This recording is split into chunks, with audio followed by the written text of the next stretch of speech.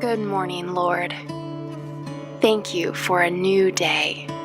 Thank you that your compassion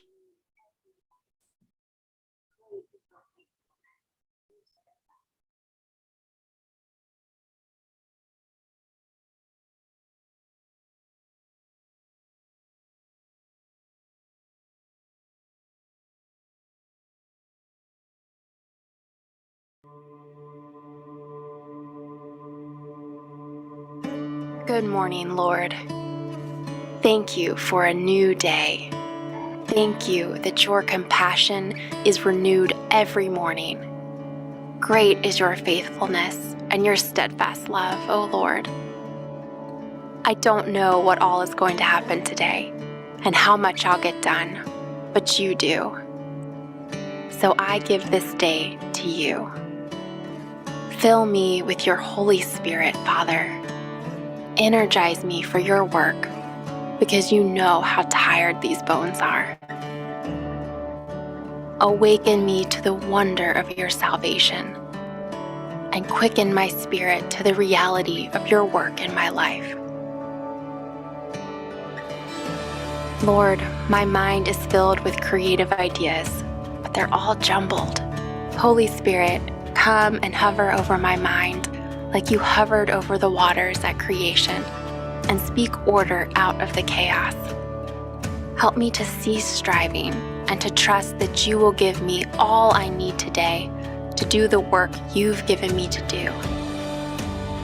You will be faithful to complete the good work you've started. And as I step out into my day, I declare your sovereignty over every area of my life. I entrust myself to you and ask that you use me however you see fit. This day is yours. My body is yours. My mind is yours. Everything I am is yours. May you be pleased with me today. Amen.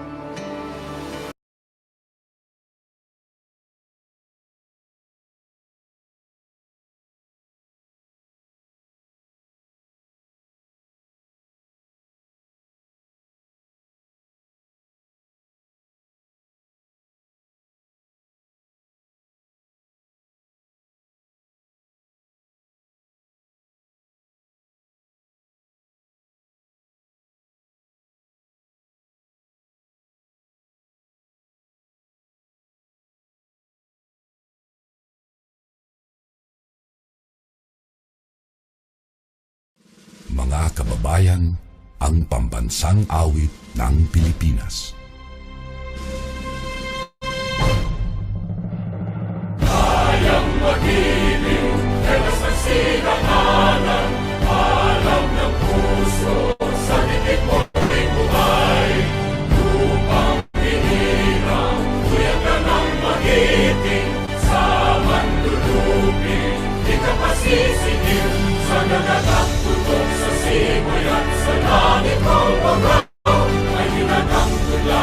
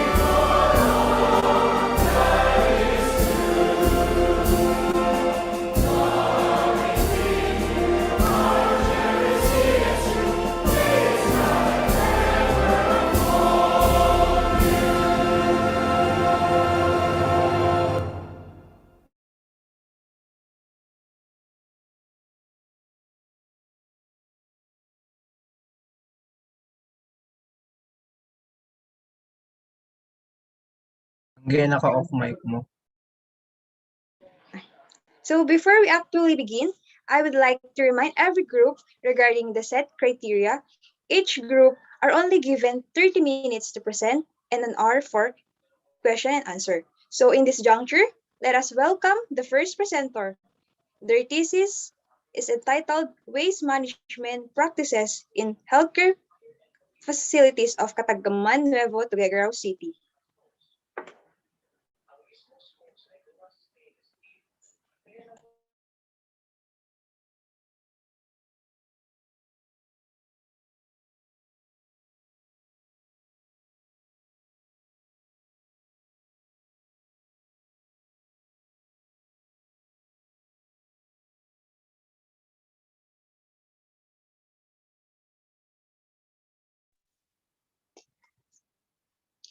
To our dearest panelists, research advisor, and my co-researchers, a blessed morning to everyone. Today, we are presenting our research entitled Waste Management Practices of Healthcare Facilities in Barangay Catagaman, Tuguegarao City, Cagayan during COVID-19 pandemic. I am Judy Bulusan, and my co-researchers are Angelica Bugaring, Enrique Bunagan, Sharin Kabawatan, and Seraya Mar Cabrera. Next slide po. For the background of the study, healthcare waste is defined by World Health Organization as all waste produced by healthcare institutions, research institutions, and laboratories. Waste materials can be liquid or solid, and their components can have dangerous or inert effects on human health and the environment if not correctly handled. The potential impact of healthcare waste on public and the environment has gotten so much attention that waste management devoted an issue to it. Healthcare facilities create a significant volume of garbage that is difficult to control due to its diversity and propensity to pose health and safety risks if poorly treated. Waste management is currently a critical activity that addresses a vital community need. Inadequate waste management can result in injuries from sharp instruments, environmental contamination from hazardous chemicals, and infectious disease transmissions.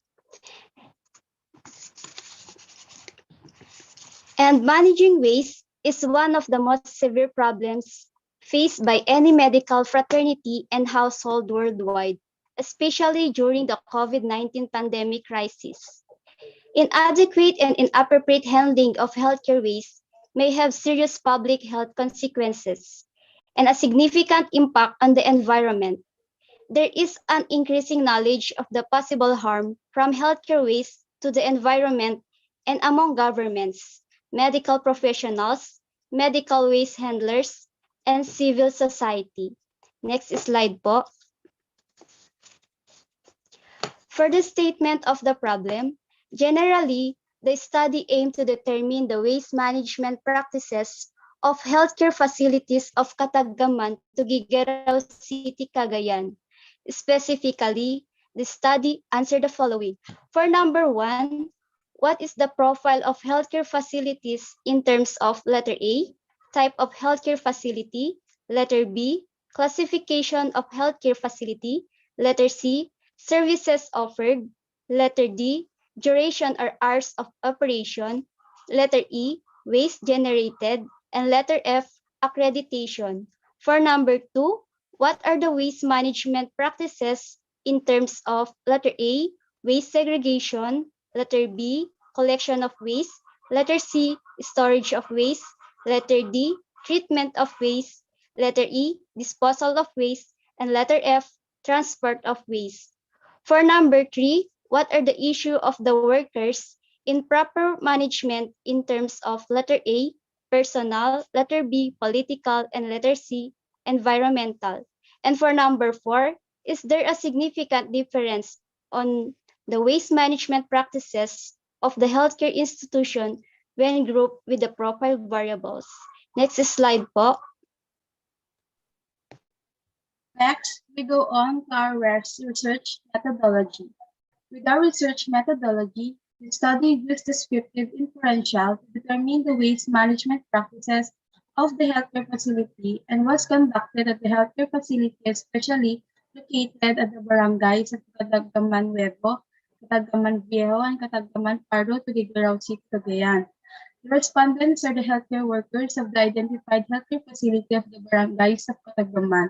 There was no age limit set on selecting the respondents as long as they are working on the healthcare institutions. With this, simple random sampling was used. The first procedure was the validation and pilot testing of the questionnaire. Questionnaire were constructed by the researchers and it's based on the DOH Manual on Healthcare Waste Management, Manual of the World Health Organization, and the existing RA 900T or the Solid Waste Management Act. The questionnaire were validated by the 4 experts and it was pilot tested before the actual gathering at the 3 barangays of Cataggaman.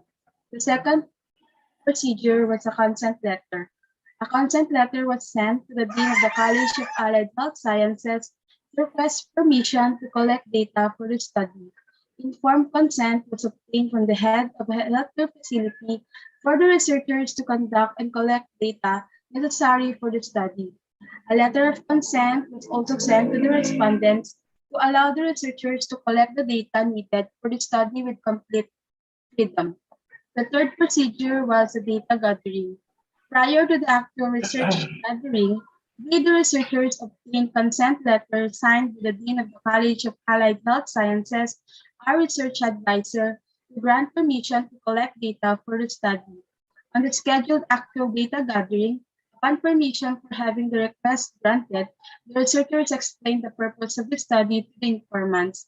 On the scheduled date given to the researchers, signed consent form was obtained from the head of the healthcare facilities, and a letter of consent was also sent and was obtained to the respondents to allow the researchers to collect the data needed for the study. Survey questionnaire form was used as the primary data gathering method, and questionnaires were floated personally to the healthcare facilities. For those who are qualified to participate in the study, all of the information collected will only be for research purposes and will not be disclosed to the public. The last, the coding and the analysis of data. The answers to the survey questionnaire were analyzed using the statistical procedure, specifically the statistical package for social sciences. Descriptive statistics were used for frequency counts and percentage distribution in analyzing the profiles of the healthcare facilities. Mean and standard deviation were used for the waste management practices data.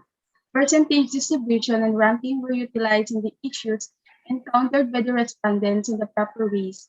Analysis of variance, especially the one-way ANOVA, is used to know if there is a significant difference in the waste management practices of the healthcare institutions when grouped with the profile values of healthcare facilities. The collected data was sent to the statistician for the proper coding and analysis of. Next slide, please.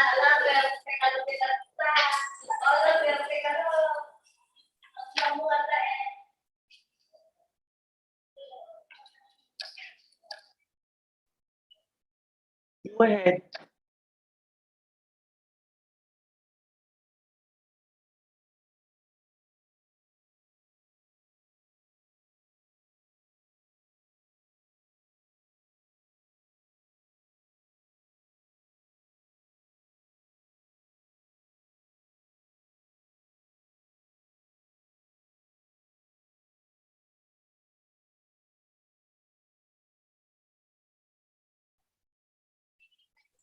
Who's presenting? Hello? Ay, sorry ma'am, naka-off pala. Ulit. From this slide, it shows the profile of the healthcare facilities. Table 1.1, the type of healthcare facility, shows that all of the respondents are under the public healthcare facilities. Table 1.2, classification of healthcare facilities, reveals that all of the respondents classify their healthcare facilities under Barangay Health Center, and among those 22 respondents, 7 of it also classify their healthcare facilities under birthing clinic. Table 1.3, the service offered by the healthcare facilities, it reveals that immunization is the most service offered with a percentage of 100. Next is vaccination with a percentage of 40.9, followed by dental and mental health with 31.8, and lastly, others, which include the BP monitoring, prenatal, and family planning with 13.6%. Table 4 shows the duration and length of the operation. It shows that majority are work for the 8 hours per day. Table 1.5 shows the waste generated by the healthcare facilities. The result implies that most waste generated are infectious waste with a percentage of 72.7%. Next is the expired medicine, non-hazardous, and all type of waste with 36.5%. And lastly is the sharp waste. Table 1.6 is the accredited organization that is honored in the healthcare facilities, and majority are accredited by PhilHealth. Next slide, please. Next slide. Table 2.1 shows the waste management practice of the respondent as to waste segregation in the healthcare facilities. The study finding shows that most healthcare waste follow the segregation of waste evident overall mean generated, which is 44.63, with verbal interpretation is strongly agree. Despite the different types of waste they are generated, health workers always separate their waste according to its definite place and category. Next, please.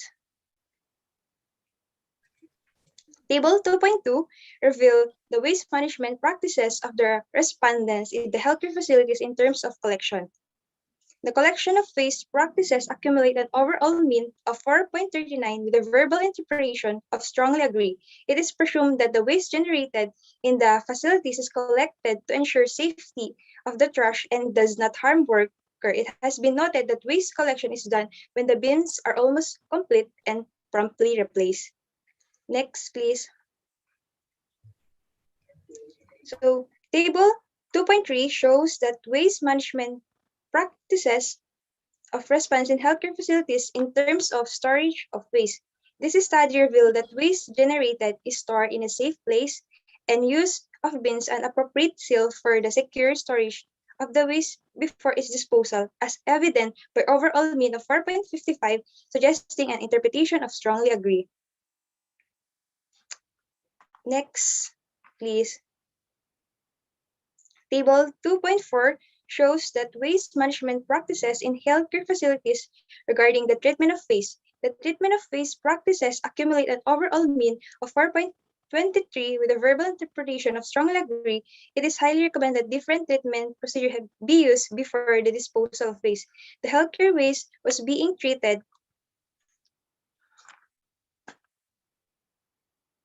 with chemical disinfection, heating to kill the microorganism, and alternative to incineration is a steam treatment. Next, please. Table 2.5 show the waste management practices of respondents in healthcare facilities in terms of disposal of waste. For the disposal of waste, the results show that it was practiced by the healthcare workers as evident by overall mean of 4.38, suggesting an interpretation of strongly agree. The healthcare facilities strictly follow the disposal of waste, such as adequate placing them in landfills or buried site for waste to be isolated from environment and far from densely populated place. As for sharp waste, a vault made of concrete is being used for disposal is significantly in this contaminated. Next, please. Table 2.6 show the waste management practices of the respondents in healthcare in terms of transportation. For the transportation, waste outcome revealed that the majority of the healthcare workers in healthcare facility practice the safe transportation of waste, show the overall weighted mean of 4.36, which can interpret as strongly agree.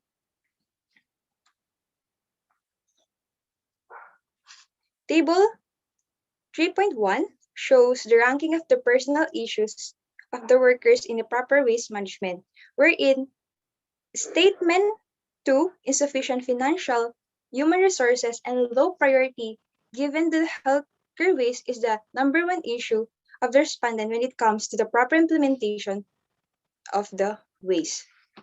So, while on the table 3.2, it shows that the ranking of political issues of the workers in the proper waste management, where statement 3, lack of internal policy to reinforce a strong targeting outcome to implementing systematic role to update by the healthcare team, is regarded the rank 1, which consists of 13 respondents who have issued about this and reflected percentage of 59.1%.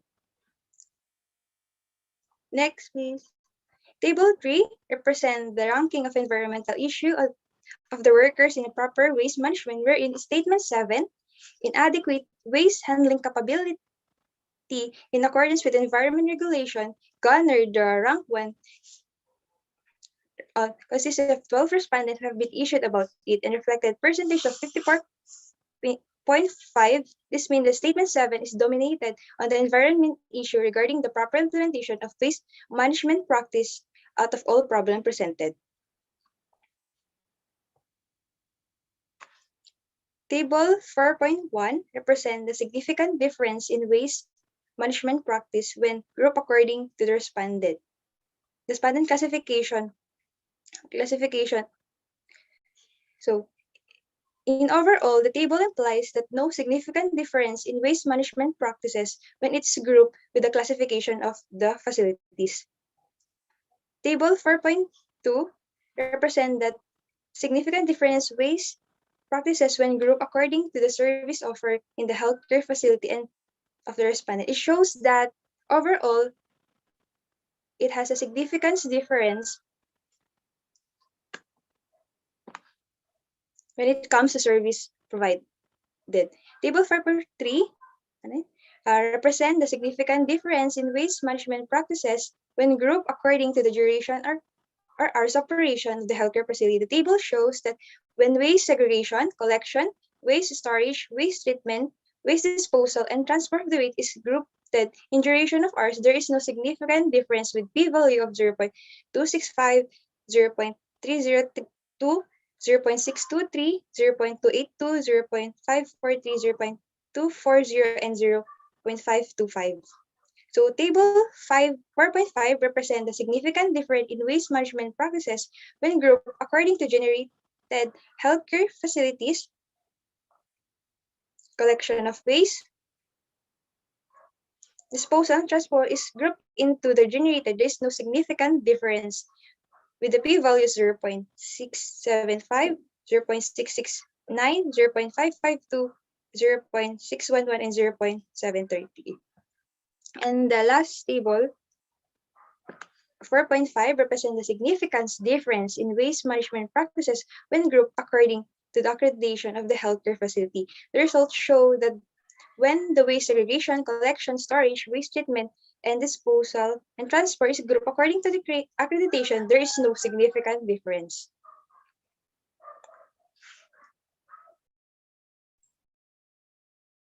Next, please. As for the conclusion, this study has revealed that the current medical waste management issues in various healthcare facilities under study possess an imminent risk from inadequate resources given to waste management that can endanger human well-being and the environment. As we can see in the issues, inadequate resources is one of the top issues. Being said as number one issue, without these resources needed for the proper implementation of waste management, it can brought an effects on human being as well as the environment, especially if these wastes are not correctly handled. Additionally, the absence of specified waste labels such as color coding, lacking recommended guidelines on waste management, and poor responsibility and commitment of healthcare workers on proper waste disposal was not noticed. It has been shown that health facilities have a competent waste management practice, which is evident in the findings of the study, which showed that waste management practices receive a verbal interpretation of a strongly agree. In short, these are always practiced. Ultimately, it is significant for healthcare workers to be guided on the concepts of health waste, including the type and transmission of diseases through the infectious waste. Additional training or seminars are very significant and should be encouraged to reinforce proper waste disposal among healthcare providers. For the recommendation, based on the findings and conclusions presented, the following recommendations are suggested. A participatory approach of healthcare waste management program should be established not only on the Department of Health but also the local government units, DENR, and other related government agencies, as well as the non-government or private sector to ensure the public health and welfare, which could be seriously impacted by improper healthcare waste management. Planning and allocating budget for healthcare waste management facilities in terms of personnel, supplies, materials, and equipment that will equip and empower them to implement truly complete healthcare initiatives. Healthcare workers should practice monthly training on waste management to assess their knowledge and improve current waste management practices to ensure a safe and healthy environment.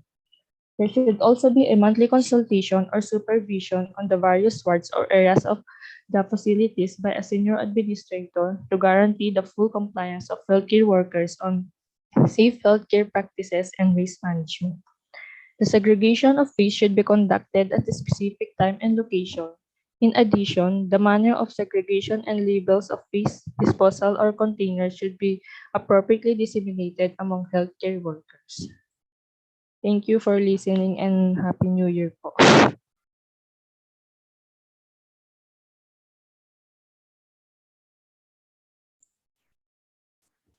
Okay, thank you. May we start with your questions from Sir Julius? Yeah, good morning, everyone. And kindly bring me back to the objectives. The first thing that I have to let you realize is, of course, the word practices. When you talk about management, that is in itself practice. And therefore, your title should just be waste management, no, in healthcare facilities. You strike out the word practices. Management is an action verb. In other words, that is tantamount to being practiced. Second, you have to consider that in the profiling of your waste management, no, the steps for management should be synchronized. You started with segregation and then collection. Which one should come first? Is it not collection before segregation? And then you talk about storage and treatment and then disposal and transport. So kindly remember that there is a flow chart that needs to be actually appreciated.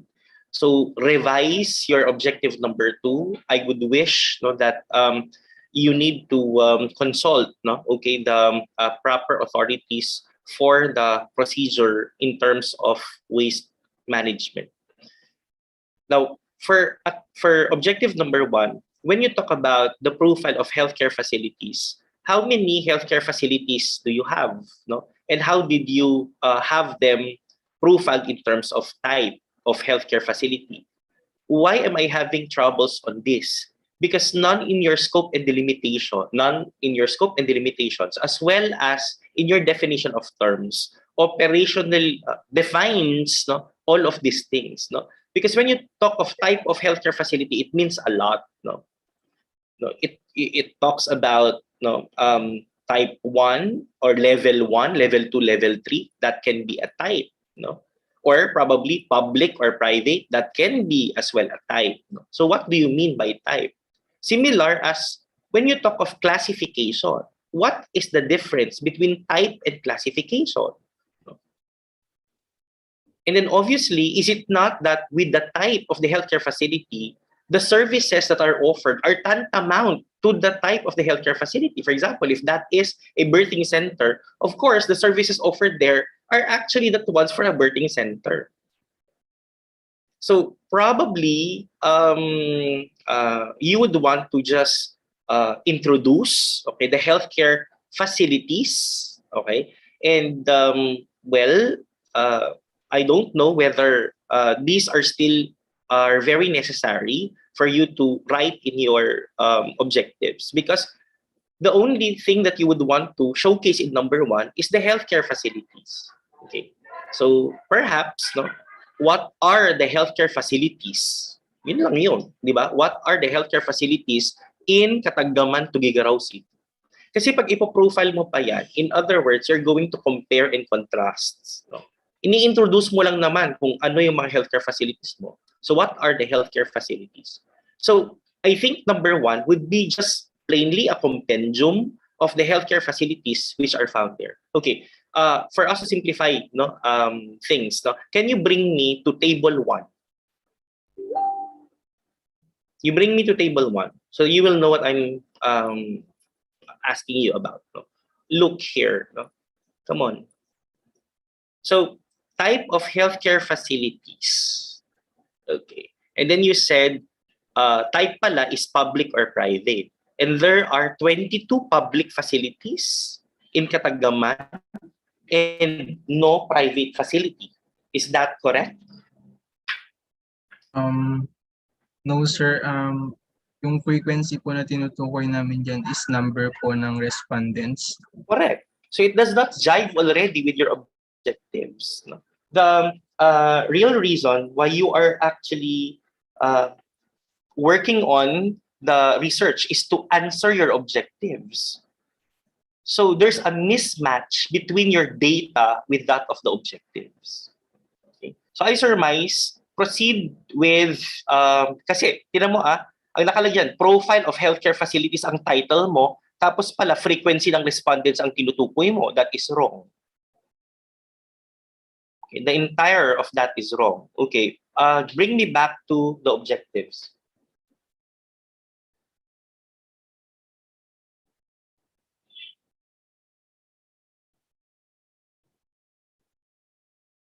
As with the required data.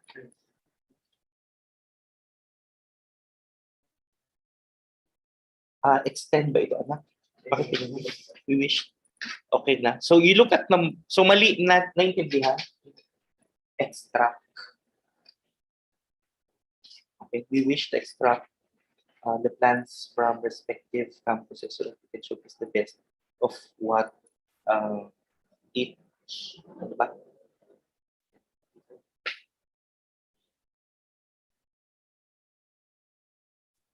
We hope to have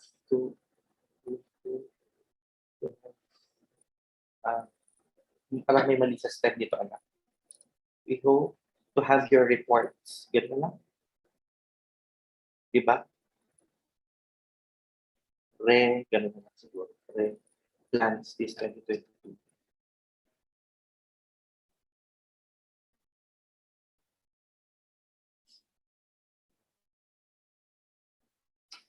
Okay. Kunin mo sa kanya yung ano. Tapos ito naman. Wait lang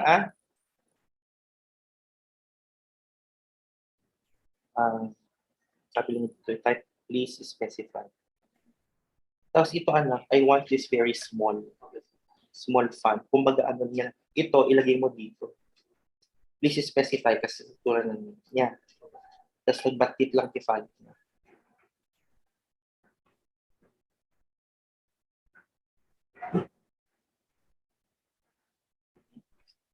Ito na lang. Wala na problema dyan. Okay. Number 3, what are the issues of workers in proper waste management? How did you answer number 3? Kindly bring me to the table that answers number 3. Visit lang. So these are the things, no? Now, well, you know, in some of the researches, the attack for data gathering is actually planned. No? And when you talk about planning, no, I surmise the better way to answer objective number 3 could have been an FGD, correct? An FGD. But well, I cannot contest that now you had frequency, no, and percentages done. But apparently, if I may ask the group, is this data derived using multiple responses? Yes po, direct. Okay, so how many respondents are there? Bali 22 po yung respondent. 22 yung respondent. So if this is a multiple response, then since it talks about rank, then rank 1 should come first in the table. You have to already arrange them in order of rank. So which one ranks 1? I think statement number 2, right? Is it clear? Yes po. And then I surmise there are those that ranks the same. Okay? And well, you have to understand that these are things, no, that will be discussed, no, in your chapter 4. Well, I was like intently listening to the presenter for chapter 4, and that is along the results and discussions. I'm quite surprised that you lack interpretations. No? I keep on repeating there are just but 3 parts of chapter 4. Number 1 is your presentation that tells us to have the data summarized in tables or in graphs. But in research presentations for final defenses, we will appreciate them better if they are in the tables, expressed in tables. Second would be your discussions. Discussions talks about trend. No? Trend. No? So when you talk about trend, what do you see in the table? No? What's happening? No, in research, we didn't know exactly, and we don't know exactly the conditions, no, of your research environment. When you were in your locale, no?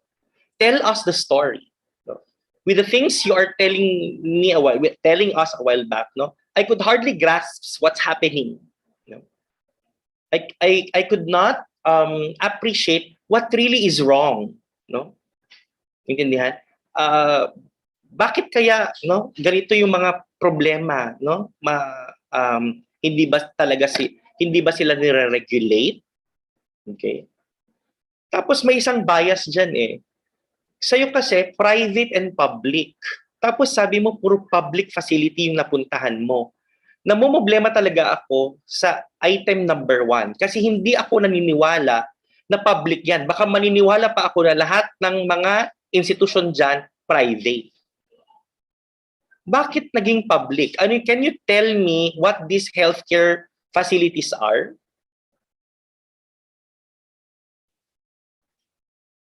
Tell us about the story of Katagaman, the case of their healthcare facilities.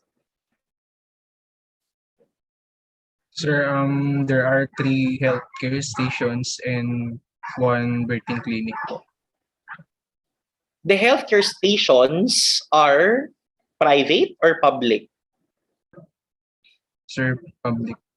Barangay health. You go back to, I think, we need to get back to your table 1, although that is expressing about objective number 2.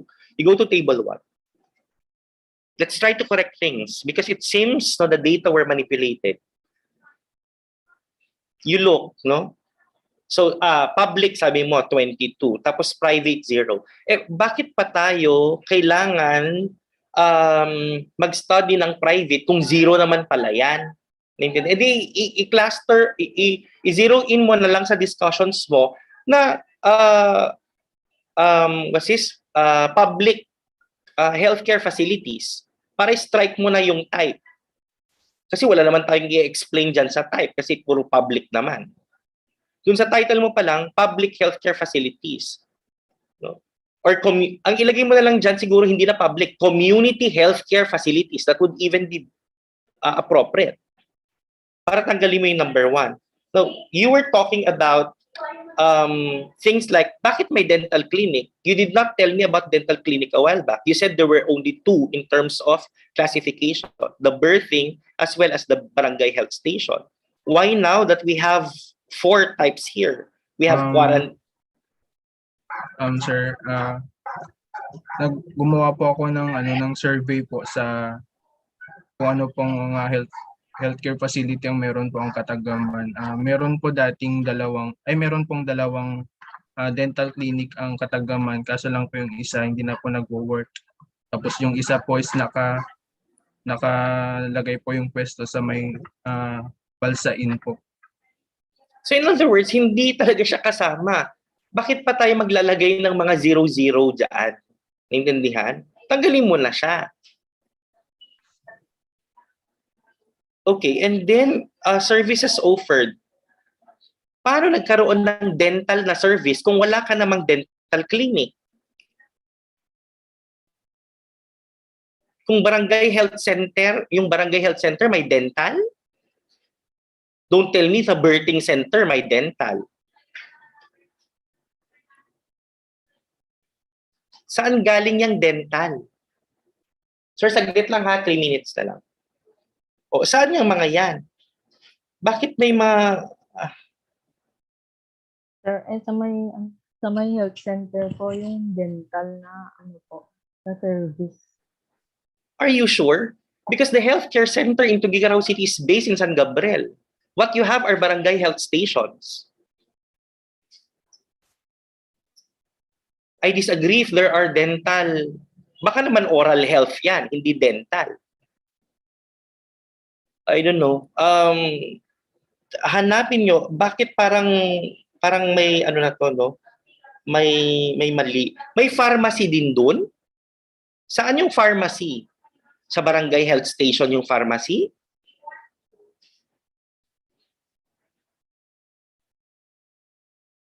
Sir, siguro po yung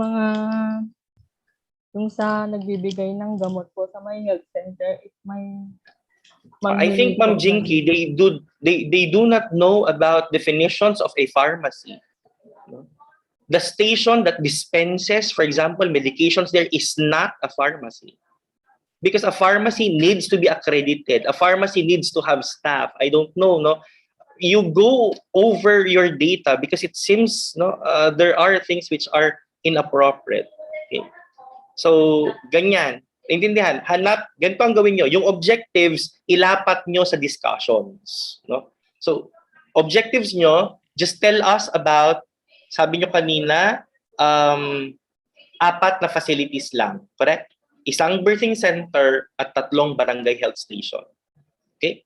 Iyon yung i-discuss mo sa compendium niyan, sa table 1. Sa table 2 mo, yung process. Naintindihan? Patingin nga yung sagot nyo sa table 2, yung segregation, mga ganyan. Patingin ng table 2 nyo. Waste management in terms of transportation. Okay. So,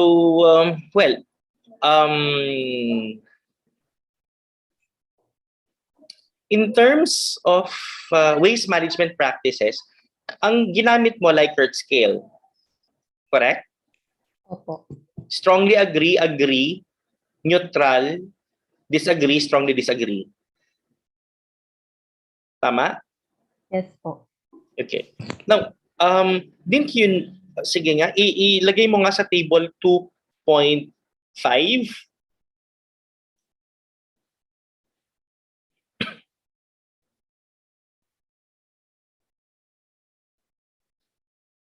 Did you compute for the categorical mean? Okay. Right here, for example, here you have the categorical mean. You computed for the categorical mean, right? Okay. So for each of the table, please remember that in descriptive studies, you have to focus your attention to those that yielded the not so good results. So in this type of results, I think walang problema sa practices. Right? Naintindihan? Walang problema sa practices. Am I right? Yes. Do you have negative statements sa choices?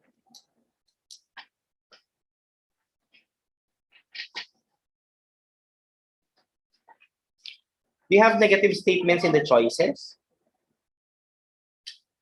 Wala po, Doc.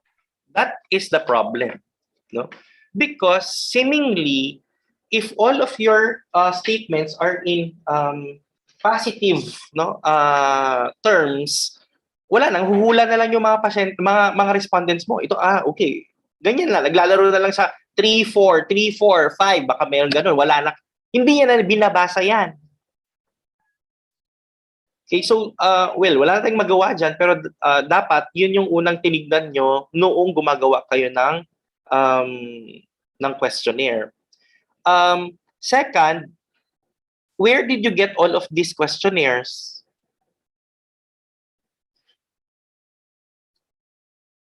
Sir, dun nag-base po kami dun sa may manual po ng DOH about healthcare waste management po. Pati na rin po yung sa may World Health Organization po and yung RA 9003 po. Who were your respondents? The employees? Opo.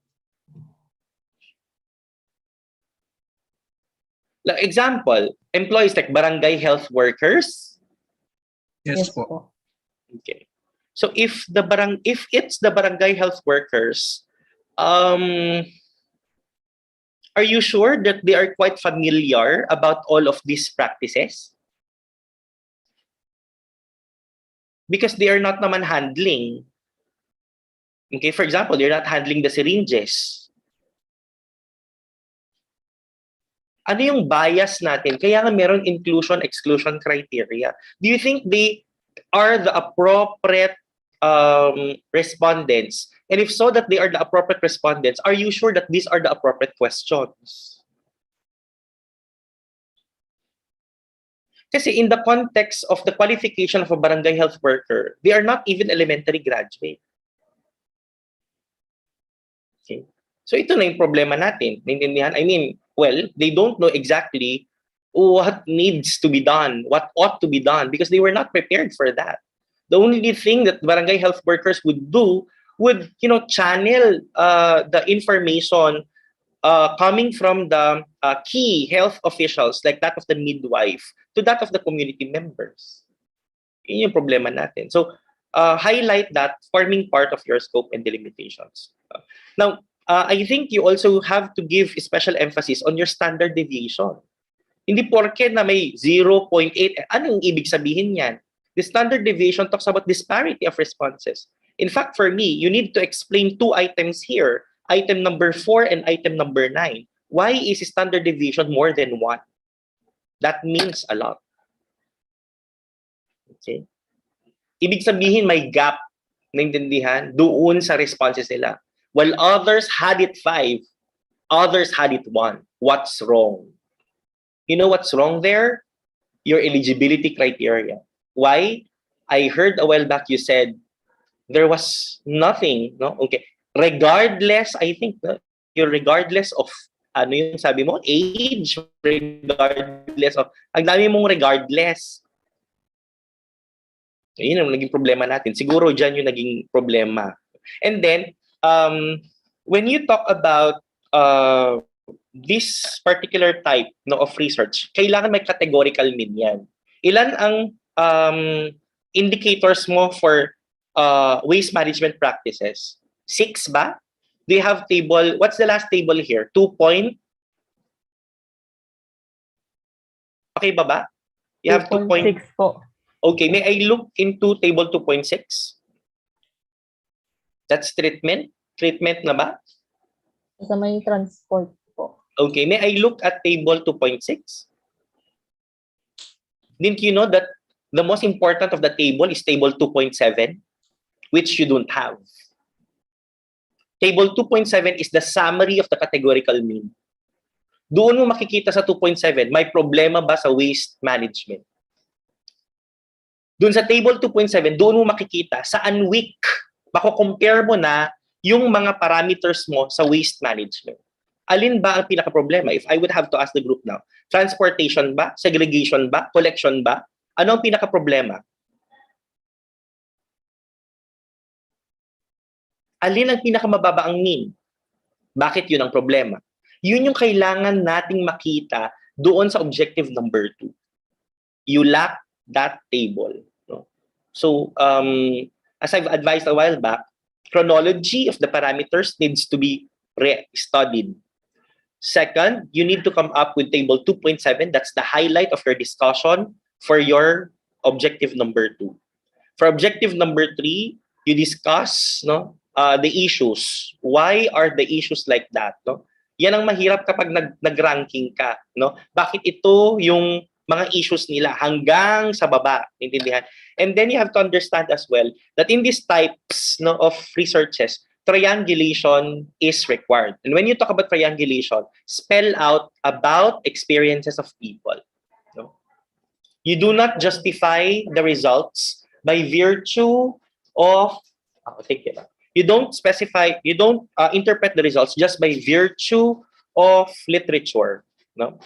What is the experience of the respondents? What is the experience of the respondent? Iyon yung lumabas, no? Hindi ko na, alam mo ngayon, naiisip ko, sabi mo kasi, 3 barangay health station, tapos isang, birthing center. Tell me, anong kondisyon sa birthing center? Wala dun sa kwento mo eh. Kwento mo siya ng kabuuan. Hindi mo in-specify yung version ng barangay health station 1, ng station 2, ng station 3. In fact, pinaghalo-halo mo nga yan eh. Kaya nga siguro hindi ko ma-appreciate. Correct? Okay lang naman na paghalo-haluin mo. Pero sana, doon sa discussions mo, doon ko na nakikita kung paano sila magkakaiba. Kasi ang discussion natin ngayon, pare-pareho ang itsura nila. If I would have to ask, naintindihan? Okay, thank you. Anong problema? Ang problema ba sa Barangay Health Station 1 ay yun din ang problema sa Barangay Health Station 2, Barangay Health Station 3, at saka ng birthing center? Malabo na. You see, I keep on repeating, you are the authors of the research. You know better than us. You are just presenting the story. But with the presentation I heard, I did not have any story. I haven't heard any story. Last, go to your so revise chapter 4. You go to your conclusions. Your summary of findings that is wrong. Basically because your chapter 4 is wrong. Your summary of findings therefore is wrong. Now your conclusion is too lengthy. No, the conclusion is just telling us. No, answer the title. If your title would talk about healthcare waste management or community, healthcare waste management in Katagaman. Tell me now about community healthcare management. Is it good or is it poor? And what is the impact of that? If it's good, what will be the challenge? If it's bad, all the more that you have to discuss the challenge. That is the conclusion. So your conclusion is wrong. Then you proceed to your recommendations. The recommendations is not actually how you have had them placed here. The recommendations tell us to go back to the tables. So, you go back to the tables. For example, for table 1, which do you think, because it talks about profile of how do you call it, of the table 1 talks about the character of the healthcare facilities. Do we have a problem? No, I think there's no problem in as much as the barangay health station's frequency is concerned, because all of the 3 barangays are actually accessed with barangay health station. With the birthing center, I don't find really a problem now. Not unless you volunteer the problem. Example, the barangay health stations are understaffed. How do I know? Hindi mo naman nilagay. And therefore, if it's understaffed, in your discussions, what do you recommend? If the birthing center is not operational during the night time, what do you recommend? You see? Your stories should be straightforward. They should be synchronized. It seems that you just have picked recommendations from the clouds. Balikan mo yung table. Anong problema doon sa table? May may mga areas ka na strong, na agree lang sila or baka hindi pa ka sila nag-agree, baka neutral or whatsoever. Tell us the story. That is what we're recommending. I'll give you an example. No?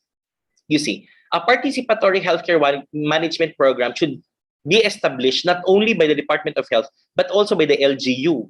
No? So where did you get this recommendation? In what part of your study findings will tell us that this recommendation is important? Can anyone answer? What part? Number 2, planning and allocating budget.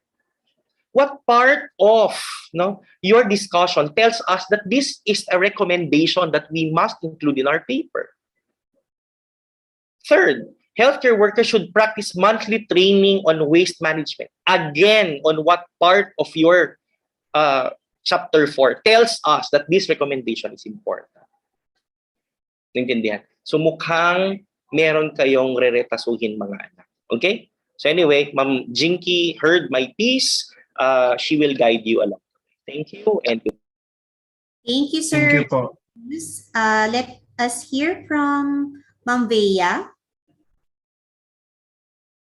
Her comment. Hello, good morning po. Good morning. Ma'am Bea. Okay. Naririnig pa ako? Yes, ma'am. Okay. Sige po.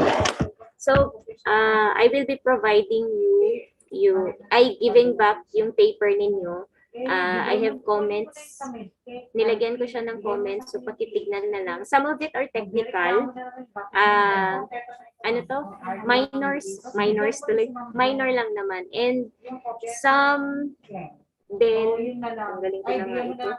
Yung iba din na napansin ko sa paper is na nabanggit na ni Sir Julius.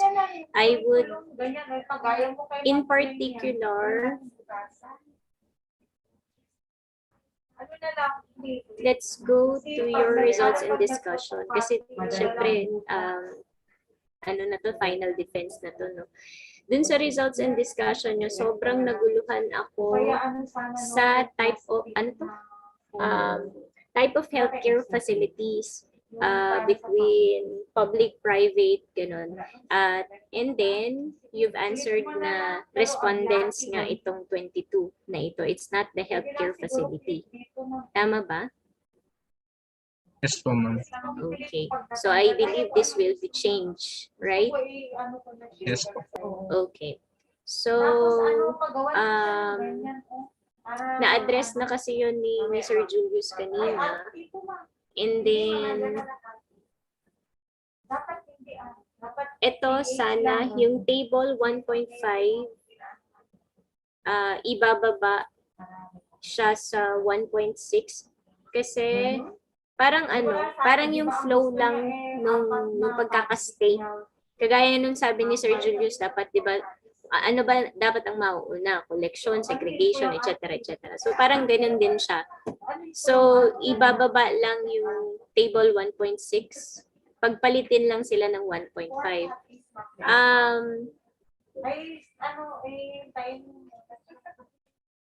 What else? Here.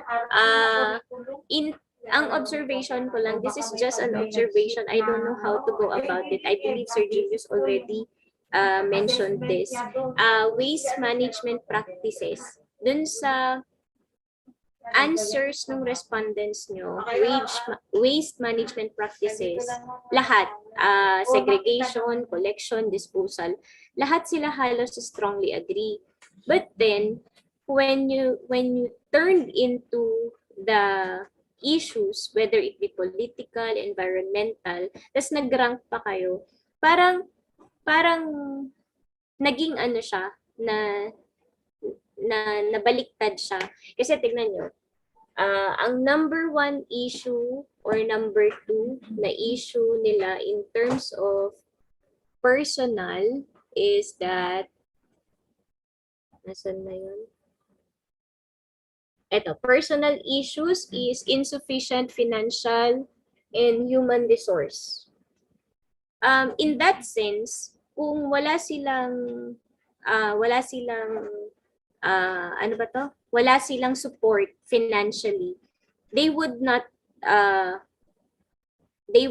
answer supposedly na strongly agree in terms of practices. Also, lack or limited awareness about the health hazard with regard to healthcare waste. So pagdating ng segregation, pagdating ng collection, disposal practices, hindi sila strongly agree kasi eto na number 2 na sila agad-agad. Yun yung problema nila. So parang pagdating sa issues, lumabas yung issues nila, pero parang pakiramdam ko lang to, observation ko, naging bias ang dating pagdating sa answering nung waste segregation, waste management practices. So, another thing, in terms of your political issues, no compliance with existing regulations. Ang taas din ng nilagay nila. Lack of internal policies to reinforce. A strong targeting outcome in implementing a systematic role to adopt healthcare team. Parang ganon. So, hindi lang ako nagkaroon ng connection between their issues and their practices. Yes, sir. Yes, sir. Ito na lang po. Thank you. Yun. And then, lastly, hindi pa pala. Hindi pa pala last. In terms of yung group nyo na sila. Yes, sir. Thank you. In terms of yung waste management practices when grouped into profile variables, I don't know if nabanggit din ni Sir Julius, parang oo. Yung interpretation, anong ibig sabihin ng no significant difference? Okay, wala kasi tayong nilagay na reason kung bakit siya no significant difference. Anong meaning niya? Okay? This goes to all hanggang table 4.3, 4.5, mga ganyan. Okay? And then, conclusion. Ito na. Your conclusion does not actually represent yung buong paper. Parang, the study has revealed that the current medical waste management issues in various healthcare facilities on the study possess imminent risk from inadequate resources given to waste management that can endanger human being and environment.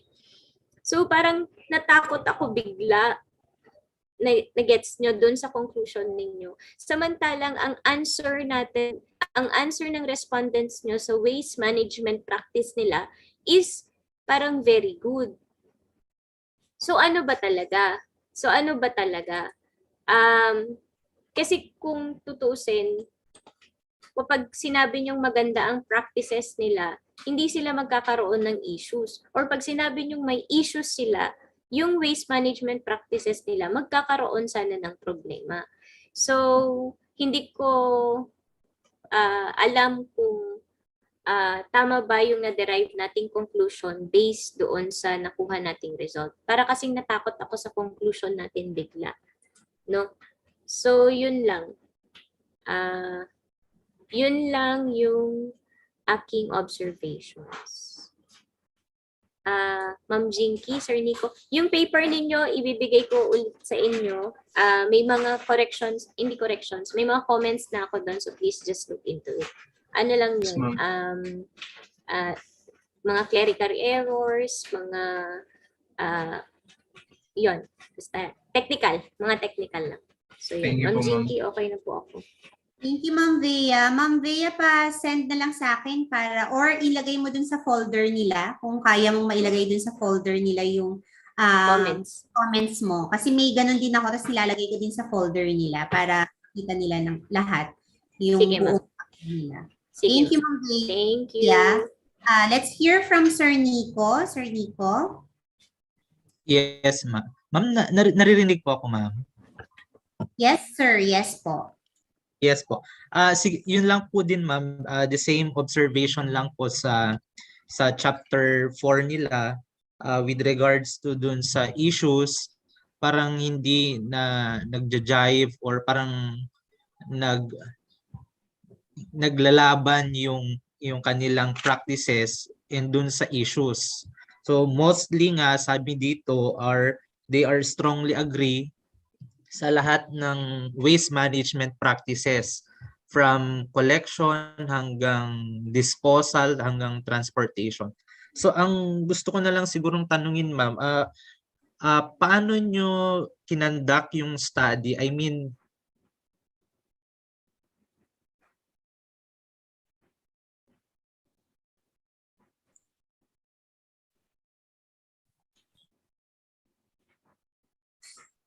Sir Nico? Ma'am, viewer lang ako dun sa drive nila. So, hindi ako maka-upload. Yeah, Enrique or Angelica, can you make Ma'am Bea editor? Yes, ma'am. Right. Nawala ata si Sir Nico natin. So, while waiting for Sir Nico, nawala nga si Sir Nico. Balikan natin si Sir Nico. So, while waiting for Sir Nico, as a critic of your paper, so lahat na ng mga check ko dito, sasabihin ko na para mas malinaw so that you can answer me also or tell me kung ano ang mga isusulat nyo in case dito sa mga to. So for the title of your manuscript, remember it must be inverted triangle. Wait lang, pabalik na Sir Nico.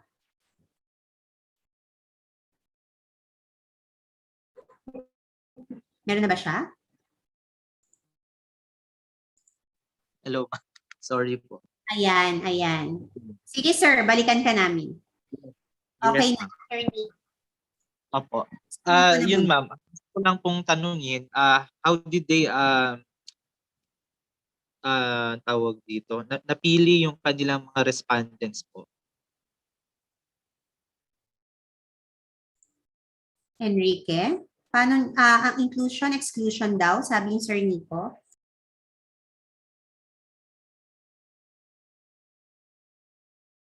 Sir, since sila naman po ang in charge sa mga ginagamit po sa health station, inisip po namin na sila din po ang in charge po sa waste disposal management nun. Since hindi po pwedeng i-handle po ng kung sino-sino lang po. So you mean to say yung naghe-handle ng waste management lang yung respondents ninyo? Yes po, sir. That includes yung mga barangay health workers? Yes po. Okay. Sigurado kayo barangay health workers lang ang lahat ito? Itong 22 BHW lang ito? Yes, sir. 9 po na BHW sa Katagaman Nuevo, tapos 7 po sa Katagaman Viejo, then 6 po sa Katagaman Park. Okay. And then doon sa nabanggit naman na ni Sir Julius kanina yung paki-arrange nyo doon sa statement number 2 ninyo, yung flow chart, yung flow ng ano bang mauuna, kung yung segregation or collection ba hanggang sa transportation. So yun lang naman ang observation ko, bakit parang mas madami ang issues where in fact mukhang okay or positive naman ang kanilang practices with regards to the different waste management practices.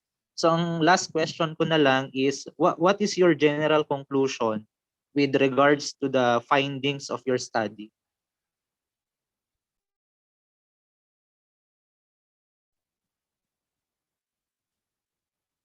Doon sa tatlong barangay or tatlong ng Kataggaman, meron ba kayong table that will show na sino yung mas maganda yung practices, saan yung hindi maganda yung practice or practices? May table ba kayo noon?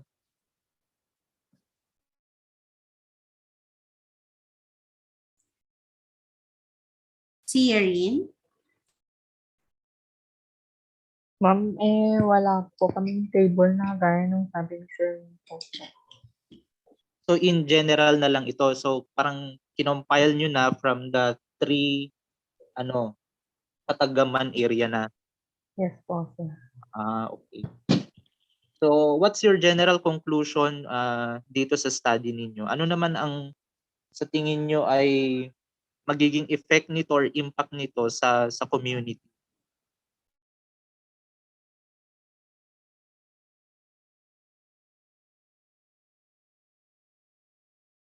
Angelica?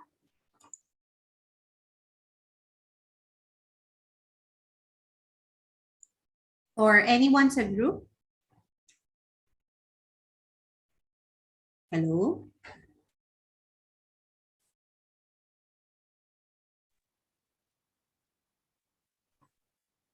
Hello?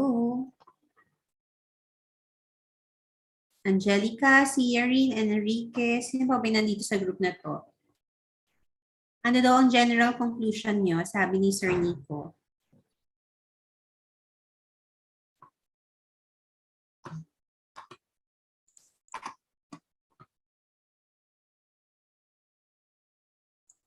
Sir, wala ata silang general conclusion. Sige. Sige. Enrique, ano ang general conclusion ninyo? Wala? Ang dami nyo kayang issues na very actually maganda nga yung mga issues na lumabas kaso nga lang nakukulangan na lang ako dito sa recommendation. Ano ang gagawin mo doon sa mga issues nila? So yun ang gusto kong tanungin.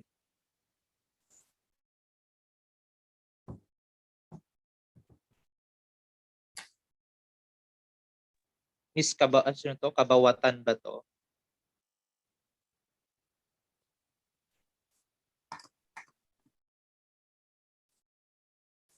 Si Erin.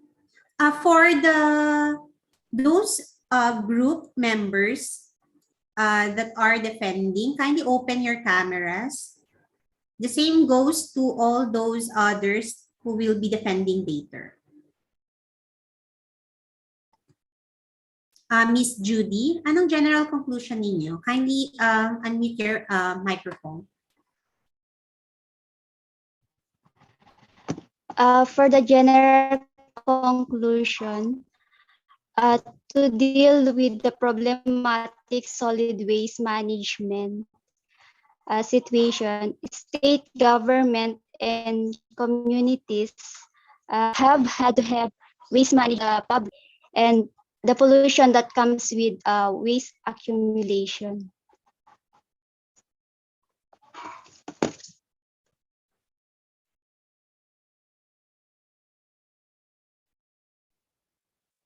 So that is your general conclusion. Anyway, Yes, Mr.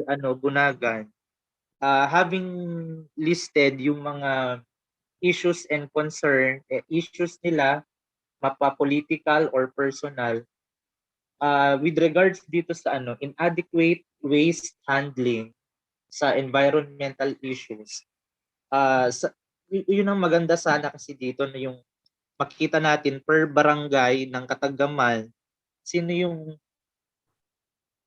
ano yung number 1 na problem ng Pardo, Viejo at saka sana yun ang nilagay din natin para mas ma-appreciate natin.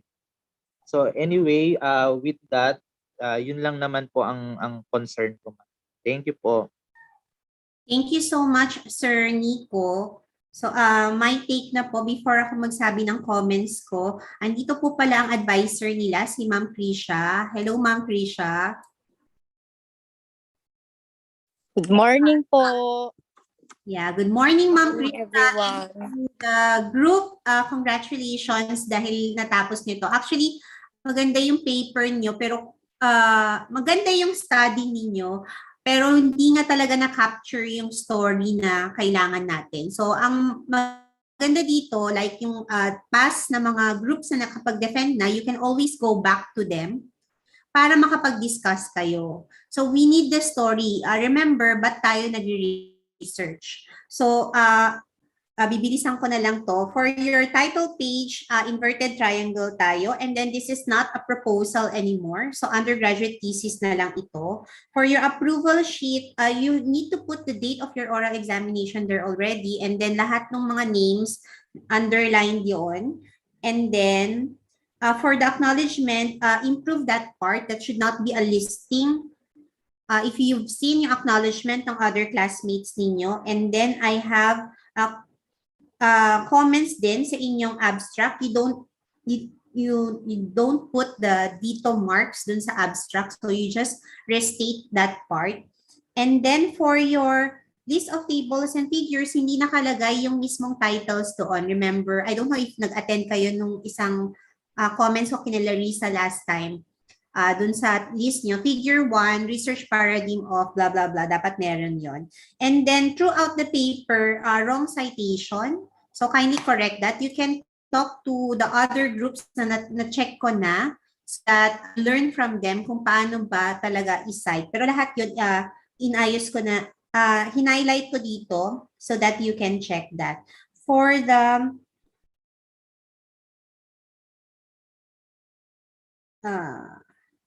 yes. For the scope and delimitation, mga clerical grammatical errors, siguro na sulat na rin ni Ma'am Bea dito.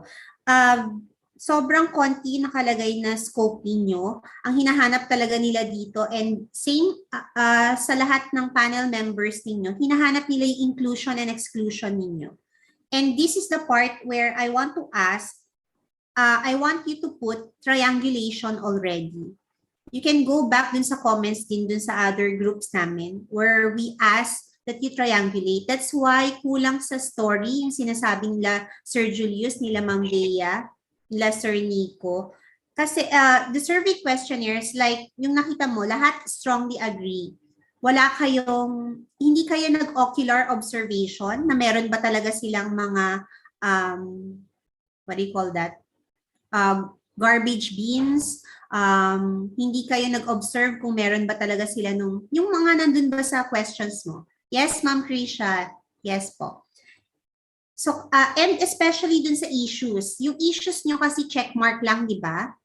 So you can go back to them, then ask them, bakit po yun ang issue ninyo? Pero dun po sa questionnaire, survey questionnaire, sinabi nyo po na strongly agree naman, so that you can correct.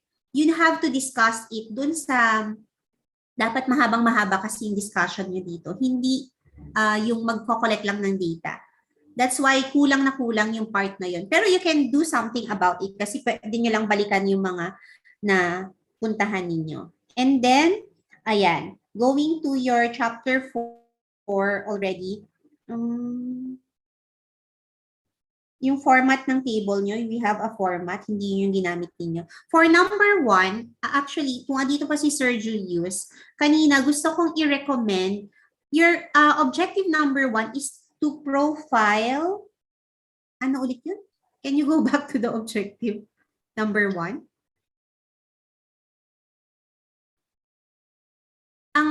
Ang objective number 1 ninyo is the profile of the healthcare facilities.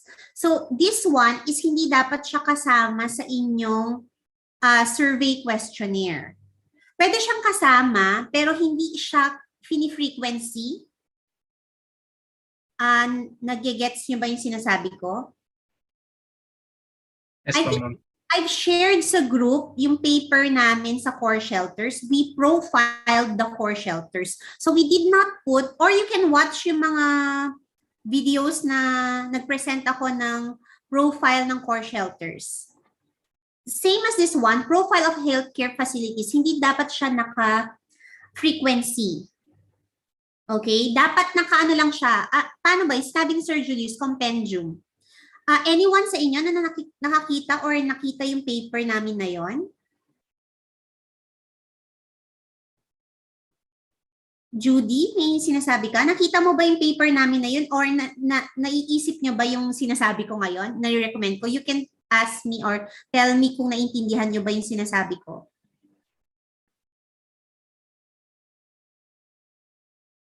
Walang nakakita sa inyo ng paper na yon? Yes, Yarin. Wala. Ma'am, hindi ko pa po nakikita po yun. You find that paper or you watch yung mga presentations namin na yon, kung saan kasama yung ibang mga classmates nyo nung last time.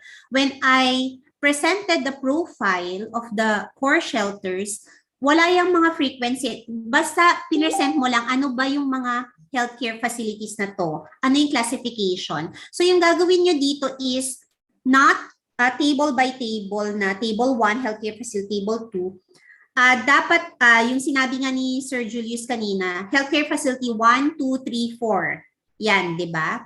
Tapos nakalagay sa baba niya kung anong classification niya. Nakalagay din sa baba ng each doon sa mga yun kung ano yung mga services offered nila, duration and hours of operation, waste generated, and accreditation. So isang malaking table lang siya. And then sa kanya siya i-discuss after that.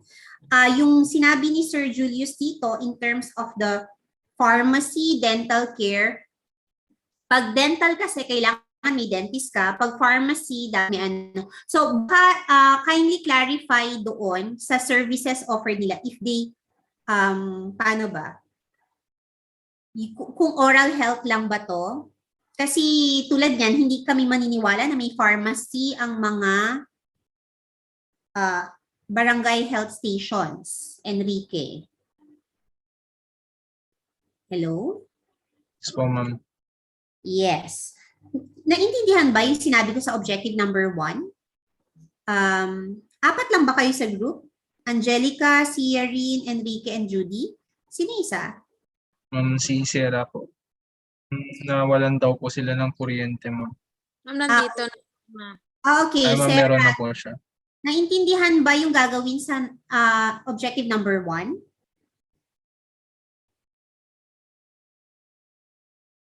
Ma'am? Sarah, naintindihan ba yung gagawin sa objective number 1?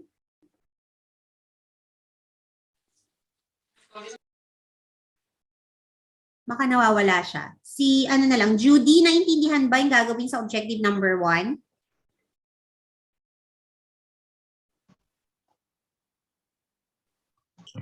Ma'am, dun po ba sa may objective number 1 is bali 4 po na table per isang barangay is 1. Isang health center tapos bali po yung laman ng table is yung classification services, ganun po ba? O baka No, isang table lang siya lahat, Ciarine. So you can see side by side yung mga healthcare facilities na yon. Po, sige po. Naintindihan ba yon? So you need not to name yung healthcare facility X, Y, Z, ganun. Tapos yung classification nila pwedeng nandun yung converting center to or barangay health station, nasa baba nun, each. Or you can name, kasi may ethics naman pala kayo on this. Okay. And then, sa table 2 ninyo, ito yung may problema. Did I check your questionnaire? Yes po. Yes po, ma'am. Did I not ask you to put negative questions here? Kasi sa lahat ng check sa akin, I request na maglagay ng negative questions. So yun yung naging problema ngayon dun sa ano. Anyway, nakakita ko ng mga negative questions and then hindi niya siya binaliktad. Later, I will tell you kung ano yung mga negative questions dito. Anyway, sa lahat ng objective number 2 ninyo is kailangan ng discussion. Kung ano yung nakita nyo, observation nyo dun sa mismong facility nila, kung meron ba talaga sila nitong mga, ano ba to, like yung part na appropriate, ano ba, hazardous waste are appropriately placed in a clearly marked container. Meron ba kayong nakitang ganon? Kung meron kayong nakitang ganon, you put it here sa discussion ninyo. Na nakita nyo during dun sa visit ninyo, sa observation nyo, meron naman silang mga appropriate containers for the hazardous. Nagets ba yung sinasabi ko, Enrique? Yes po, ma'am. Yes. So, yun yung hinahanap na story ni ano. And then, if, since results naman na to, if there are statements here sa objective number 2 nyo that negates yung nandun sa issues nila sa objective number 3, you can put it here already. Bakit kaya nag-strongly agree sila pero may issue sila on? Nagets mo ba ang babalikan nyo, Enrique, since ikaw ang taga-Katagaman? Yes po, ma'am. Kasi, yun nga, hindi kasi nag-jive. It's okay kasi yun yung nag-ano, pero kailangan nating i-reason out. Alamin kung bakit they all said strongly agree dun sa part na yun, and then ang dami naman nilang issues in the end. And it's just a checklist, yung issues. Hindi mo naman sila pinilit to put a check mark on that. Sila ang naglagay ng issues nila. Actually, maganda yung issues na part tulad ng sabi ni Sir Nico. Ang dami niyong magagamit na ito for research utilization. Ma'am, dun po kasi sa may Katagaman Nuevo po, hindi ko po na guide sila sa questionnaire kasi po nagkaroon po sila ng meeting and then wala po silang update na kung kailan nila pwedeng sagutan para sana napuntahan ko. Nag-update naman po sila na tapos na po nilang sagutan. It's okay, Enrique, kasi usually when we do research, ilang beses talaga nating binabalikan yung respondents natin. Kasi like this one, tulad ng other groups, group nila Ralph, group nila Claire, binalikan din nila yung respondents nila after their defense. Kasi kailangan nila ng ganito din. Discussion.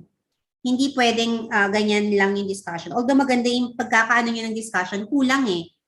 Kinuha nyo lahat from our articles. Dapat kung ano naman yung, kasi that's why novel yung mga research ninyo. Kung ano yung nandun lang sa research nyo. Bakit ganun yung sinagot nila? Whereas ganito yon, that it negates. Dito pwede kayo magsabi na, yun nga, you also reason here, yung mga sobrang layo ng division, yung sinabi ni Sir Julius, like number 1, you don't, that's why andyan yung standard deviation so that we can see kung gaano kalalayo yung responses nila. You also interpret your results according to standard deviation. That goes for all. And then, yun nga, same yon sa lahat, especially yung part na hindi sila masyadong nag-agree, agree lang sila, you also need to discuss that part. So, pare-pareho yun. Yun, nasagot to ni Sierin, is the instrument adopted or kinuha nyo from something? You need to put that also sa inyong instrumentation sa chapter 3. Hindi ko nakita. Or sa scope and delimitation. And then, itong issues, yung sabi nga ni Sir Julius kanina, dapat nandun na si rank 1.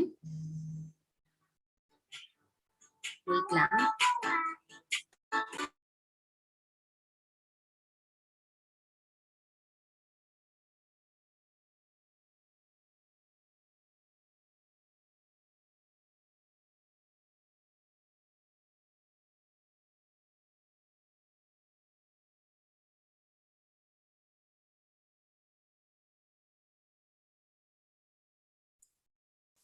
Ayan. And then, itong part na ito dapat ang may pinakamaraming discussion sa issues. And you discuss according to dun sa makukuha ninyo. Okay naman tong discussion nyo dito. Okay na lahat. But after the result na si top 1 nyo under personal issues is on insufficient financial and something, dapat merong sinabi yung mga, meron kayong nakuhang diniscuss ng mga respondents ninyo. Kung bakit yun ang kanilang top 1 na personal issues. Nagets ba yon si Yarin? Yes po, ma'am. Kasi we need the story according to dun sa respondents ninyo. Yun yung kulang na part. Same as dun sa others. And then yung nawawalang, ang tawag dun pala, sa objective number 2 nyo, yung nawawalang table 2.7, yun yung pinaka-last. Remember, meron kayong on waste management in terms of waste management. Nasabi na actually ni Sir Julius to. Makikita nyo even sa articles that you've seen, yung basis na article ninyo, meron siyang pinaka-summary, overall mean, parang ganun. Makikita doon, waste management practices in terms of transportation, in terms of storage waste, and then i-discuss mo din kung bakit ganun yung rank nila, mas mataas yung mean nito, itong mababa at that part. And then, yan. Sa issues ninyo, yun, lahat ng issues na makukuha nyo dito, lahat ng issues na regardless of the rank, dapat meron kayong recommendation. Yun yung kinaganda sa inyo kasi ang dami nilang issues. That's why dapat nandun siya sa recommendations ninyo. And then number 4, waste management practice when grouped ED, according to profile variables, you only put here already yung significant. You can put everything actually, but you put it in one table only. And then naka-asterisk yung significant part. Sa tabi ng, wala na yung column ng significant, hanggang sa p-value na lang, and then naka-asterisk yung significant. And then yun yung i-discuss ninyo. That means itong 1, 2, 3, 4, 5, 6 na tables is naka one table na lang siya. And then dun nyo i-discuss after yung significance niya. And then sa summary of findings, it doesn't look like a summary. Ang haba-haba niya. Per objective, 1 paragraph tayo. And then sa conclusion natin, these answers needs to answer already your title. So yung dito, ano nga ba ang waste management ng taga-barangay Kataggaman? And then you include also yung kanilang na may issues sila. Kasi if you answer only the waste management part na it's good, strongly agree lahat, tapos may issues ka naman, so dun nyo ilalagay sa conclusion yun. You need to highlight that part. And then yun nga, sa recommendations, you recommend according to limitations of your study, extension, kung ano pwedeng gawin, and the issues. Yun nga, sa issues, not only yung mga top 1, ito dapat ang haba-haba ng recommendations niyo kasi ang dami yung issues. Okay ba? And then sa inyong, hanggang sa CV niyo, tanggalin niyo na yung mga character references. Okay. May tanong sa group?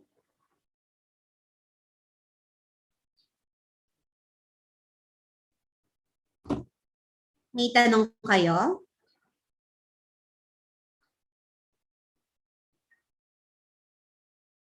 Ma'am, wala na po sa akin. Ewan ko lang po kay Enrique at kay Sarah po.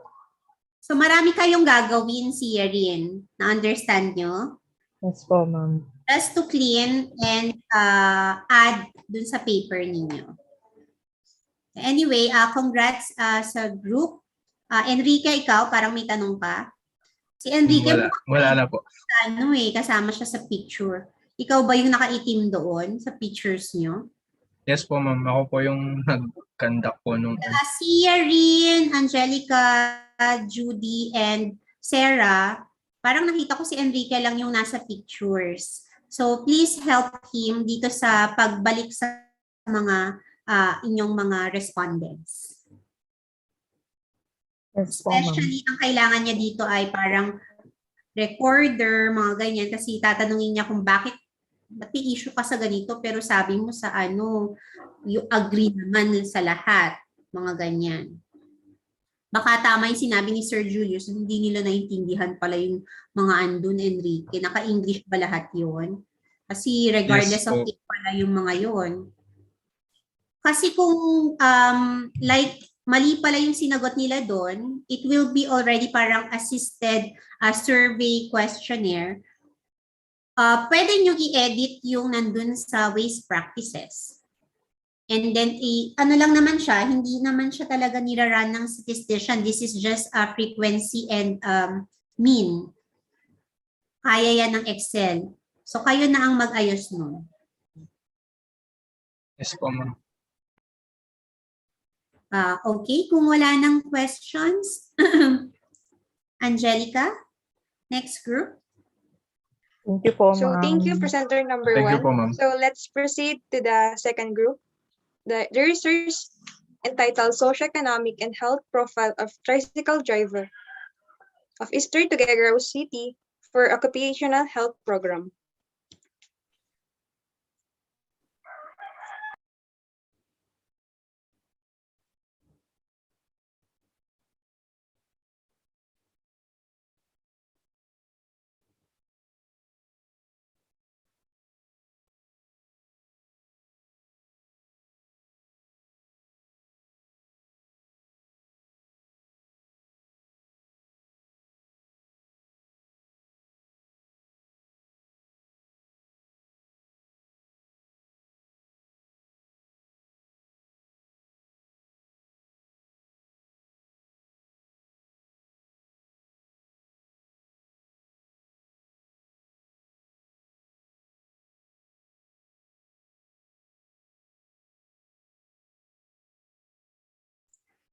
Angelica?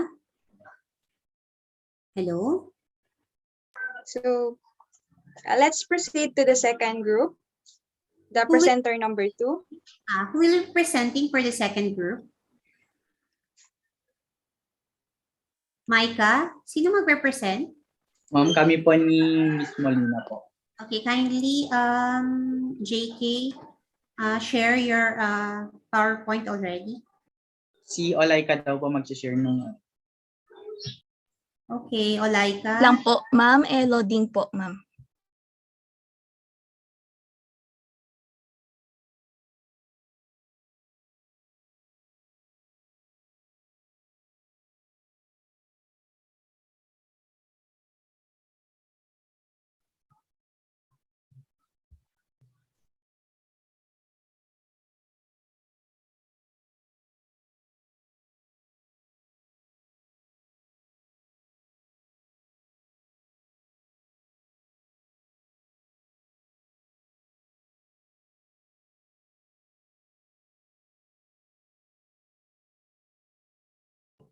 Start na po, ma'am.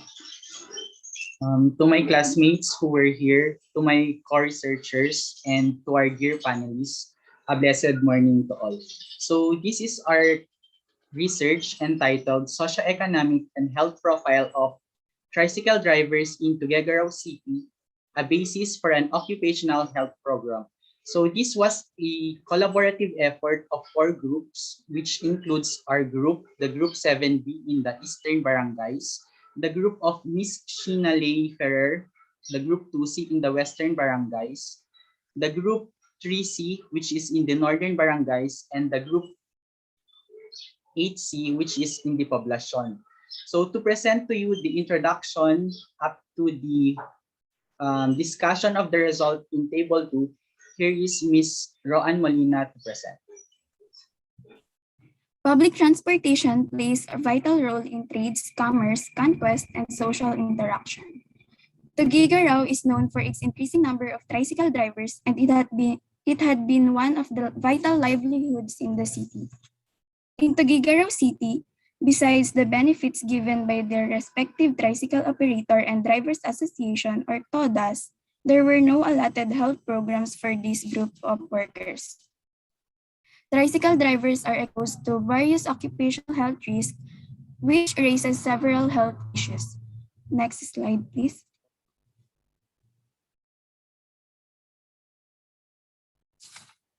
In light of addressing matters related to their job, an occupational health program should be formed to give importance to the face of this group of income earners that also contributes to the economic growth of Tuguegarao.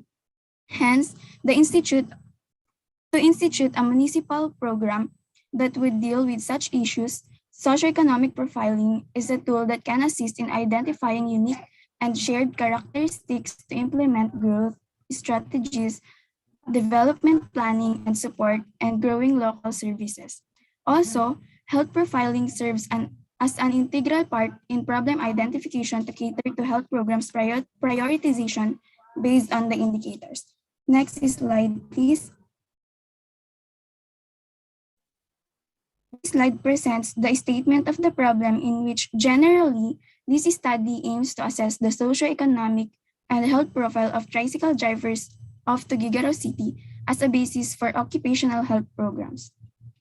Specifically, it seeks to answer the following questions. What is the demographic profile of tricycle driver in Tuguegarao in terms of age, marital status, family size, barangay residence, number of seminars attended? 1B, what is the socioeconomic profile of tricycle driver in Tuguegarao in terms of household income, other source of income, educational attainment, living arrangement, membership of organization, and vices? 1C, what is the employment profile of the tricycle in Tuguegarao in terms of length of tricycle driving, nature of operation, previous jobs, TODA affiliation? What is the health-seeking behavior profile of tricycle driver in Tuguegarao in terms of persons with whom they confide health problems and source of information on health? Second, what are the common health concerns of respondents in terms of clinical health conditions, specifically organ-specific diseases? Lastly, what are the prevention, control, and management or intervention strategies of the respondents in terms of exercise, maintenance medication, vitamin intake, vaccination, and lifestyle and habits?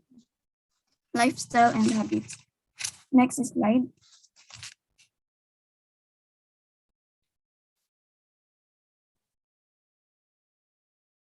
Next slide, please. For the research methodology, the study was designed with descriptive method. Cochrane's formula was used to determine the sample size, and stratified random sampling was employed. The researchers formulated a questionnaire to serve as the interview guide and was validated by experts, which is displayed on the screen.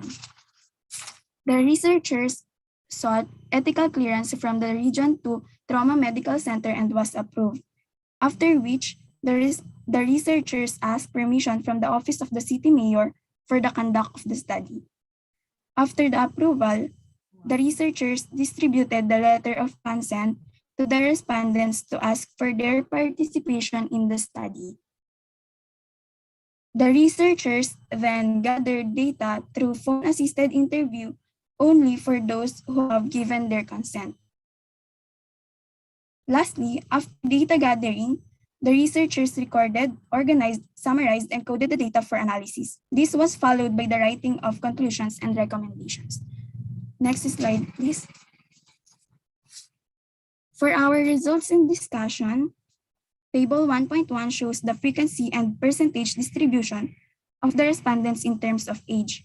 As shown from the table, the age category 41 to 50 years old has the highest frequency of 122 with 33.15% distribution, which tells that most of the respondents are within the middle age group. For Table 1.2, it shows the frequency and percentage distribution of the respondents in terms of marital status. As evident from the table, majority of the respondents are married, with a frequency of 288 comprising 78.26% distribution.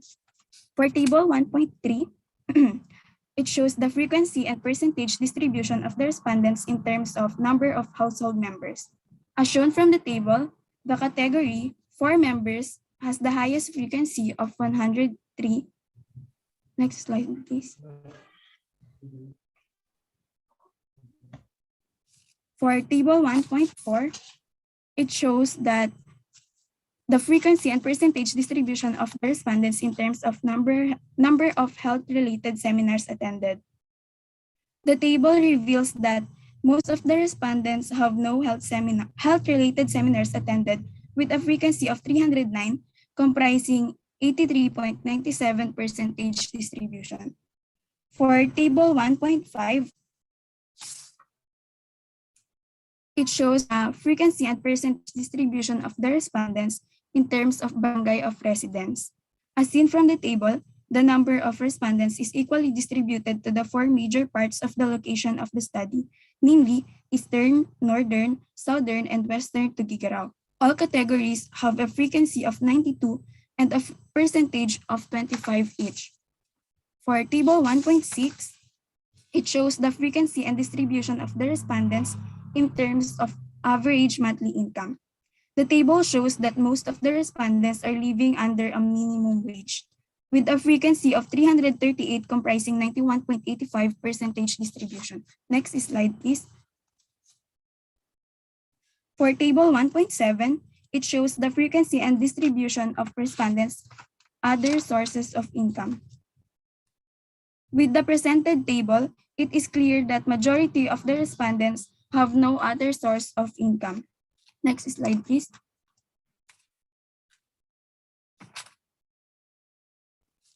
For table 1.8, it shows the frequency and percentage distribution of the respondents in terms of other source of income. Table 1.8 tells that most of the respondents has no other source of income other than tricycle driving. For table 1.9, it shows the frequency and percentage distribution of the respondents in terms of educational attainment. The table shows that the category high school graduate has the highest frequency of 128 with a percentage distribution of 34.78, which tells that most of the respondents has finished their basic education. For table 1.10, it shows the frequency and percentage distribution of the respondents in terms of their living arrangement. The data tells that most of the respondents owns a house as their living arrangement with a frequency of 311 and 84.51% distribution. For table 1.11, it shows the frequency and percentage distribution of the respondents in terms of organization.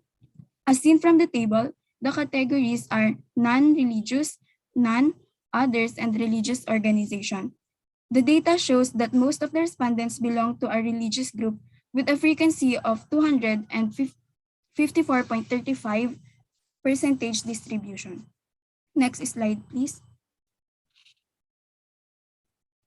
For table 1.12, it shows the frequency and percentage distribution of the respondents in terms of frequency of alcohol consumption.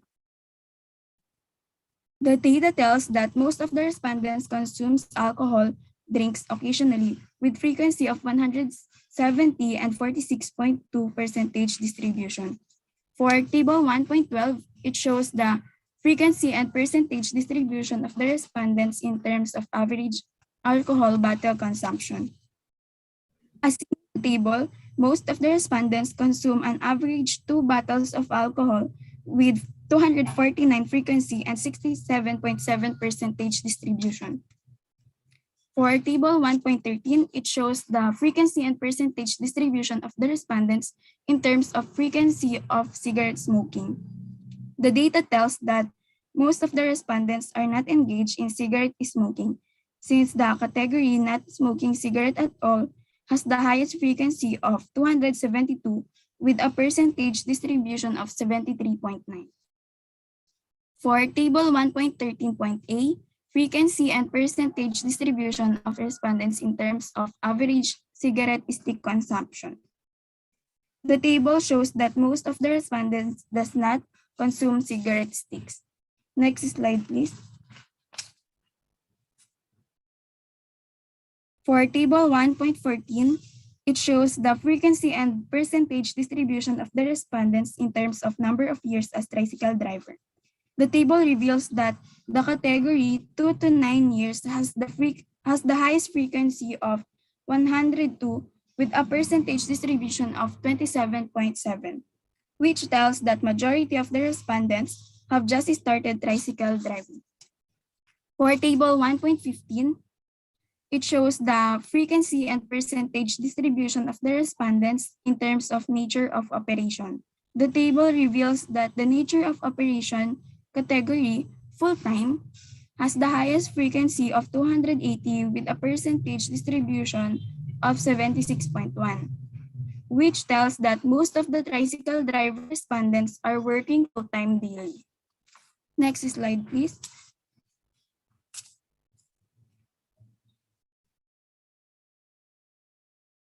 As evident from table 1.6, which shows frequency and percentage distribution of the respondents in terms of previous job, it was found that 135 out of 368 respondents do not have a previous job. In contrast, the rest of the respondents fall into a different category of prior employment.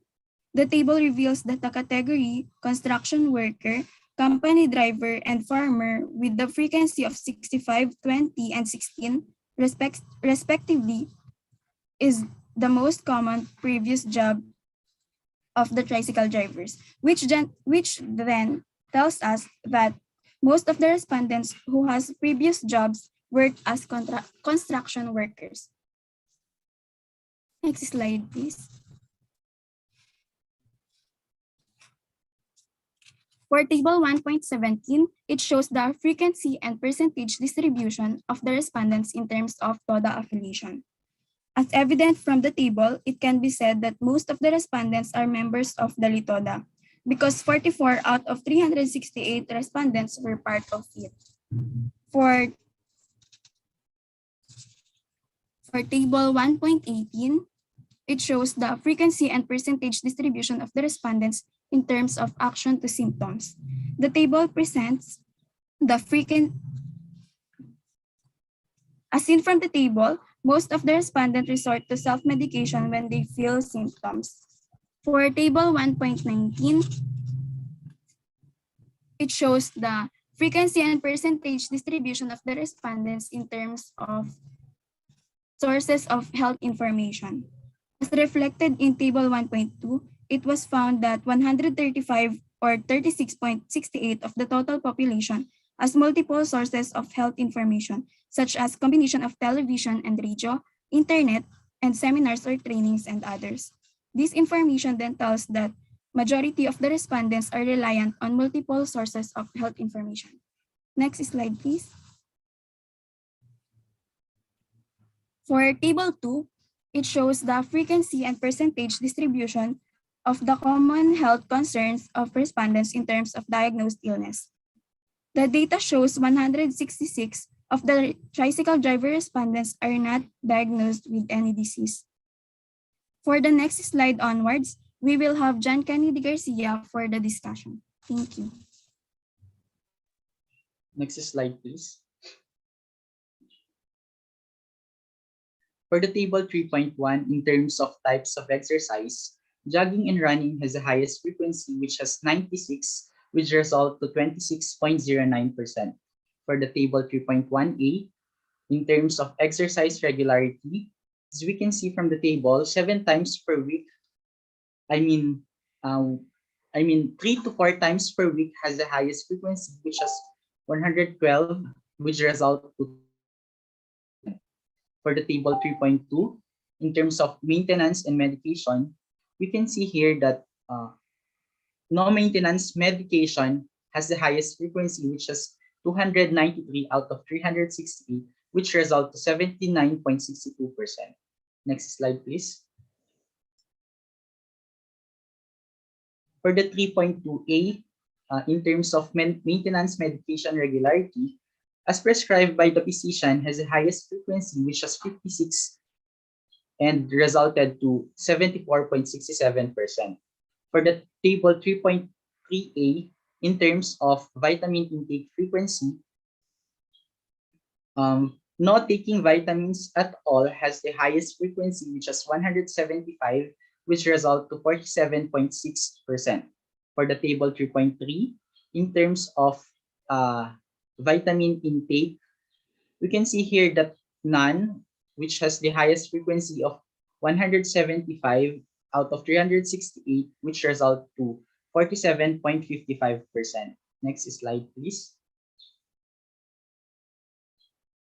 For the 3.7, for table 3.4, in terms of vaccination status, we can see here that getting vaccinated when needed has the highest frequency, which has 191 frequency that results into 51.9%.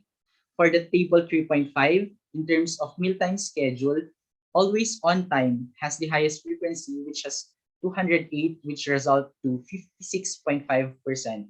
For the table 3.6, in terms of snack consumption, having the biscuit or bread snack has the highest frequency, which has 215 over 365, which result to 58.4%. For the table 3.7, in terms of average daily water intake, we can see here that more than 8 glasses per day has the highest frequency, which has 244, which result to 66.3%. Next slide, please. For table 3.8, in terms of caffeinated drinks consumption, coffee has the highest frequency, which is 274, that results to 74.5%. And for the last, the consumption of caffeinated, for the consumption of caffeinated drinks for table 3.9, 7 times per week or once a day has the highest frequency, which has 170, which results to 46.2%. Next slide, please. And for the table 3.10, in terms of number of caffeinated drinks consumed per day, we can see here that 1 glass per cup or bottle per day has the highest frequency, which has 212, that results to 57.6%. And for the last table, the table 3.11, this was in terms of number of hours of sleep in a day. We can see here that 7 to 8 hours has the highest frequency, which has 185, and resulted to 50.3%. Next slide, please. So for our summary of findings, most of the tricycle driver respondents are 41 to 50 years old, married, has an average of 4 to 6 family members in their household, does not have any attendance of health-related seminars, has an average monthly income of 3,000 pesos and below, has no other source of income, are high school graduates, own a house, and belong to religious groups. Furthermore, most of the tricycle driver respondents occasionally consumes alcoholic drinks of an average of 2 bottles and does not consume cigarette.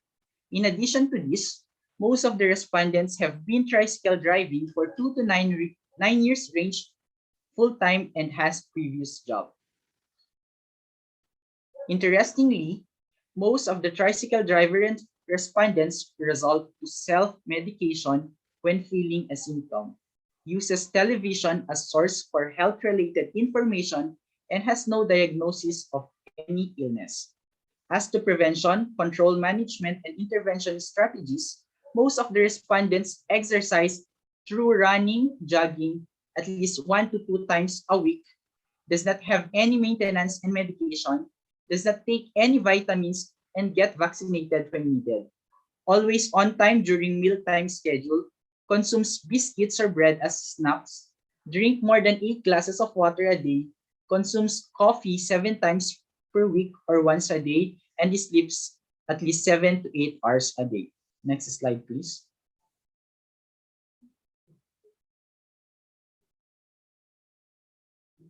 So for our conclusion, the tricycle driver respondents are generally healthy as most of them are not engaged in any vices such as cigarette smoking and alcohol drinking.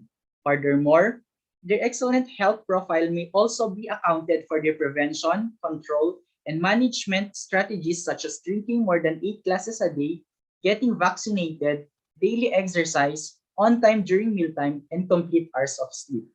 It is, however, noted that most of the respondents self-medicate, does not take any vitamin supplements, which may due to the reason that they are living under a below minimum wage or earnings in a monthly basis.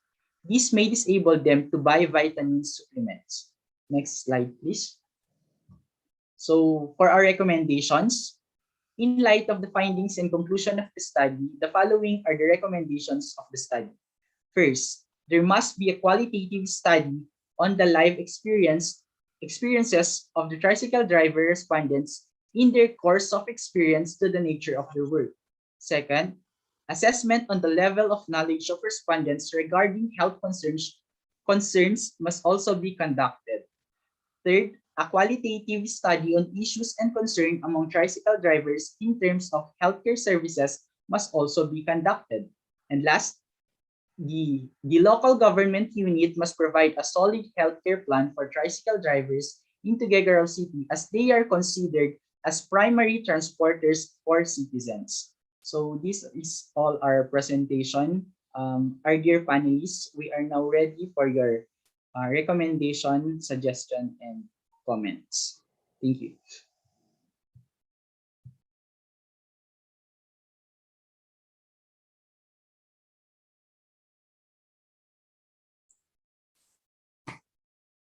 Okay, andito pa ba si Julius? Yan, si Um, Sir. yeah, socio-economic and health profile, no? That is your title. You go to your chapter 4. I want to see where is the socio-economic and that of your social profile. You see, your table 1.1 talks about the profile variables, right? Correct? So is this the socio-economic variable already? Not yet. Correct? You go to your objective so that I will tell you exactly what to do. Okay. You see, you actually have done the profile variable, profile derivation, but limited to socio-economic and health. Correct? Okay. So, since that's the case, we should not be, we should take it as a separate entity. Sa objectives, dapat yung may socio-economic, tapos meron siyang health na, na profiling.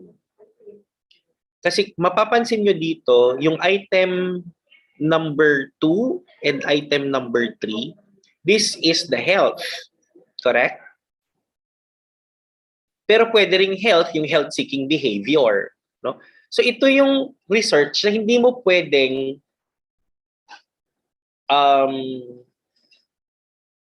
i-reflect dyan yung kanyang demographic profile. So, na-separate entity. Otherwise, no, hindi na siya akma doon sa objectives at saka doon sa title mo. So, dapat yan ay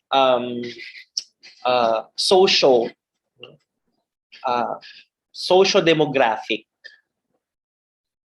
Or kaya kung ako yan, socio-demographic na lang siya.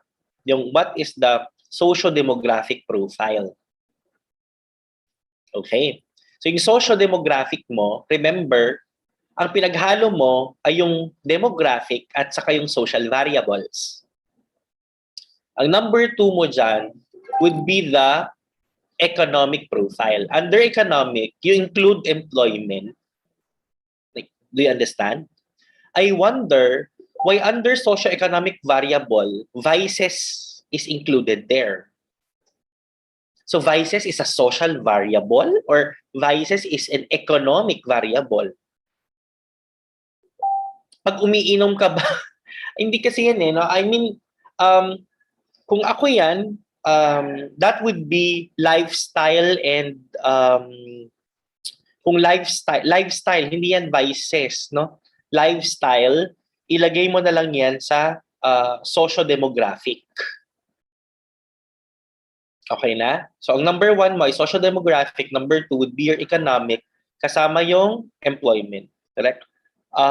Number 3 would be, number 3 would be your health. Letter C pala, no? Tama ba? Letter C would be health. Under health, you would have your common health concerns, your health-seeking behavior. Okay, and that's it. Now, number 3, how did you answer number 3? Still frequency and percentages, prevention, control and management, intervention strategies. This group, because prevention is hello, frequency. Yes po, frequency pa rin. Okay, because prevention is different from management. Did you have them taken separately? What can be together is prevention and control. Your treatment and management would be different. Hindi mo yan pwedeng ipagsama. They mean two different things. Because when you talk about prevention and control, in the cycle of community health, that is to fall under the first phase. Prevention and control. Wala pang sakit. But when you talk about treatment and management, that is the middle phase. May sakit na sila. In fact, meron kang third phase, yung rehabilitation and sequelae. Yun yung nawawala. There are 3 phases of diseases. Prevention and control. Second would be treatment and management. Rehabilitation and sequelae. Yun yung third phase. I think yun yung wala. Yung rehabilitation and sequelae. Anong ginagawa nila after nila magkasakit? After they have recovered from an illness. Importante yun. Naintindihan? Gets? Ganun sana yun, no? What are the strategies of the respondents, no? What are sir, let's check, wait lang.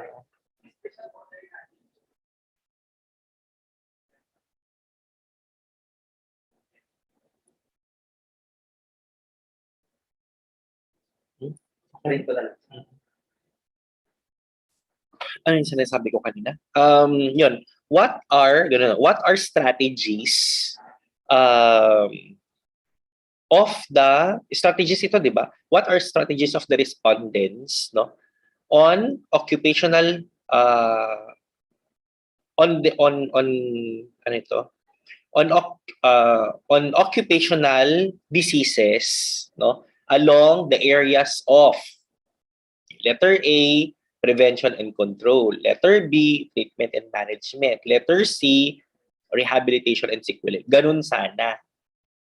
Okay na. So, i-discuss mo yung phases. Hindi yung exercise, yung maintenance. Naintindihan? Kasi kung tutuusin, anak, yung exercise hanggang sa huli mo, lahat yan tinutukoy niya lang prevention and control. Wala ka dyang management. Naintindihan? Are you with me? Gets? O, in the parlance of public health, tama nga naman. Nasaan ang management mo dyan? Vitamin intake, hindi yan. Gets? Paano kung may sakit ka? Anong ginagawa mo? Yun yung kailangan mong alamin. Kasi it's like this, no? Yung exercises na yan, exercise, for example, can be prevention. But exercise can be rehabilitation. Correct? Nag-exercise ka kasi galing ka sa sakit. Correct? Naintindihan? Mga ganun. Yung vaccination mo, well, that is free. Right? But remember, if it is post, for example, immunization is post. Mag-i-immunize ka pagkatapos mong magkasakit para hindi ka na magkasakit later. Mga ganun. So I think mali yung number 3 natin. Mali yung framing. Naintindihan? Nandyan naman yung thought, pero hindi ko alam kung not unless i-zero in nyo lang ito sa prevention and control. Ganun lang siguro. Ewan ko, bahala si advisor dyan. Kung prevention and control lang yan, or i-extend niya hanggang sa kompletong, no, community health. Yan yung sinasabi ko, pag gumagawa kayo ng research, make sure na meron kayong framework. Magbasa kayo ng paradigm. Hindi tira ng kung ano-ano. Intindihan? Nagbabasa kayo. Kaya nga, kung ako gumagawa ng research, literature review muna. Ano bang sinasabi ng literature? Nakalimutan nyo ata ang 3 dimensions ng health. Okay. Get. So, yeah, that would be number 3. Pasok. Number 4. Tingnan natin.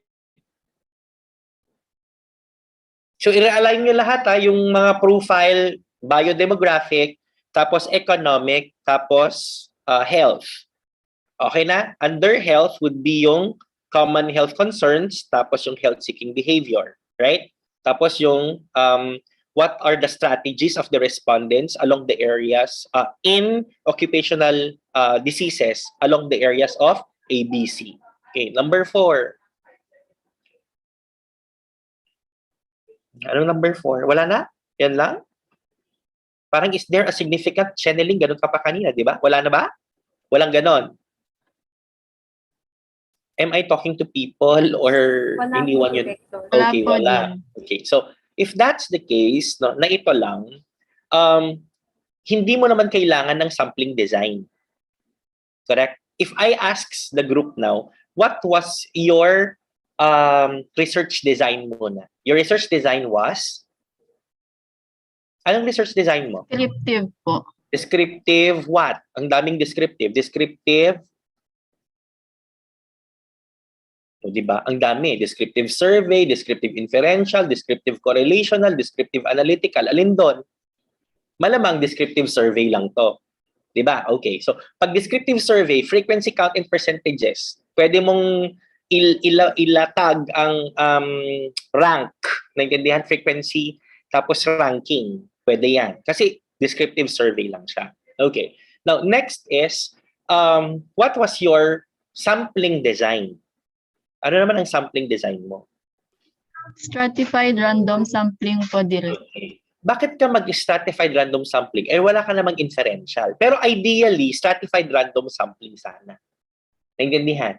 In other words, na mismo yung ganda ng research. Kasi tama yung sampling design mo, nag-stratified random sampling ka, ginamitan mo rin lang ng quantitative measures ng descriptive, no, statistics. For example, meron kang measurements sa objectives number 1 at objectives number 2. In fact, dalawa lang objectives mo dyan eh.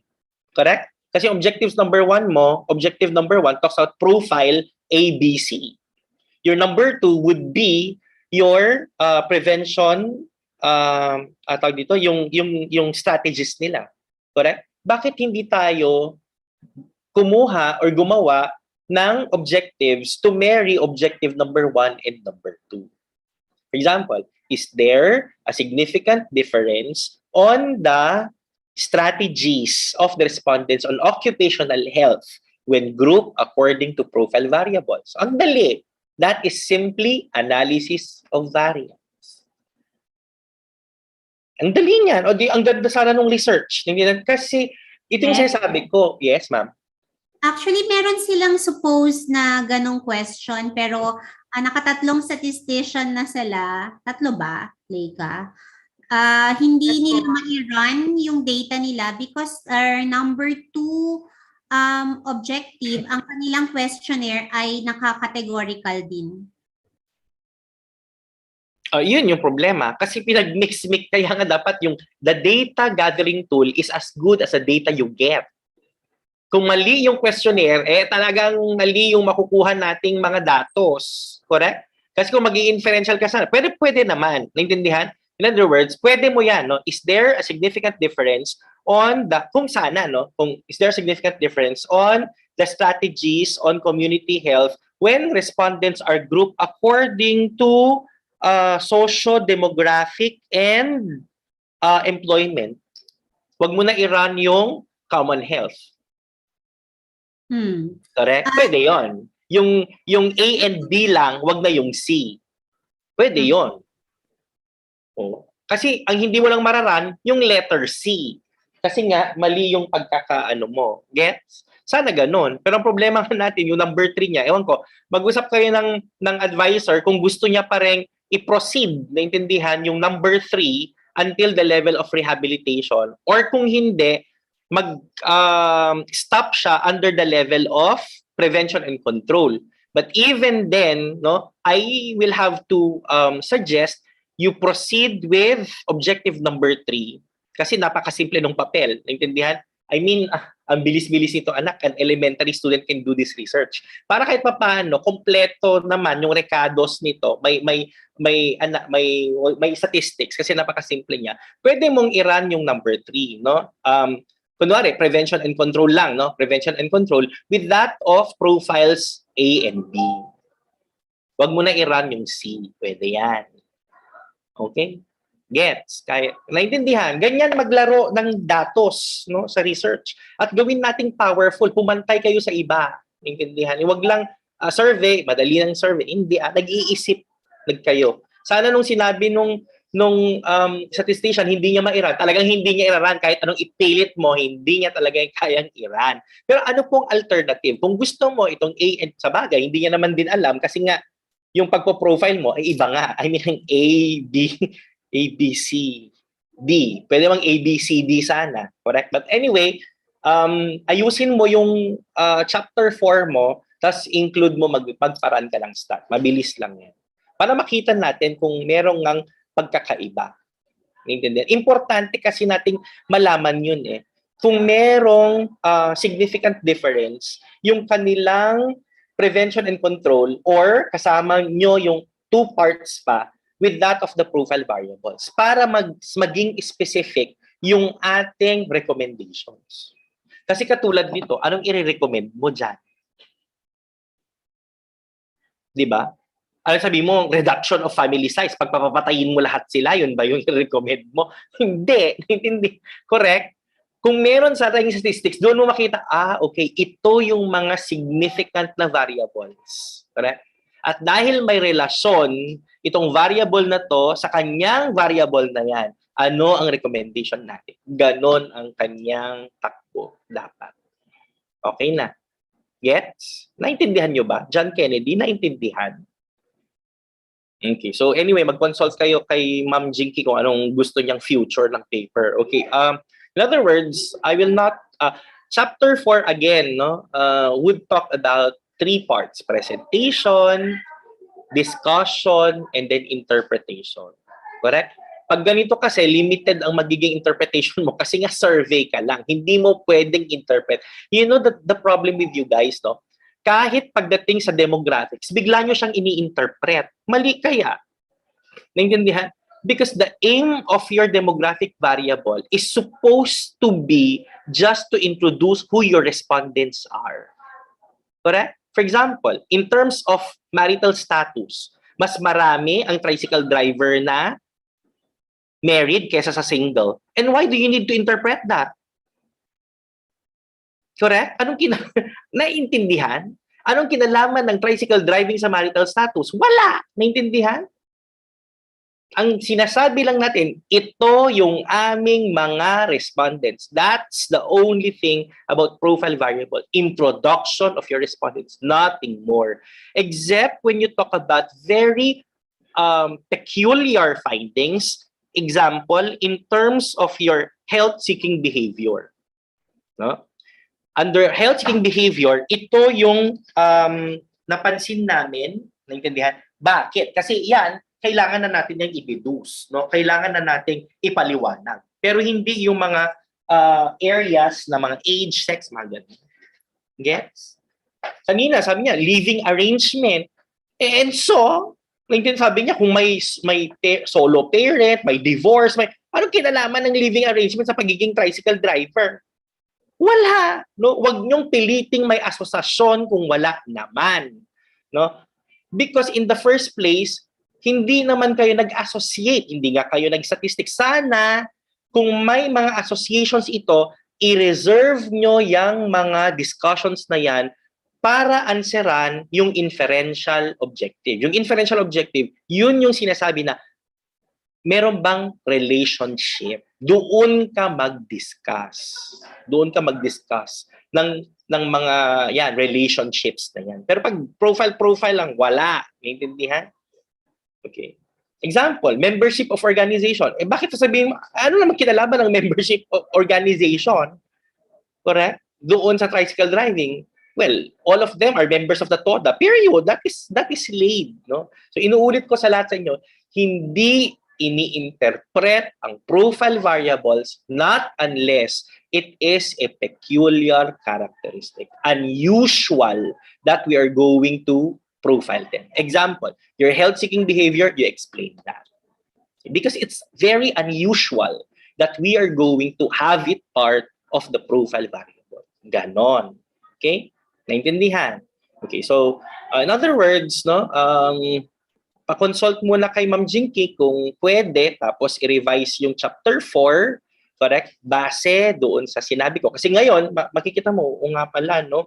Okay, kailangan retasuhin yung chapter 4. Tapos, saka kayo mag-conclude. Kasi, for example, ito, John Kennedy, anong magiging conclusion natin? The conclusion is socioeconomic and health profile of tricycle drivers, because that is your title, correct? So what now? So what is the socioeconomic and the health profile? Sagutin mo nga. Yun lang yung sasagutin mo, no? Dalawang statements lang. Naintindihan? Not paragraph, statements lang. Dalawang statements. Sentences. Dalawang sentences sa iyong conclusion. Ano ang socioeconomic at health profile? Okay. Sinong grupo? Sikli ba sila? Yun yung tatanungin nyo lang. Oh? Correct? Kumusta ang socioeconomics nila? No? Ano yung impact niyan? Kumusta yung kanyang health profile? Sikli ba sila? Ano yung impact nun? Yun lang yung sasagutin mo sa conclusion. Hindi mo naintindihan? Ganun lang kadali yung conclusion. Hindi mahabang statement yan. Go to your title. Answer your title. That is the conclusion. And in the recommendations, no, go back to your results. Naintindihan? Pag profile variables lang lahat yan, anak, problema nating malaki. Kasi nga, paano tayo magkakaroon ng very powerful recommendation kung puro profile variable? Ano sasabihin mo? Huwag silang mag-asawa ang edad nila ay less than 18 years old, yun ba? Because age is a profile there. Na kailangan nila mag-member ng organization? Hindi. Hindi. Sabi ko nga, no, hindi ka nag-measure ng association. Kung sana nag-measure ka ng association, kung ano yung mga significant doon, yun tayo magre-recommend. Okay? Kasi, inulit ko, ang profile variables just introduces to the readers who the respondents were. Okay? Now you realize, oo nga, anong ilalagay? Sige nga, ilagay mo ako dun sa, kaya Kennedy, naiintindihan nyo? Okay, punta kayo dun sa recommendations. I'll tell you na may mali. Talaga, go! Okay, ayan. There must be a qualitative study on the live-in experiences of the tricycle, blah, blah. Okay. What is wrong with your first recommendation? Or I think even with the second, in fact, with the third and all that, what are wrong with this? No? When we deal with research, no, recommendation should be futuristic. No? The findings of this research reveal this, and therefore, what do we need to do? Ang nangyari sa inyo is, you are going back. Naintindihan? You are asking people to redo a study. To redo the study. Correct? O nasan yung essence ng research na to? Sabi ko nga, in research kasi, build from the work of others. So anong look at the future of this study. Kung ito ang findings natin, ano ang gagawin? Hindi mo sabihin, kung ito ang findings, bumalik tayo. Ulitin natin. Ay, wrong. Hindi ha? Ba't ka mag-uulit? Eh di sana pala ito nang pinagagawa mo noon kasi nung una pa lang alam mo naman ng kulang. Correct? Yun yung problema. Kaya nga, mag-run kayo ng statistics. Whatever is, no, the result of that statistics, lalo yung mga significant, doon kayo maglagay ng maraming recommendation. Okay. For example, may kinalaman pala, there is an association between prevention and control with that of the membership in organization. Doon mo sasabihin na dapat, no, maging member sila ng organization kasi in organization there are certain activities that alleviates their knowledge on the prevention and control of blah blah and blah, mga ganun. Okay, gets? pag nakuha mo yung stat mo. Okay? Do you understand? Okay lang? Okay na? Okay. Look at item number 4. The local government unit must provide solid healthcare plan. If I have to ask any of the group members like Hipolito and Ferrer, saan nyo nakuha yung recommendation na yan? Saan dun sa research nyo ang nagsasabi niya dapat may solid healthcare plan na walang healthcare plan? Kung meron man, hindi siya solid. Liquid siguro siya or gas. O, saan galing yan? Bakit kayo nagre-recommend ng wala doon sa papel? Ganon ang takbo ng recommendation. Future. Okay? Gets? Now, kailan kayo magre-recommend pa-backwards? Okay, that's the good story. No? That's a good question. No? Kailan kami pwedeng ma-recommend na pa-backward? For example, in experimental studies, no, if it yielded a negative result. Example, walang association. Yung extracts, no, doon sa antimicrobial property. Naintindihan? Okay. Ganun, no? Wala. Ang mangyayari dyan, bumalik ka na. Kasi wala nang future yan. Alam ka, sabi mo, ibenta mo pa yung gagawa ka pa rin. I-proceed mo yan sa preclinical trial, wala nang nangyari. Bumalik ka kasi something is wrong with the results. But this one, hindi Naintindihan? You are on the right track and therefore, recommendation should be futuristic. Okay? Not unless Ferrer and Hipolito would tell me, palpak yung research namin. Palpak ba? Molina. Palpak ba? Kasi kung palpak, sige, bumalik tayo sa square one. Yes? Naintindihan. Okay, so that's it for me, Ma'am Jinky. So please consult your advisor kung anong sasabihin niya. Redo, naintindihan, chapter 4, because I told you to do something, you twist a little, no, of your objectives. May paraan yan. Naintindihan? Hindi ka lang siguro naintindihan yung statistics. Naintindihan? Pero may paraan kung paano i-determine yung association. Okay? Nang hindi na kayo bumalik. Hindi ko sinabi na bumalik kayo sa mga sa mga respondents at isa-isahin niyo sila. Sabi ko, realign niyo yung mga profile variables. Tapos, yung sa second mo, tignan mo ang questions mo doon sa prevention and control kung prevention and control nga siya. Baka naman may ibang items diyan na magfo-fall under the second and the third phases of health dimension. Kung wala naman, di-limit mo lang siya sa prevention and control para hindi na kayo mag-overhaul. Sana naintindihan niyo yung sinasabi ko. Kaya ba? Maganda ba ako? Super Maganda, sir. Siya, yun lang. Thank you, thank you. Thank you so much, Direk. Noted po on that. Actually, nagkaroon talaga ng problem. Kailangan nyo na talagang habulin si Ma'am Lars to, no? Ang may kaya nito. Tama ba? Yes, ma'am. Monica? Yes. Si Ma'am Lars, ang hinihintay nila, Sir Julius, si Ma'am Lars ang nagsabi na kayang i-tweak ito at gawan siya ng significant difference. Other statisticians, kasi biased at si Ma'am Lars, so parang mas alam niya kung paano i-tweak kahit ganun yung naging findings ng questionnaire nyo. Kung stat kasi mahihirapan sila. So, yan, habulin nyo na si Ma'am Lars, ano? Yes, thank you, Lit Direct. We'll hear from Sir Nico first. His recommendations and comments. Sir Nico, are you here? Yes po, ma'am. Since ano lang po siya ito, ma'am, parang survey lang din siya. Tanungin ko na lang po yung with regards sa employment profile ng respondents nila. Ay, employment ba yun? Pakibalik nga doon sa sa statement of the problem.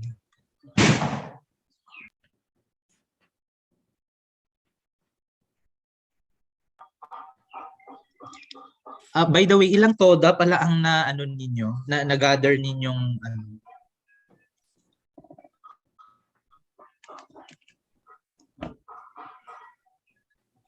Kennedy. Anyone can answer? Lahat po, sir. Lahat ng toda ng Tugigaraw? Po, sir. Yes po, ma'am. Kasi inano po, ma'am. Dinivide po. Sabi ni Mag-Diyosan.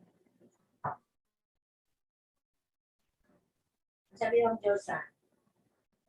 Sir Nico, lahat daw ng toda.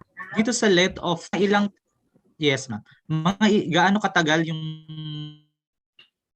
pinakamatagal na ano na tricycle driver na ano ninyo? May 50 years na ba siyang nagta-tricycle driving? 21 lang po ata yung nakita, or 20 lang po, sir. Yung pinakamatagal. Yung pinakamataas? Yes po.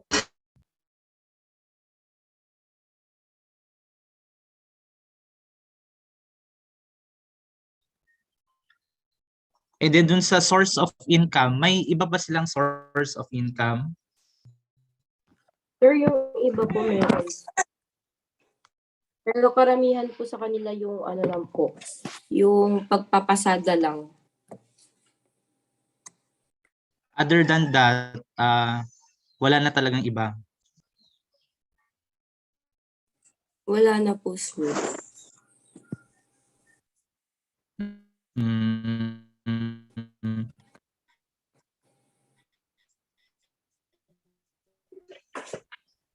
Ano ninyo dito sa survey ninyo or sa findings ng study ninyo, ano naman ang inyong sabi nyo kasi sa title nyo, basis for an occupational health program. So based doon sa kanilang socio-economic profile and health profile, ano ang magiging basis nyo ngayon for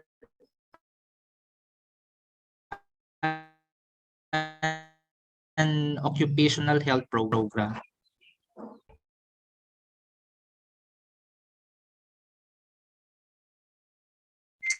Sir, mostly po kasi sa tricycle drivers, based sa findings namin, wala po silang na-attendan na seminars po, ganun, sir. More than 50%. Wala bang program ang tricycle regulatory unit or wala bang ang tawag dito, mga benefit na binibigay ang ano, itong Sir, TODA nila or local government unit? Sir, ang sabi po ng mga tricycle drivers na na-interview namin, wala po talaga. Kung may benefits po sila, yung per TODA lang po yun. Pero wala talaga silang natatanggap po. Based sa interview ninyo, wala talaga. So ano ngayon anong occupational health program ang mapropose ninyo based sa findings ninyo? Anong gusto niyo i-propose na health program, specific health program?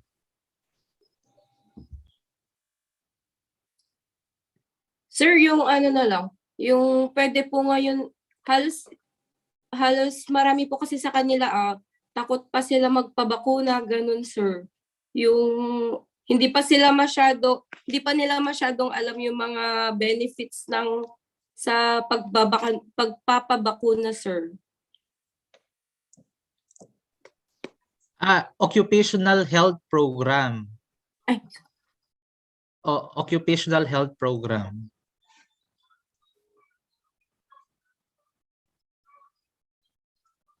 Yanina. Sir, yung ano po sana sir, yung like frequent health checkups po for the respondents, for the tricycle drivers po, sir. Kasi ang na-notice ko po sir, a lot of them are suffering from hypertension po, ganun.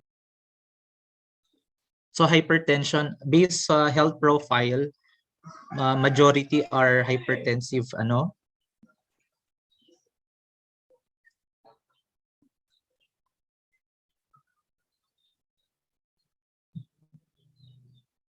So you're proposing for a hypertension health program.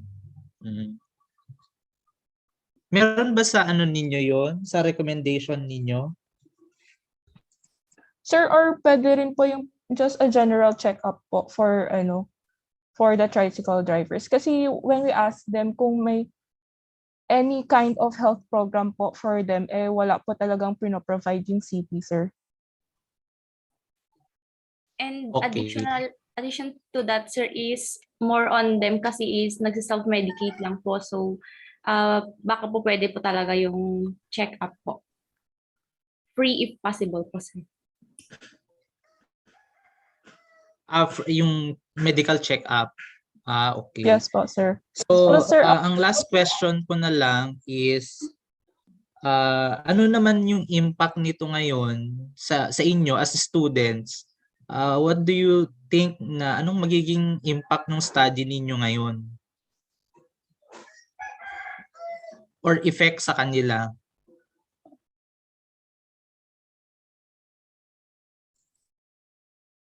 Sir, kung kung i-consider po siya if this study is successful, this can be proposed sa CP office po for them to have their own occupational health program, tapos magiging beneficial po yun sa mga tricycle drivers po, sir.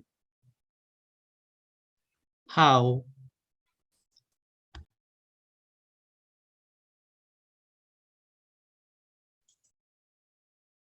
Sir, in a way po na they can be parang sir, they can be more relieved na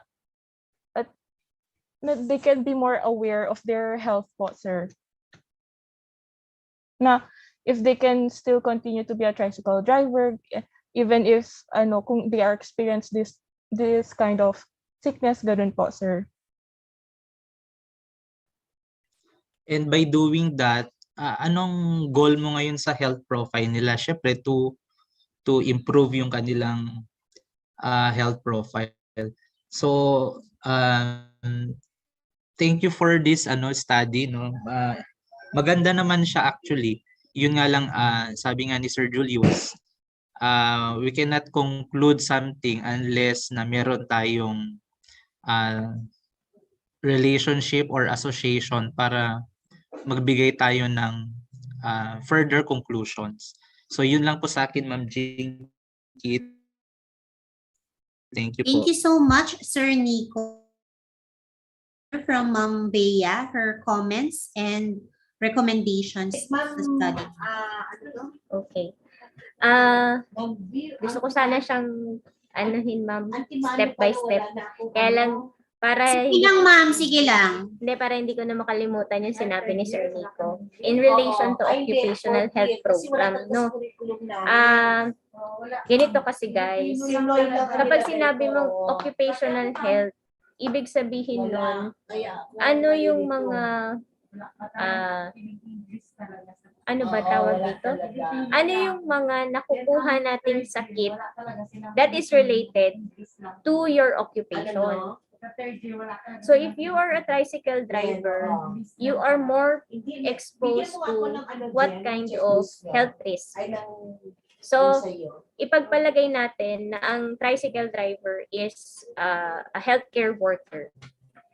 Kapag sinabi mong healthcare worker, ang daming pwedeng health risk, ang dami ding guidelines tayong makikita na magpoprotekta sa atin. Like, we wear protective equipments, we wear this and that, we wear masks, we wear everything.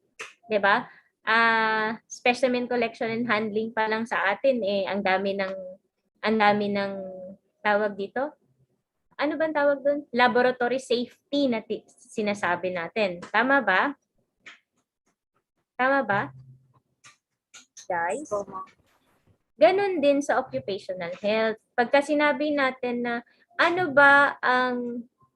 saan ba expose ang ating mga tricycle drivers? So it's good na nakita nyo yung common health problems nila. At na-identify nyo, yung common health problems nila ay hypertension. Sabi nyo nga kanina, tama? Mga anak, ang tanong ko lang, ang hypertension ba sa tricycle driver lang nakikita?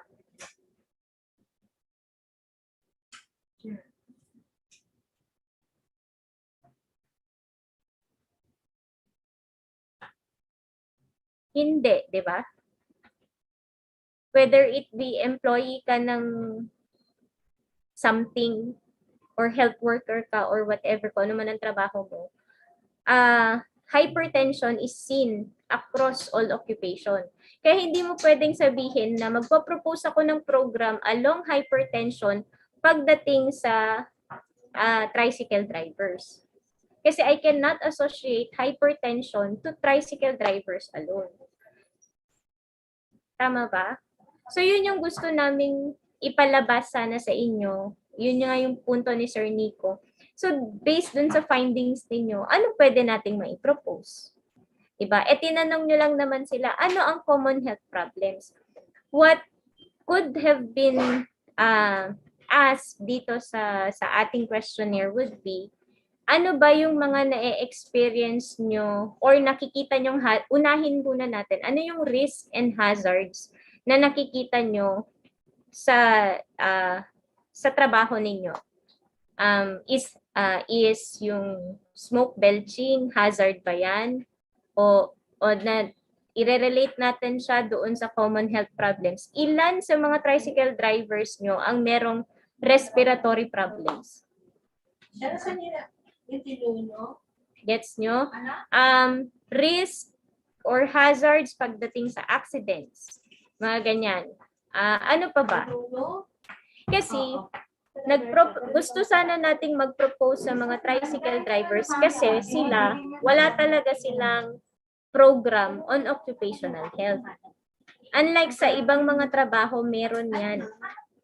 Unlike sa kanila, wala talaga. Mataas ba ang risk nila? Mataas ba ang hazard sa trabaho nila?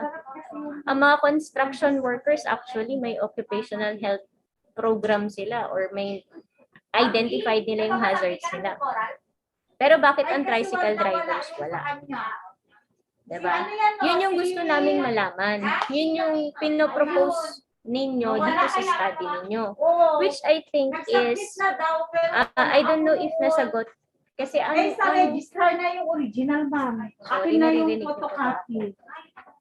Ang tinanong nyo lang sa kanila is, yun nga, sabi ni Sir Julius, ang tinanong nyo lang sa kanila is prevention prevention and control, ganun ata, in terms of exercise, how many times do you exercise, maintenance, regular ba tayong umiinom ng maintenance natin, or nag-vitamins ba tayo, or may vaccine ba tayo, which is, nasa prevention na tayo agad. Aware ba sila na meron silang hazards in their occupation? Aware ba sila na may health risk sa occupations nila? Okay? So, yun yung gusto sana namin makita sa paper. So, yun. Okay na ako. At peace na ako dun sa term natin ng occupational health program. Yun yung gusto namin mahanap. Una, kagaya ng ibang group, naglagay ako ng comments doon sa papers ninyo. So, isa-send ko na lang ulit doon sa G Drive ninyo. And tinignan ko na rin yung other groups. Pareho kayo ng paper. So, ibig sabihin, this is one group already. Which is maganda kasi tapos na tayo ng 4 na grupo. 4 o 3. Ayan. Una, na observation ko is that kulang yung abstract natin. Hanggang methodology lang ang napuntahan ng abstract natin. So, wala tayong result and conclusion and recommendation. You don't need to put all lang naman. Abstract lang siya eh. Kaya lang kasi ang abstract, syempre meron tayo short introduction, 1 sentence, ganyan. Tapos, you describe your method, and then you describe your results, and then you and then you tell your conclusion. Diba ganun ang abstract natin? So, missing siya.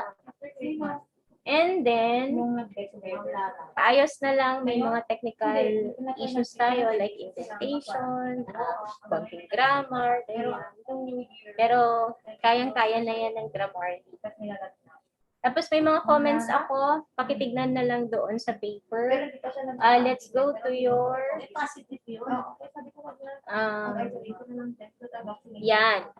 research paradigm. Your research paradigm includes independent variable, dependent variable, and confounding variable. Medyo specific ako doon sa confounding variables, which is previous occupation and past owned, previous occupation, residence, past owned motorcycle, past owned motorcycle motor. I did not see any discussion of this one, although meron tayong previous jobs, kung how is it related to that of your study. Kasi confounders nga siya eh.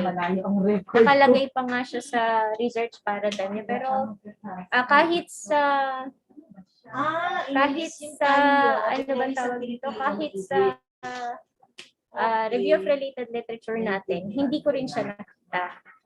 Okay? So, maganda kasi siyang discussion. Kunwari, hypertensive siya ngayon sa sabihin natin. Yung previous na trabaho niya, may factor ba kaya kung bakit siya hypertensive ngayon? Yun kasi yun yung tinatawag na confounders. Na may effect ba yung previous na trabaho niya sa trabaho niya ngayon bilang tricycle driver. So, tawag dito, parang hindi talaga natin siya nakita doon sa paper natin. Next would be, ang haba kasi ng review of related literature niyo. Ayan. General comment ko sa results and discussion natin, nawawala yung part ng discussion. Nag-present kayo ng results, pero in terms of discussion, hindi kasi siya nakikita. Sinabi nyo lang kung anong nakalagay dun sa table. Okay? So, another general observation is that yung flow dapat ng objectives ninyo is the same ang presentation niya dun sa results and discussion. So, for example, number 1 objective would be demographic profile, yung ABCD ninyo, i-follow natin siya.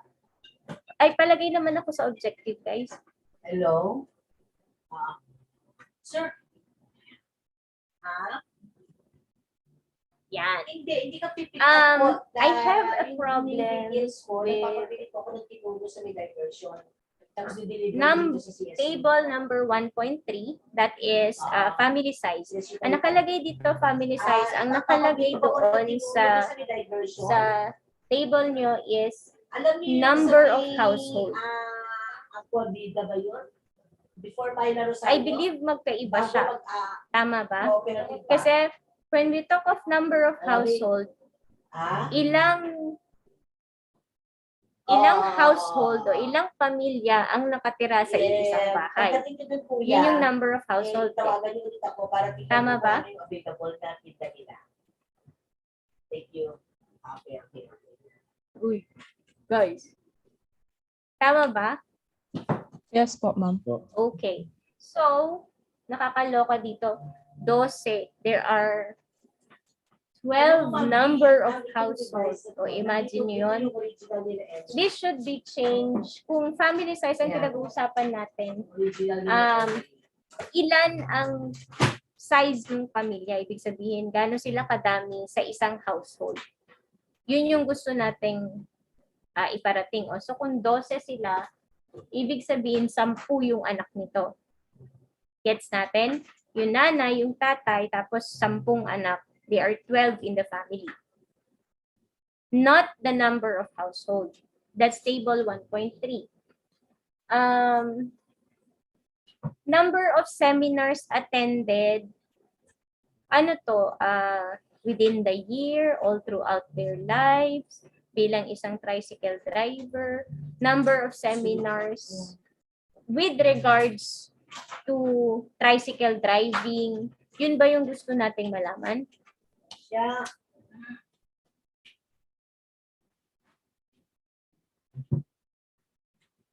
Guys. Yes, during their seminars attended during as a tricycle driver. All throughout the year. 19 kayo dyan, no?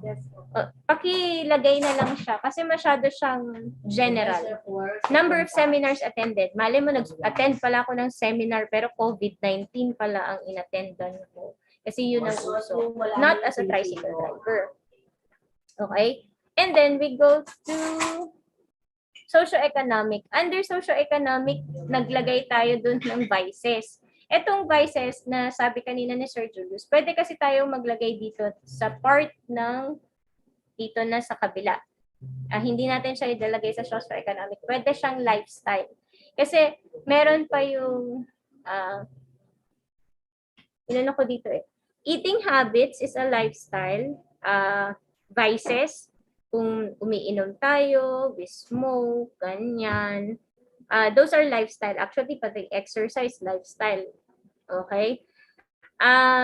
Ihiwalay natin siya sa socio-economic profile. Another is living arrangement. Na-stress ako sa living arrangement.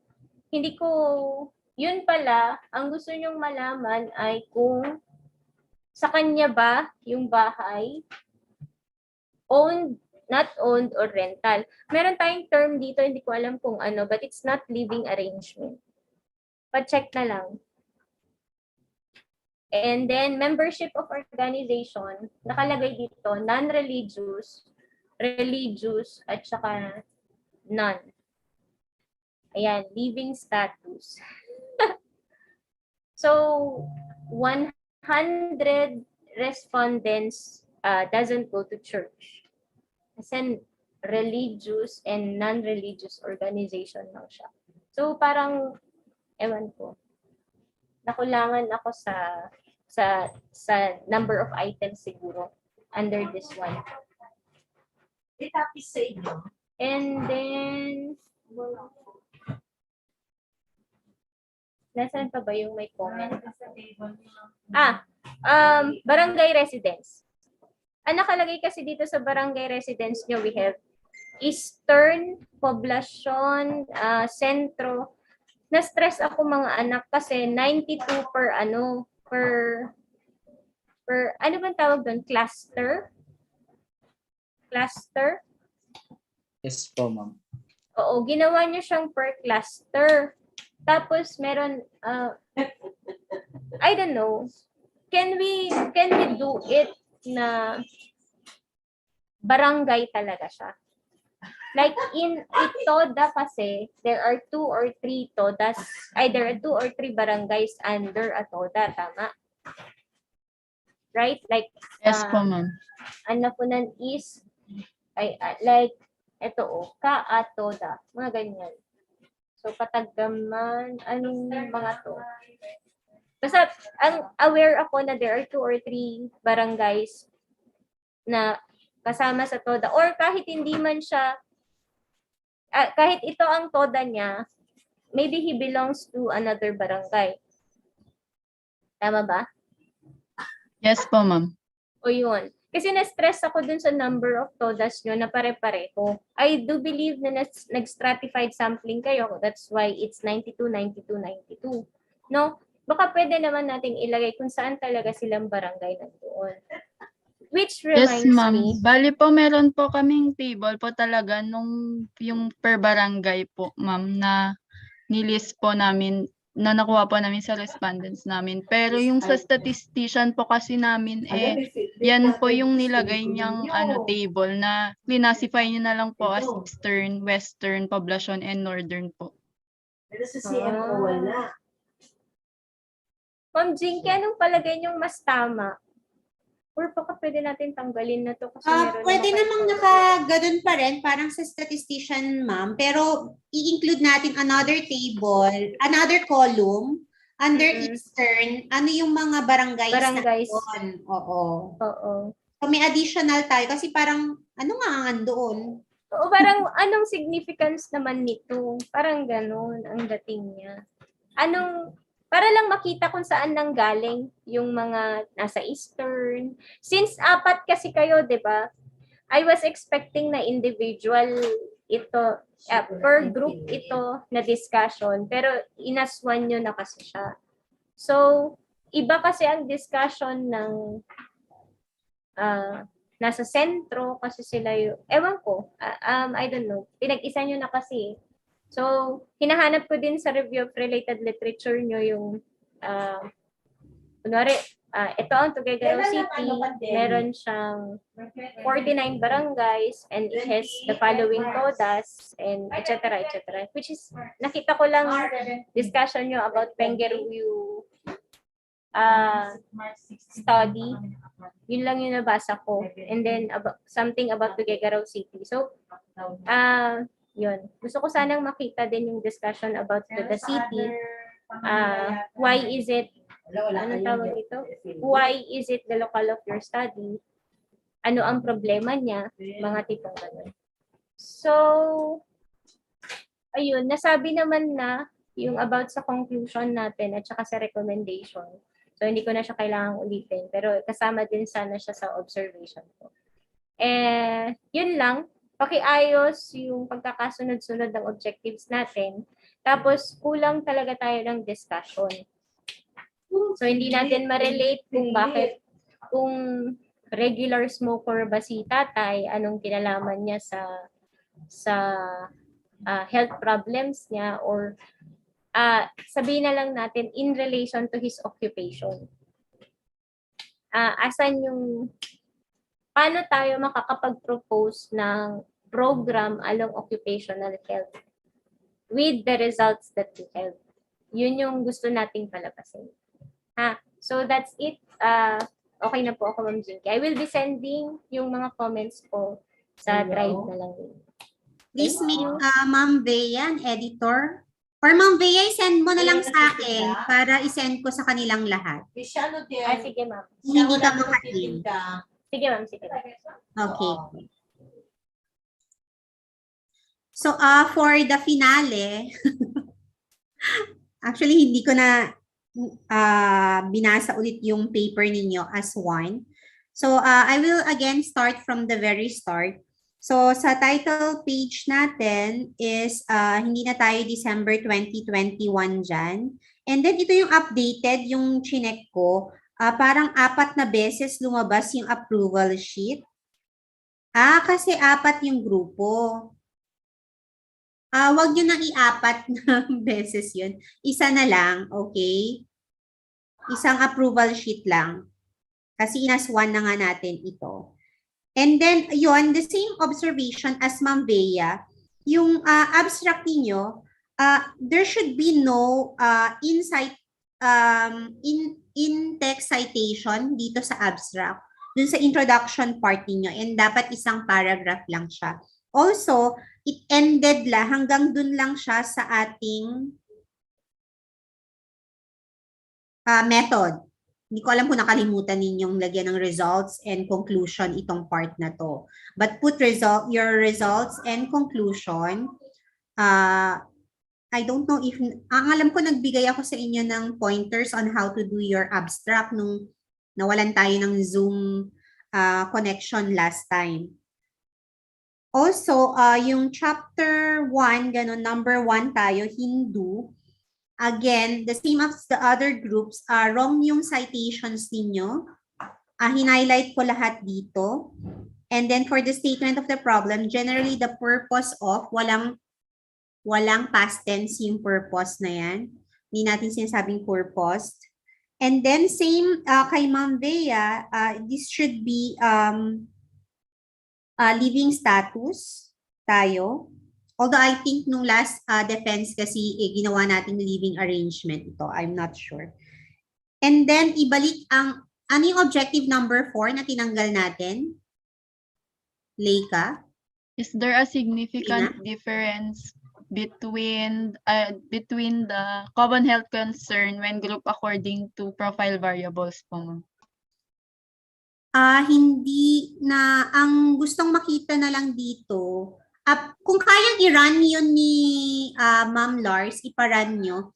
Pero ang gusto pa ni Sir Julius idagdag is what is the significant difference between the prevention and control. Tanggalin na yung management or intervention. Prevention and control with that of the 3-to-1. So that makita natin yung mga programs. So dalawa yung ihahabol nyo kay, anyway, 4 groups naman kayo. Also sa objective number 2 dito, tanggalin yung na clinical health conditions and then organ-specific diseases.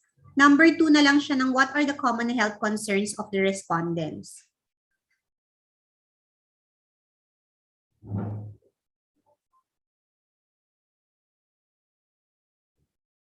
And then yon yung research paradigm nyo, hindi siya, isasama nyo siya, naka-separate siya. Yeah, may separate heading siya, and then dun nyo ilalagay yung IVDV and explain also the confounding variables, tulad ng sabi ni Ma'am Bea kanina. For the scope and the limitation, ito, marami kayo dapat nakalagay dito.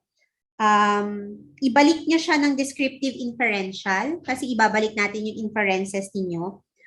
Put inclusion-exclusion variables tulad nung sabi kanina ni Ma'am Bea on the seminars. Ano bang seminars tong mga to? And then yung stratification ninyo, instrument use, if this is researcher made or adopted, dapat nasa scope and the limitations nyo din ito. And then chapter 2, the same, Hindu na 2 yun. Same finding as kay Ma'am Bea, na wala dito yung part na yung Tuguegarao City tricycle drivers lang. And then you explain na may mga TODA, explain kung ano si TODA, and then kung ano yung mga barangays under dun. Dapat nandito siya sa RRL ninyo. I know hindi nyo siya nilagay dito kasi pinagsama-sama ninyo. Pero pag as one na yung paper nyo, kailangan magsama-sama na dito. Meron dapat isang part dito na only on the TODAs. And then, andito actually sa RRL ninyo, yung Formulation of Occupational Health Program. So, ito yung pwede nyong gagamiting basis dun sa mga results ninyo and also sa recommendation ninyo, sa discussion ninyo. For the research design, chapter 3, next page ito, balik nyo ang inferential. Sa respondents of the study, the study do not belong to any indigenous community. And then, sa inyong sampling design, Cochrane's formula ang ginamit ninyo, right? But you need to show here yung strata ninyo. Kung paano nyo na-compute itong 92, dapat nandito na actually hinahanap din ni Ma'am Bea na part. Naka-table siya. Makikita nyo to dun sa ethics clearance na shinare ko sa inyo, yung proposal namin doon. Nag-multi-stage stratified random sampling kami. After the computation ng buong sample, nandun yung strata. You do also that, kung paano nyo nakuha yon. And then, sa ethical consideration dito, tanggalin nyo na the participants have concerns, gano'n. Tapos yung may number ni Doc Daisy. Chapter 4 tayo. Chapter 4. Ano ba yun? Same as kay Ma'am Bea, kulang sa discussion. Natapos siya sa results. Sinabi niyo lang yung results in the narrative way. If makikita niyo yung mga papers, even the paper na nauna sa inyong group, after the state narrate yung result, parang overall result ng table nila, they have from the study already. Studies, articles, bakit ganon, bakit kaya ganito. Wala akong nakikita dito sa inyong, especially ang title ninyo is Socio-economic and Health Profile. So dito pa lang dapat sa socio-economic, meron na kayong mga discussions. Makikita nyo to dun sa inyong mga RRL. Andun yon. So pag tulong-tulungan nyo to, siguro even per group ay meron siyang 1 to 2 discussion at pinagsama-sama nyo lahat ng discussion nyo. May 8 na kayo na discuss per table dito. So, wag niyong gawin na itong group ang gagawa ng discussion nito, itong group gagawa ng discussion nito. Magpagawa kayo ng discussion per group and then ipagsama-sama nyo after. Para ma-exhaust ninyo at maging, kasi ang hirap ng ginawa nyo sa study, nagpunta pa kayo muna seek muna kayo for mayor's office, nag-ethical clearance kayo. So, kailangan bongga yung study nyo kasi buong Tugigaraw yung gusto natin. And same as yung sinasabi nila, ayun, nandito yung mga TODAS, pero hindi nga alam natin kung ano yung mga barangays under that TODA. You can put it sa RRL na lang. And then yon, aside from number 1, bonggang discussion ng profiling nyo, kailangan bongga yung discussion nyo ng common health concerns of the respondents. Makikita nyo dito sa comments ko dito, this should have the bulk of the discussion.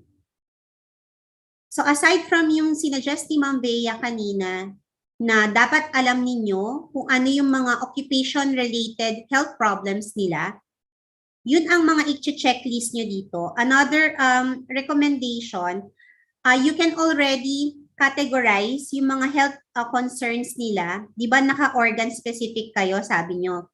So dapat meron tong skin diseases, respiratory diseases, lifestyle diseases, ano pa ba?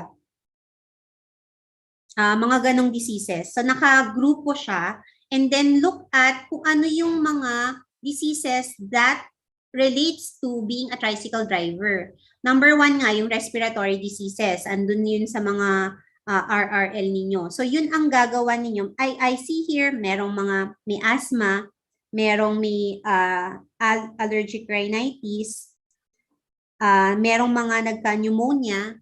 You can all lump that together. Meron din dito arthritis, may gout sila, which is, I think, yung arthritis is related to being a tricycle driver din.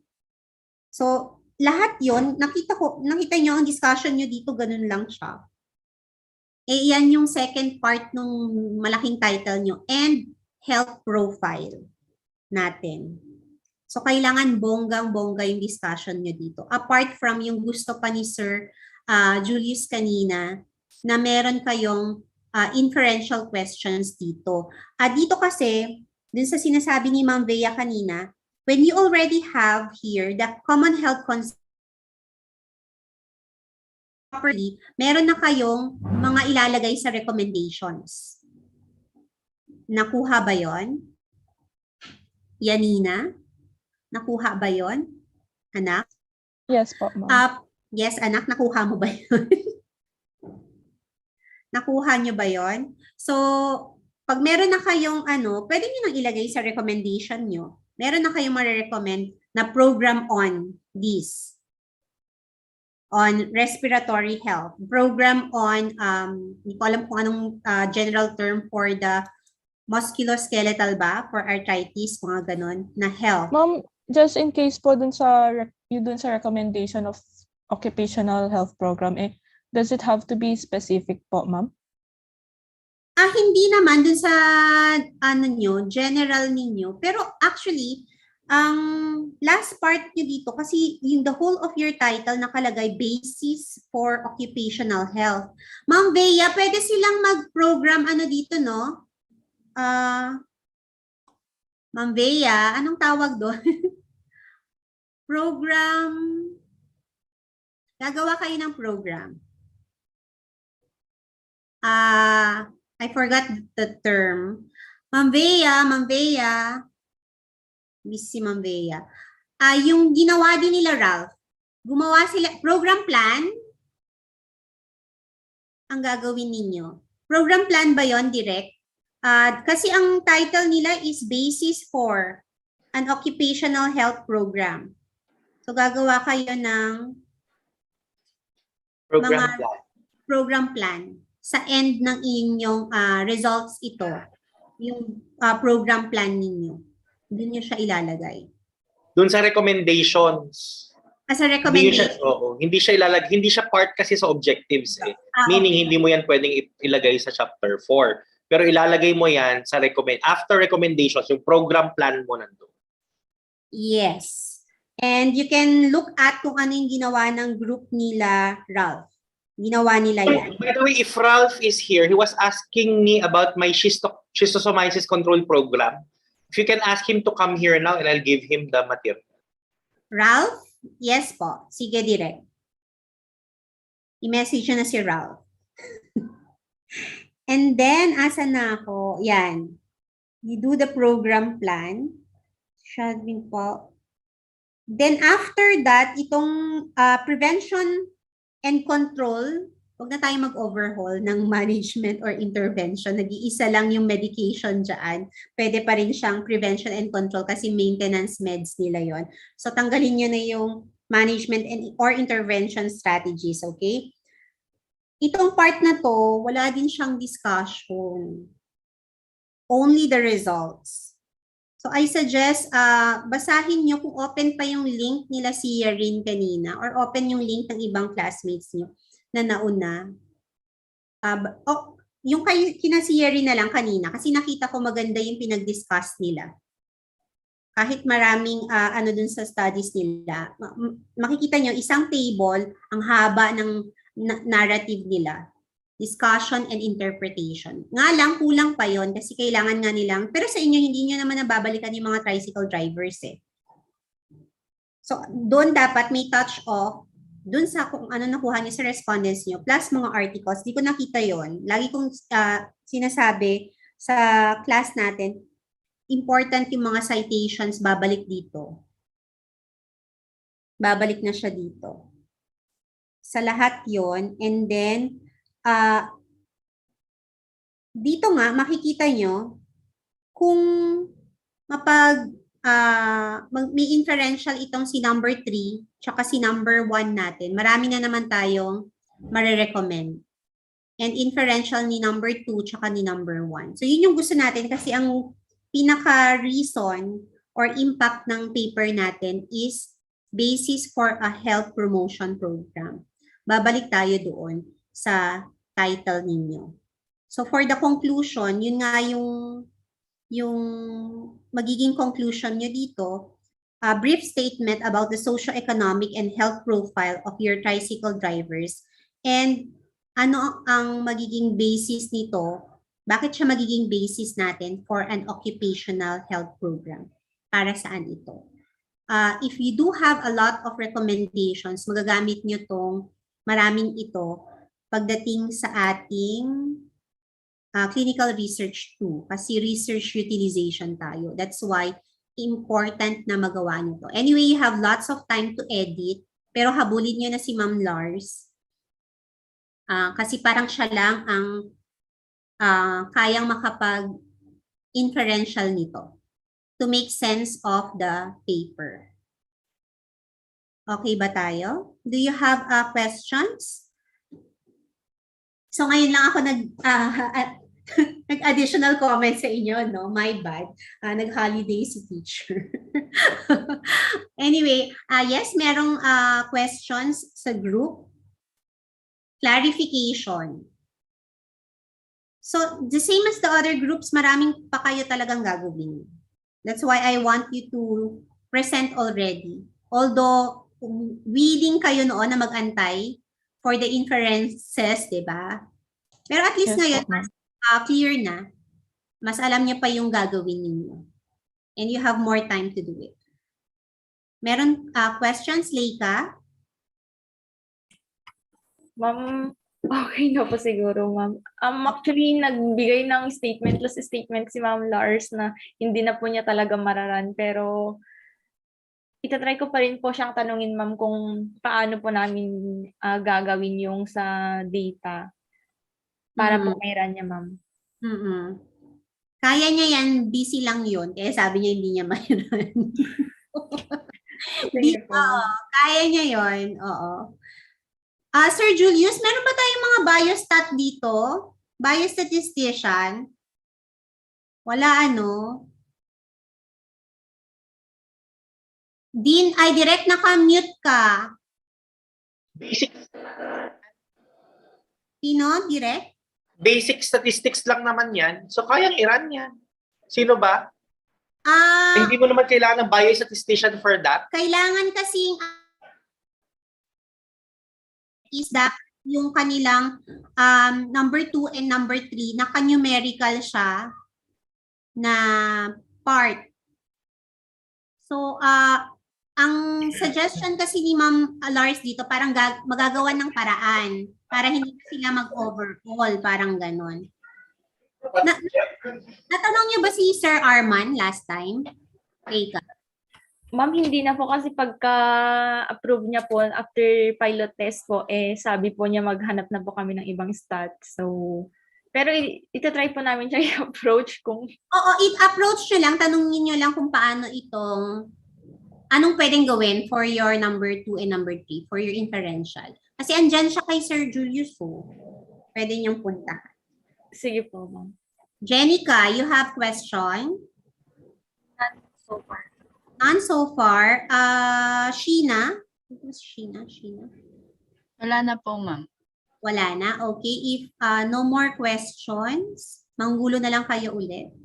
Okay. We working lunch tayo kasi mawawala na mamaya si Direk mamayang 1 o'clock. So, thank you and congrats sa groups. We go to move on sa next. Angelica, nito ka pa. Hello, ma'am. Yes. Last Thank group. Thank you, presenter number 2. For the last group for today's final defense, let us now call them. Their thesis is entitled Knowledge, Attitude, and Practice Among Security Guards in Tuguegarao City on the Regular Cigarette Smoking. Well,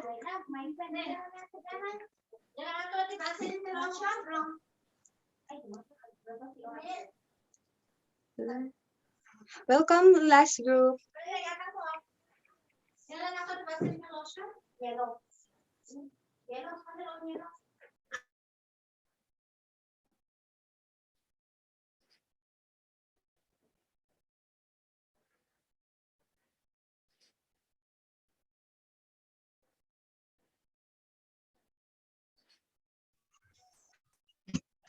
Good morning, everyone. Today, I'll be presenting our research study together with my co-researchers entitled Knowledge, Attitude, and Practices Among Security Guards in Tuguegarao City, Cagayan on Regular Cigarette Smoking.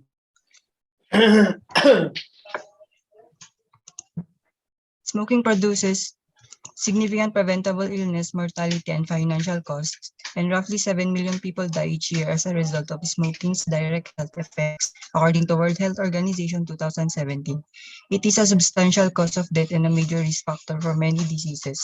Despite decades of regulations, smoking prevalence is high both internationally and in the Philippines, and it has become a major public health concern. Smoking-related morbidity and mortality must be reduced by smoking cessation. Security guards were chosen as respondents in this survey, and the relevance of this occupation can be seen in every current facility, including malls, hotels, convenience stores, and so on, where security and safety are prioritized among customers.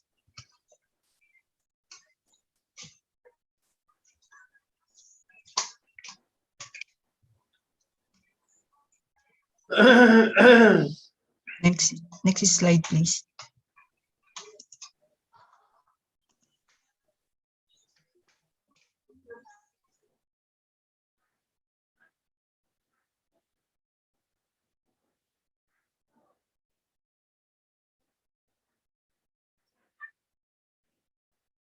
Wait lang po, maglalag po mo.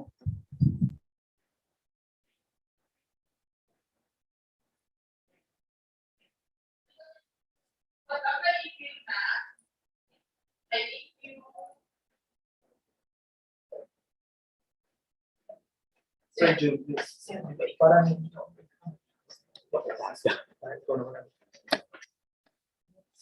so, ang next na big is yan? Nandito lang mag-office one. Ay, dala-dala pa niya ang boobs niya. Bigay mo naman sa akin. Siyempre, yung, Sir Julius. yan lang alam na maganda. Dito po, tsaka. Eh, bakit dyan mo ginawa yan? Mamaya inenok nila. May pangalan naman, sir. Ay, yung ano niya. Pati yung medallion, sir, may pangalan. May pangalan na hindi masalala. The occupation of security guards is mainly a very stressful one, which involves working in an unconducive environment to night shifts, according to Kalantari et al. 2020. Security guards working at these hours are exposed to various risk factors and maybe develop coping strategies when exposed to these situations. This has become imperative in assessing the knowledge, attitude, and practices regarding regular cigarette use and to associate the relationship between the respondent's profile towards knowledge, attitudes, and practices on regular cigarette smoking.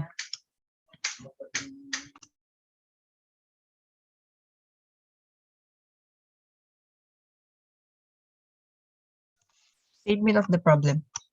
Generally, this study aims to determine the knowledge and practices among security guard employees in Tuguegarao City, Cagayan on cigarette use.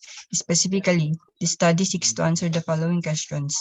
What is the profile of the security guard employees in Tuguegarao City, Cagayan in terms of demographic profile? Under demographic profile is our age, sex, marital status, educational attainment. Socioeconomic profile, length of service, employment status, average monthly income, source of information. Employment profile, number of work hours, work shifts. Smoking profile, smoking status, number of sticks consumed per day, number of years smoking, and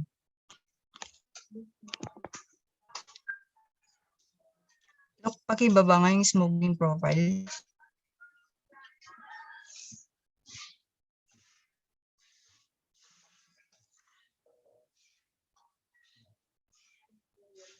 The last one was referred time to smoke po. Next is health-seeking profile, course of action taken during health-related problems, times of consultations in a healthcare institution, people you reach out for health-related problems, institutions visited for health concerns or medical consultations. What is the knowledge of the respondents toward regular cigarette use? What is the attitude of the respondents regarding regular cigarette use in terms of reasons for smoking, effects of smoking? What are the practices of respondents toward regular cigarette use? Is there a relationship between the respondents' profile towards knowledge, attitudes, and practices on a regular cigarette?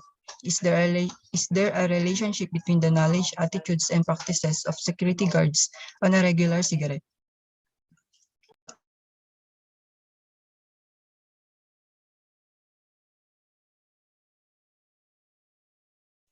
Methodology. Under methodology, a descriptive correlational research design is utilized. To identify the respondents, this study utilizes a purposive sampling technique. Researchers made a combined self-constructed and modified questionnaire and have it tested for its validity and reliability.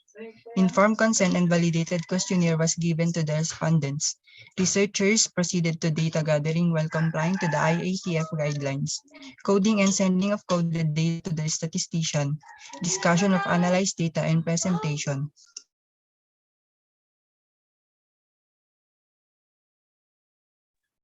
For the results and discussion of the following table shows the profile of the respondents at knowledge, attitude, and practices on regular cigarette smoking, relationship between the respondents' profile toward knowledge, attitude, and practices on regular smoking, and relationship between the knowledge, attitude, and practices of security guards on regular cigarette smoking. So we have table 1.1, which is the frequency and percentage distribution of the respondents in terms of demographic profile. The demographic profile of the respondents regarding the use of regular cigarette reveals that Most of them are aged 36 to 40 years old, male, married, and are mostly college graduate security guards in Gigrao City, Cagayan. While in Table 1.2, frequency and percentage distribution of the respondents in terms of socio-economic profile. Most of the respondents are 3 years and below in service, regular employees with 15,000 and below average monthly income, and sources of information mostly is next.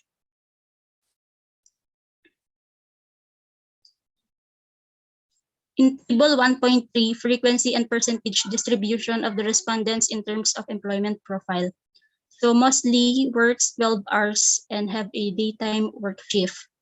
While in Table 1.4, frequency and percentage distribution of the respondents in terms of smoking profile, most of them are casual smoker that consumes 1 to 3 sticks per day and smokes any time of the day with 1 to 3 years and below of regular cigarette smoking.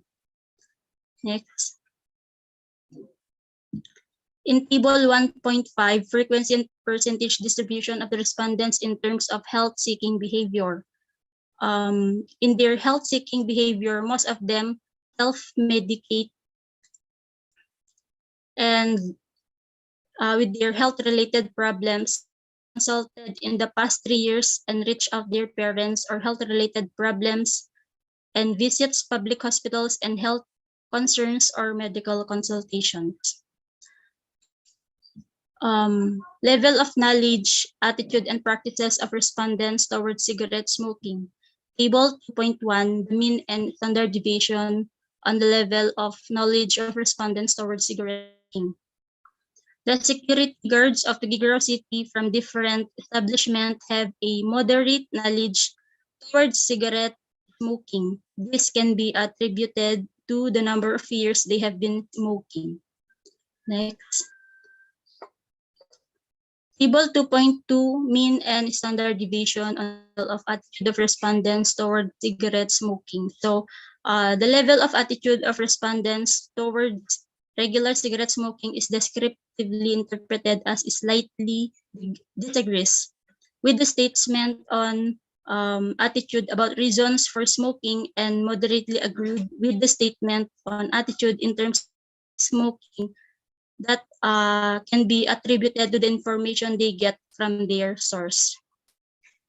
In Table 2.3, mean and standard deviation on the level of practice of respondents towards cigarette smoking. The level of practice of respondents towards regular cigarette smoking is moderately practiced. This can be attributed to the frequency and time of their cigarette smoking in a day. Next.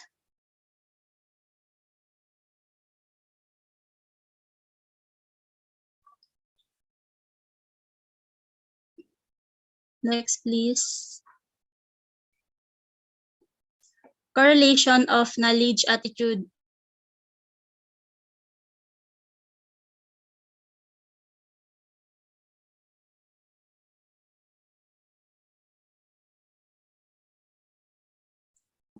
Nag-hangs. Carmela, you can turn off your camera so that you won't be lagging.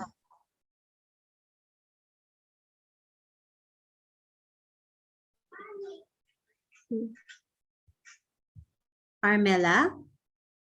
Yes po. Okay, you can continue. So in Table 3.1, the relationship between the level of knowledge of respondents towards regular cigarette smoking to profile variables.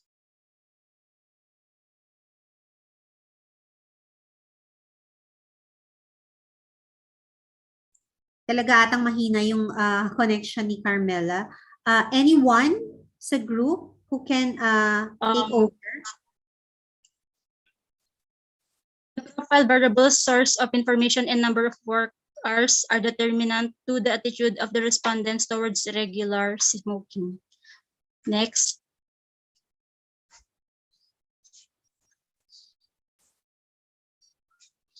Look.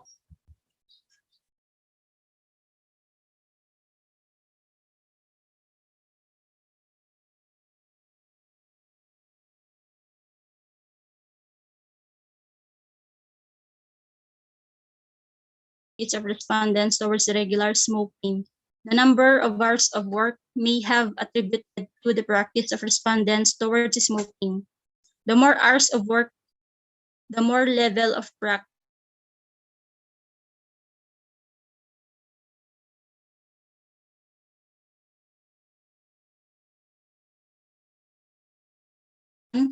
Relationship between the level of knowledge, attitude, and practices of respondents towards cigarette smoking. So here, level of knowledge and attitude of the respondents towards regular smoking do not have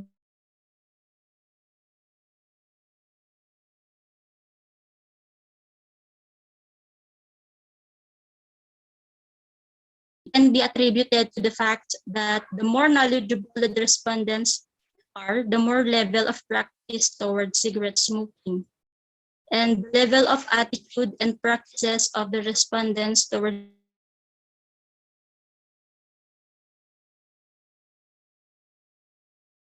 affects the level of practice.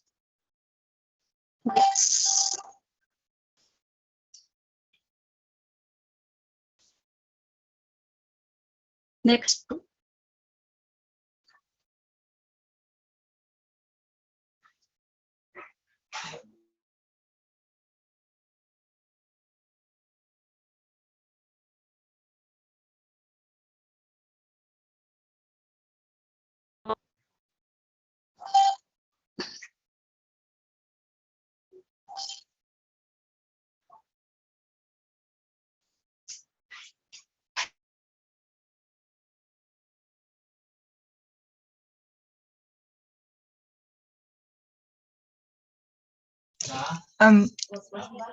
In light of conclusion, in light of the findings of the study, the following are concluded. The security guards of Tuguegarao City from different establishments have a moderate knowledge of regular cigarette smoking. This can be attributed to the number of years they have been smoking. The level of attitude of the respondents towards regular cigarette smoking is descriptively interpreted as it slightly disagrees with the statements on the attitude about reasons for smoking and moderately agreed with the statements on the attitude in terms of the effect of smoking. This can be attributed to the information they get from their source. The level of practice of the respondents towards regular cigarette smoking is moderately practiced. This is attributed to the frequency and time of their cigarette smoking in a day. The profile variables do not have a significant relationship to the level of knowledge. The profile variables, source of information, and number of hours of work are determinants to the attitude of the respondents toward regular smoking. The profile variables, numbers of hours of work, and people you reach out are determinant to the practices of the respondents towards regular smoking. The number of hours of work may have contributed to the respondents' practice towards smoking.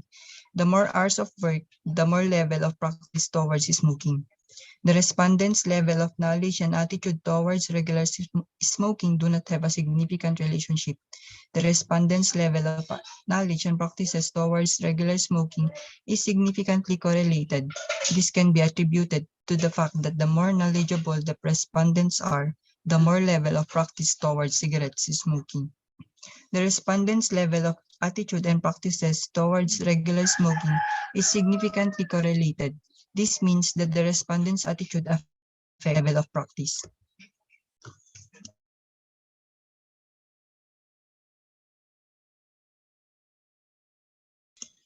Recommendation. The study has several possible implications for future research related to collecting and analyzing the data and the significant findings of the research. Based on the results of this study, the following directions for future research can be suggested. This study has contributed in assessing the knowledge, attitude, and practices on regular cigarette smoking. As the study progressed, a few areas surfaced as suggested areas for the concerned institutions and individuals. The recommendations are as follows. Broaden the locale of the study by including other existing security agencies within the city of Tuguegarao for a more extensive reach. Utilize another research design, such as qualitative design, to expound further the knowledge, attitude, and practices on regular cigarette smoking. The local government unit should establish a good plan of action to reduce the risk of secondhand smoking in public transportation. Providing IAC or information, education, and communication materials containing actions to inform them about smoke-free public transit may be beneficial. The local government may also empower appropriate monitoring and enforcement tactics to execute the law consistently and strictly. The local government unit must increase campaigns on the threat of cigarette smoking on all platforms as sources of information dissemination. The security guard agencies must have a policy on their health status for their employees to secure their health status.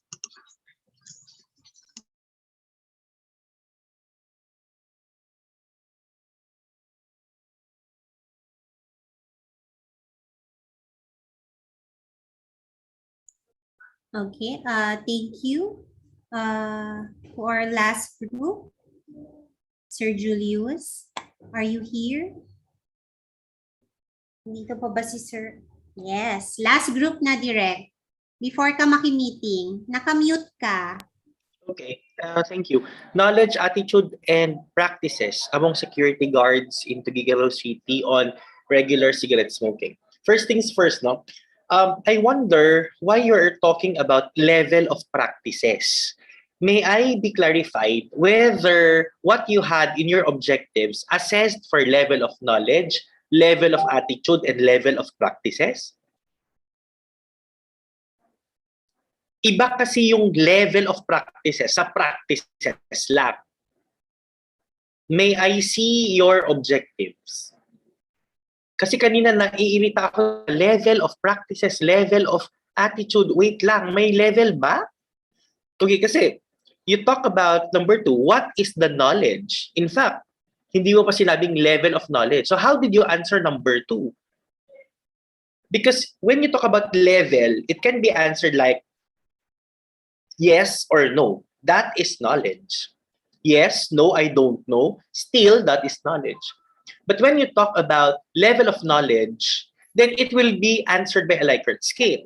Highly knowledgeable, moderately knowledgeable, slightly knowledgeable, mga ganon. Not knowledgeable, and a whole lot more.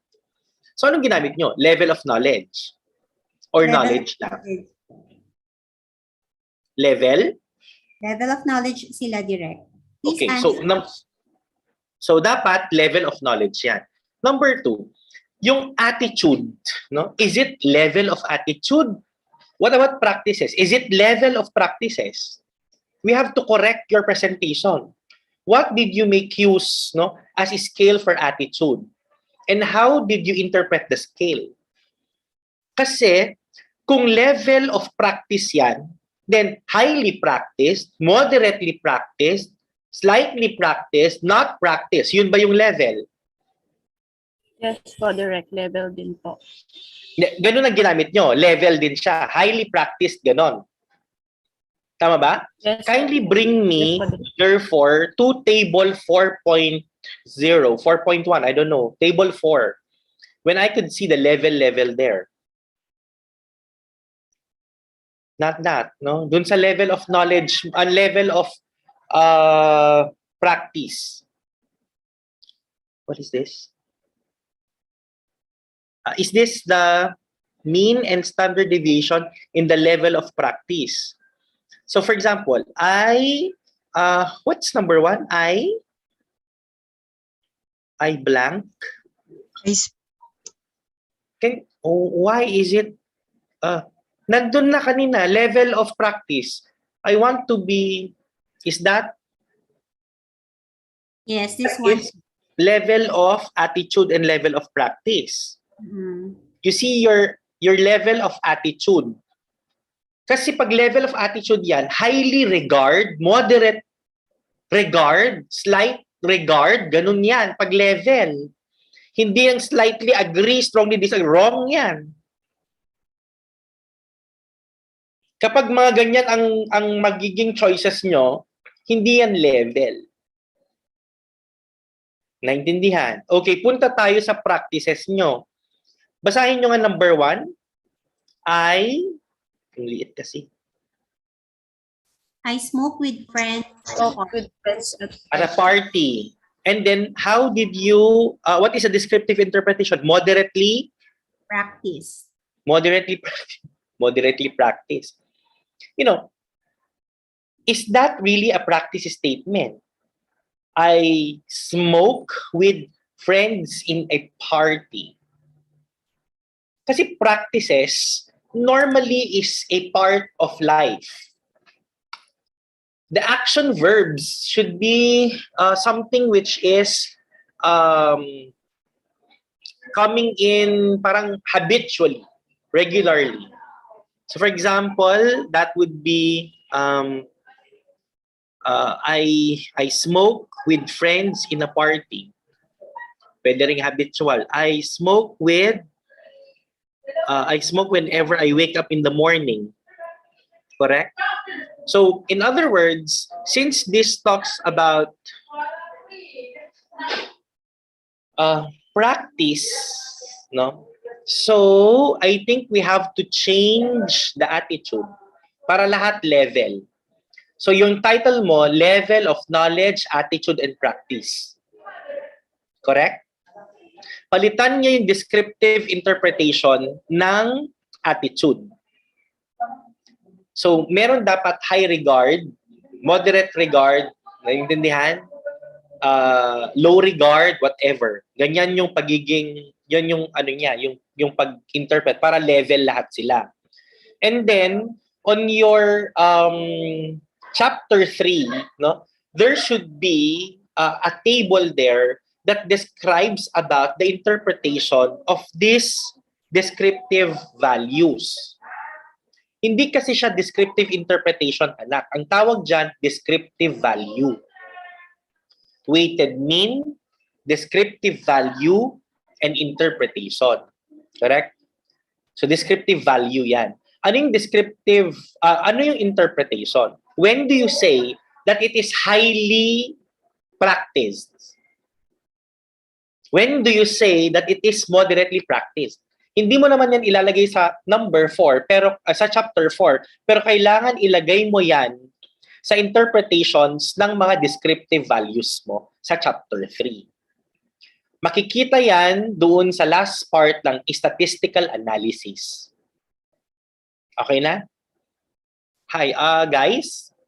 I think Ma'am Jinky will just have to elaborate on that. But what I want to see, the last part of your chapter 3 would be how you're going to interpret the level of knowledge, attitude, and practices. Tatlong magkakaibang figures yan kasi the way you interpret level of knowledge will be different from your level of attitude and your level of practice. Should this be the range of the mean range of the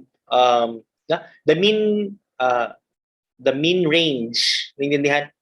This would be your descriptive value. This will be the interpretation. So tatlong figures yan in your chapter 3. Last part, the statistical analysis. Naintindihan? Okay. Second, balik kayo doon sa ating objectives. Come on. I hope you're taking down notes. No?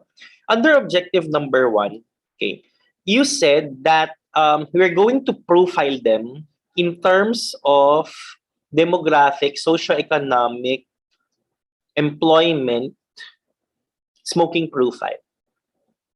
You look at your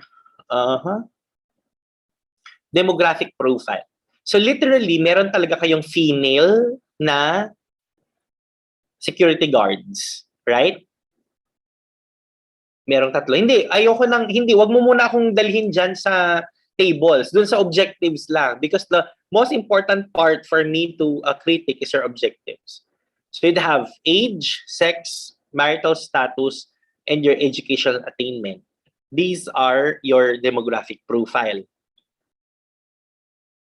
And then for socioeconomic, these are just but economic lang naman ito. Nasa lang social variable dyan. Yung source of information on, correct? But if you look at it, length of service, that is the employment profile. Correct? Length of service is employment profile. Your employment status is still should be under employment profile. Your average monthly income is an economic variable, but the source of information on what?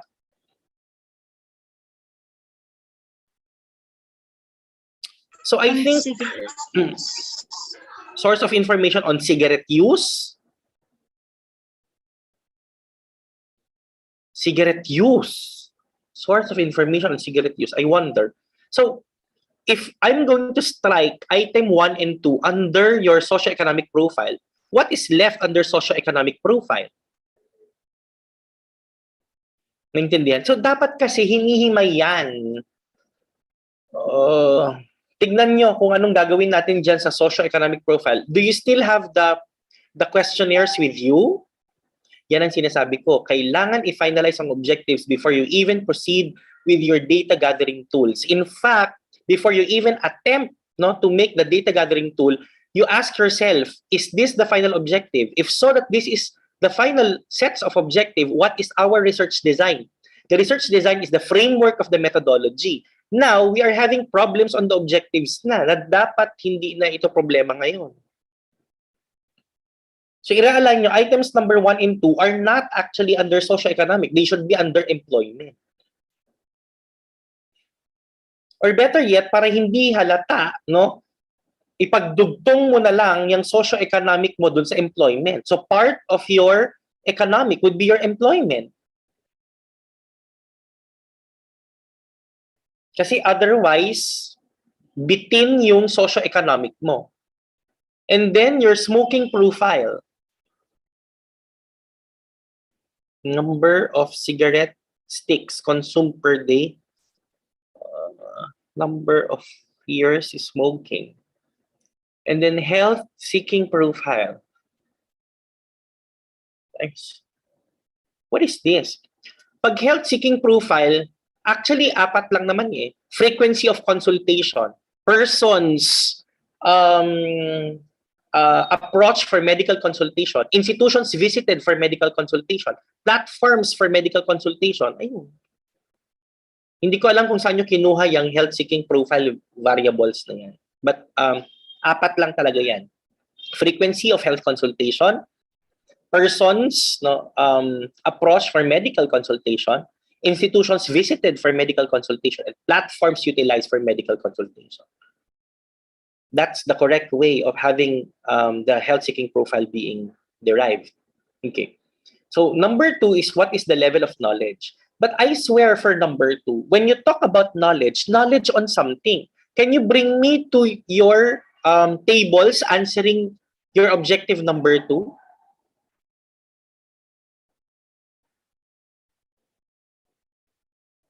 Like that. Means and divisions of level of knowledge. Oh, no, level of knowledge. That these are the statements for level of knowledge. Kasi nahihimay yan. Level of knowledge on number 1, advantages of smoking. Number 2, disadvantages of smoking. Number 3, mga ganun sana. Hindi mo pwedeng ilump yung knowledge together. That's why for knowledge, it would always be imperative that you come up with categorical means. We cannot appreciate knowledge in the context that you direct yourself coming up with a mated mean. Because the facet of knowledge talks about different areas. So what I would want you to do is visit the statements. Can you tell me about sub-themes in terms of knowledge? For example, smoking increases risks. So, you talk about risks pala. Risks lang ba lahat yan? Oh, hindi. Kasi nakalagay dyan, smoking can make you feel Can you feel I don't know, item number I cannot see. I mean fatigue po. I can feel fatigue po. Fatigue. Smoking can feel fatigue easily. And then is addictive. Why do they smoke in the first place? Correct? Something should have made them smoke. Have you asked them about that? What is their perceived benefits of smoking? Where's that here? Can you give me one question that talks of perceived benefits?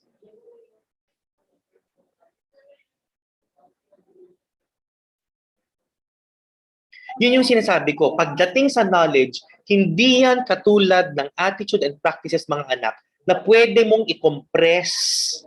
No? Ang knowledge na yan, hihimayin mo. Perceived benefits, perceived risks. Ano pa? Dun sa smoking, dun sa knowledge ng smoking.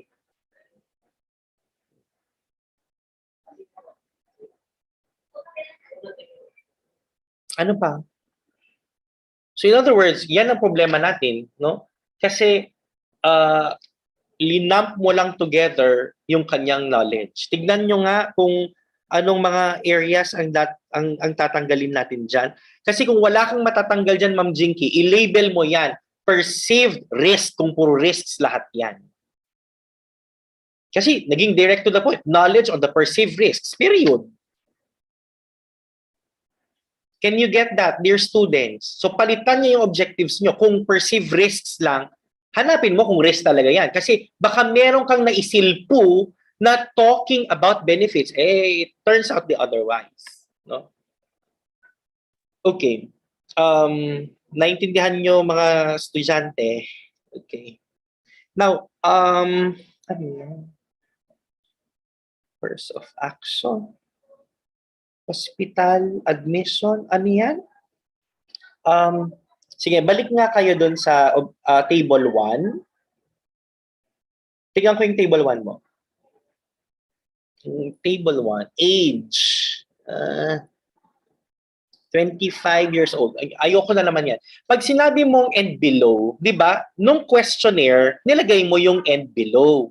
Pero ngayon, you know exactly what is the youngest of your respondents. And what is that age?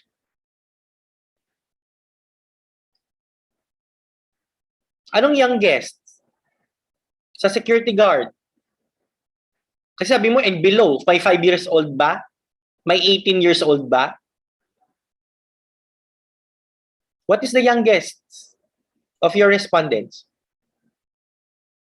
Carmela, youngest of the respondents. Ma'am, kasi hindi na namin, yung range lang po kasi natanong namin, ma'am, pero hindi na specific kung anong age po sila. Yon, isang mali sa questionnaire yan. Because when you talk of age, you do not place the age range as a choice.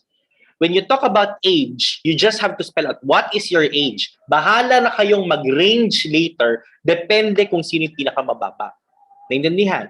Kasi age in itself, it's not an open question. It's a closed question. Kasi if you ask John Luke now, what is your age? He would say, I'm 20. That's closed. So kahit ilagay mo age, colon, blank, it is closed. That's not an open statement. Why did I ask that? Because there is some sort of an implication in terms of ethics here. Hanapin nyo. Naintindihan? Kung 17, meron ka bang informed consent? Correct? Kaya nga, doon sa scope and delimitations nyo, ano ang sinabi nyong age range? Look. Hindi nyo pa nilagay doon sa hindi kayo naglagay na exclusion criteria. All the more, mamomblema tayo dyan.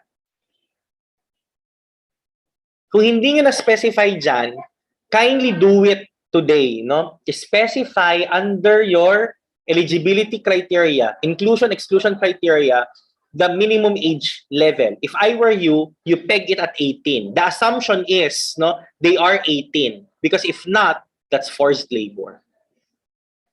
May ethics implication yan. Katulad na naman yan, 43 years and above.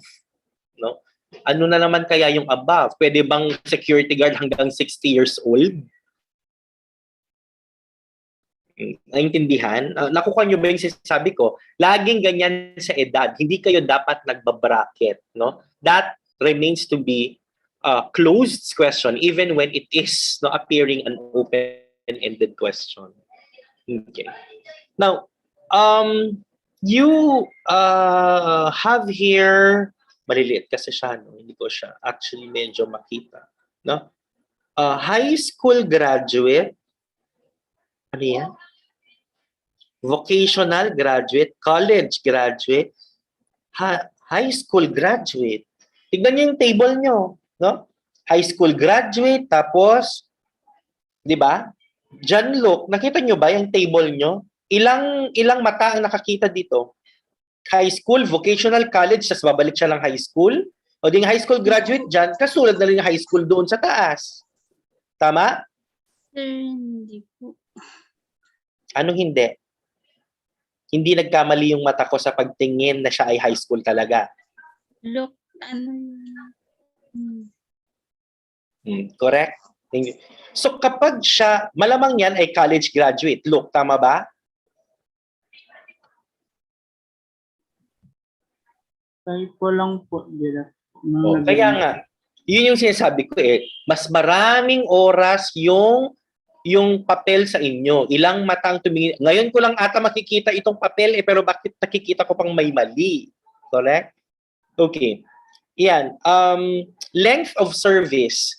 Di ba nag-scope and delimitation tayo? Anong scope and delimitation? Should be working as a security guard for 6 months?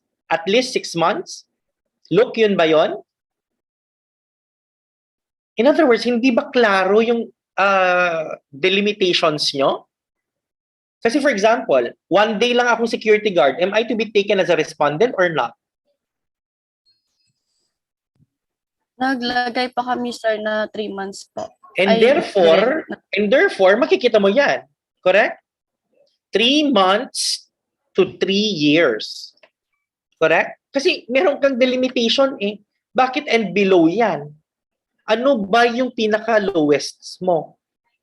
Okay na yung 10 years and above. Maintindihan ko yan kasi hindi yan kasama sa delimitation. Not unless you have placed na maximum of 20 years in service. Ilalagay mo yan. Okay. So again, similar as what I have said a while back, no? Yung sources of information, medyo mali ata yung sources of information for why they smoke. Something is wrong. Naintindihan? Sources of information on what? Correct? Okay, para sabihin mo, newspapers, magazines, but I wonder, naintindihan, bakit sort of like billboard, TV, ang alin? Tapos total equals 20. 50? 50 ba? What is your N? Your total number of respondents is 50? Correct? Castro, 50 ba? Yes, Yes, And therefore, that should not be placed in the table. That should be placed there in the frequency. Frequency N, capital letter N equals 50. Don't place total there already. Do you understand? What I should see there rather would be your standard deviation. Example, age needs standard deviation. What is your mean age? Correct? Kasi yun yung mga kailangan mong i-interpret sana. So tanggalin nyo yung mga total dyan. Okay? So that is the profile variables. But I would want you to review on your profile variables. You lump some variables together. Okay na? Did you understand? Hi? Okay, next table. Come on, next table. Okay, ito yung distribution of 8 hours, 12 hours.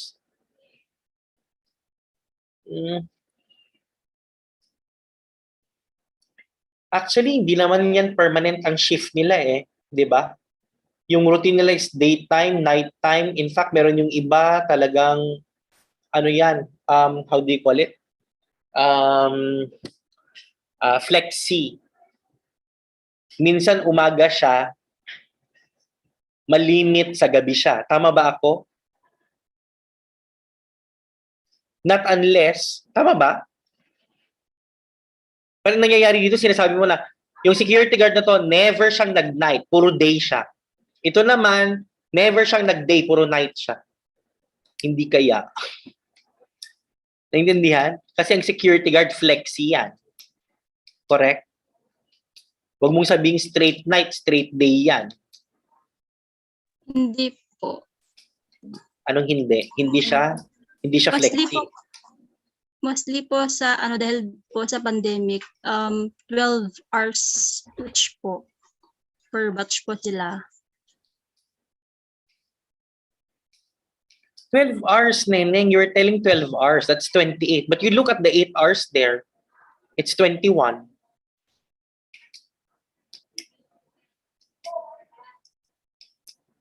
At pag sinasabi mong 12, naintindihan, normally, nagre-relyebo din yan eh. For example, ako, straight 3 days, tapos mag-off, or day, tapos mag-off ka, tapos night ka naman. Night naman. Tapos, I don't know. Ganyan. Alam mo kung bakit ganyan? It's basically because you did not give them a choice na kung flexible ba sila o hindi. Did you even ask? Hindi. Kaya nga sabi ko, the questionnaire is as good as the data it gets. Kung hindi talaga ito na proofread, hindi ito na pre-tests, hindi ito na analyze ng expert, hindi mo talaga makukuha yung correct na questionnaire. Okay. Now, are you sure that the security guards themselves knew about casual smoker? Ano yung casual? Mr. Castro, what is a casual smoker? Naka-casual wear ba siya? Tapos mag-i-smoke siya? Casual smoker. Ganun ba yun? Hindi po. Kasi I know about occasional. I know about chain smoker. But what is a casual smoker?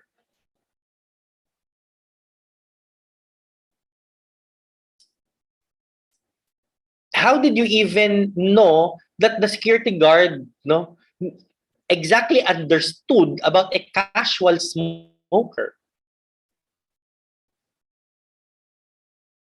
Ayun na.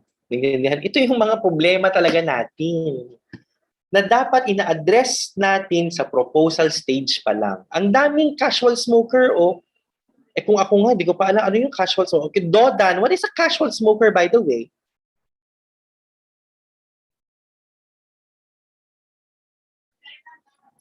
Level ng pag-smoke po nila.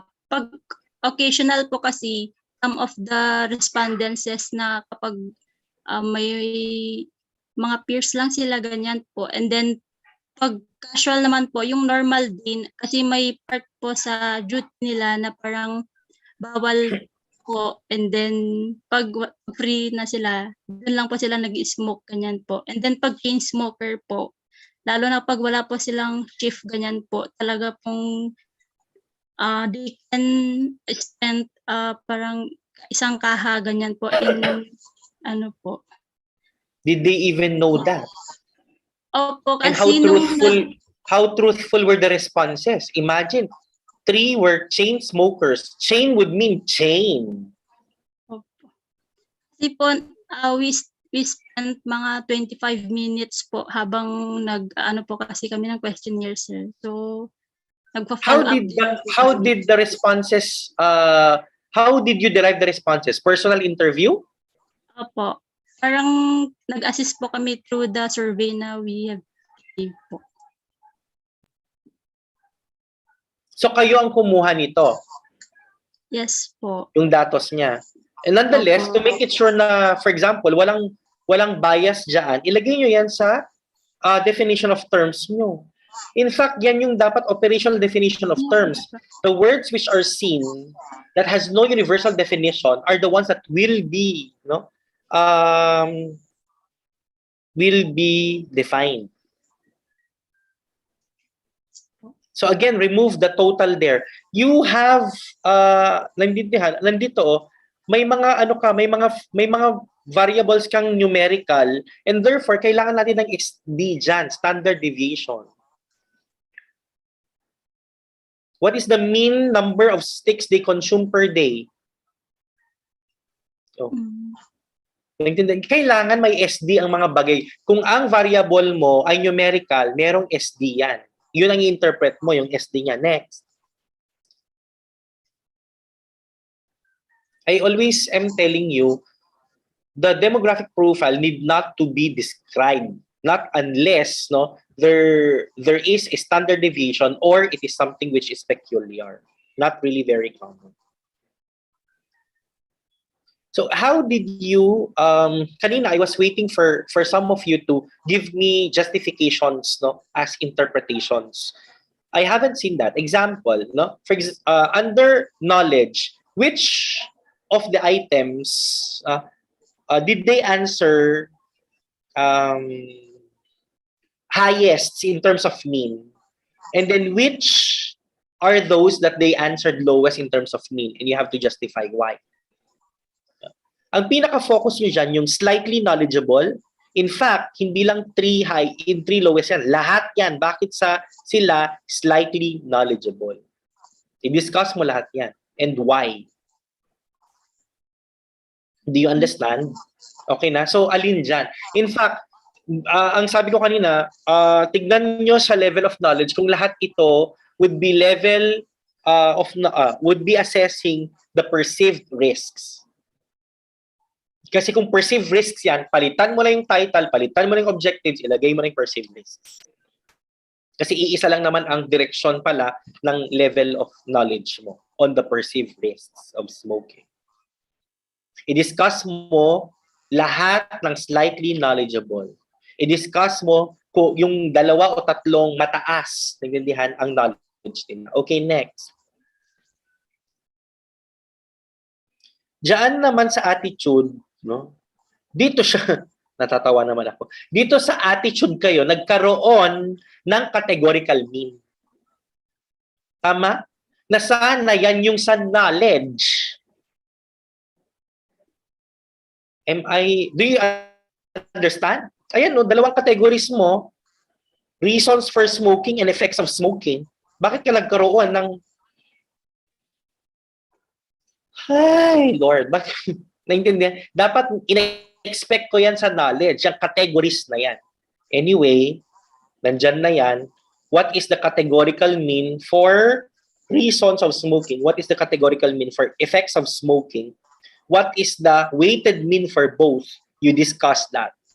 Again, which are the problematic areas in terms of attitude in as much as reasons for smoking is concerned, in as much as effects of smoking is concerned. Similar with table 2.3, the practices, which are the poor practices and why. You have to discuss. Okay? And when you talk about discussion, literature vis-a-vis your personal observations and experiences, the time that, not personal experiences, experiences during the time of data gathering.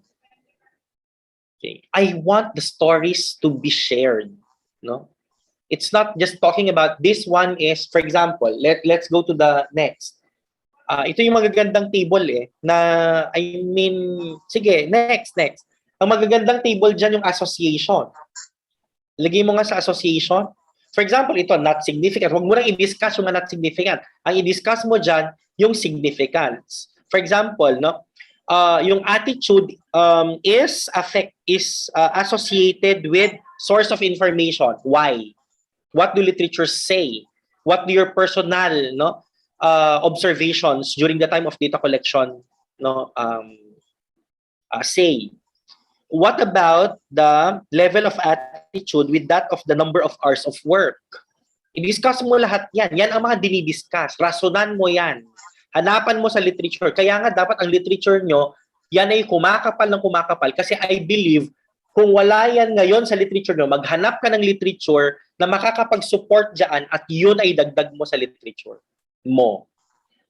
Naintindihan? So, dapat makapal yung literatures mo. Next. Ang pinakagusto ko dito ay yung table 3.3 or table 3. Ayan yung correlation of knowledge, attitude, and practices. Ang ganda kayang i-discuss yan. Bakit walang relasyon ang knowledge sa attitude? Pakisagot. Bakit may relasyon ang knowledge sa practices? Pakisagot. Bakit may relasyon ang attitude sa practices? Anong mga teorya ang gagamitin natin para ma-discuss itong mga to? Hindi mo lang sasabihin, significant, not significant. Hindi. You have to already discuss them by using theories, no, models, whatsoever. I think you forgot about the behavioral models. Okay, behavioral models in the context of health. Okay na? May mga behavioral models tayo. Basahin nyo kasi yan. Naintindihan? Okay. So in other words, pakipalitan the entire of your chapter 4. Okay? Inuulit ko, katulad kanina, mali yung inyong conclusion because the conclusion only answers the title. What is the level of knowledge? What about their attitude? What about their practices? And the impact of such. So if you are to answer me now, they are moderately knowledgeable, but they have poor knowledge, they have poor attitude, and so, yun yung one line or two liners lang na conclusions. And then you revise your recommendations based on the table. No? Balikan mo yung table ng knowledge. Alin dun ang slightly knowledgeable? Bakit? Naintindihan? Kung ito yung problema, anong i-recommend mo? Balikan mo yung table ng practices. Balikan mo yung table ng attitude. Kung anong problema doon, yun yung gawan nyo ng recommendation. Okay? Naintindihan? Correct? Naintindihan ba? Okay. That's it for me, ma'am. Thank you. Thank you so much, Direk. Umabot sa almost 1 o'clock. Yes po. Isunod natin. Let's hear the comments of your advisor, Ma'am Bea. Ma'am Bea, are you still here? Hi, ma'am. Hi, Eating. ma'am. Sorry. Sige, ma'am, working lunch tayo. Last group naman. Hindi pa kasi ako tapos magbasa ng paper nila, ma'am. Doon na lang sa yung sa anong tawag dito? Sa paper nila ako mag-comment. Tapos I heard yung sa ni Sir Julius in terms of like level of knowledge, level of ganun. Ino-note na lang sa kapag nag-revise sila ng paper. So entire chapter 4 ayusin ko. Tapos yun din ang comment ko actually sa lahat pagdating sa presentation ng tables, pagdating sa presentation of results, after that kasi di ba dapat magdi-discuss ka. So kulang talaga. Oo, ma'am. Interpretation, sabi nga ni Sir Julius, ang strength kasi niyan is nasa review of related literature. So hindi lang tayo basta copy-paste ng literature. It should be relevant doon sa magiging result. So ngayon, eto na yung resulta nyo, anong na naman ang sinasabi ni literature? Babalik at babalik kasi tayo sa literature. So, yun. We need to work on this paper. Yung mga students under nito. So, yun na lang muna.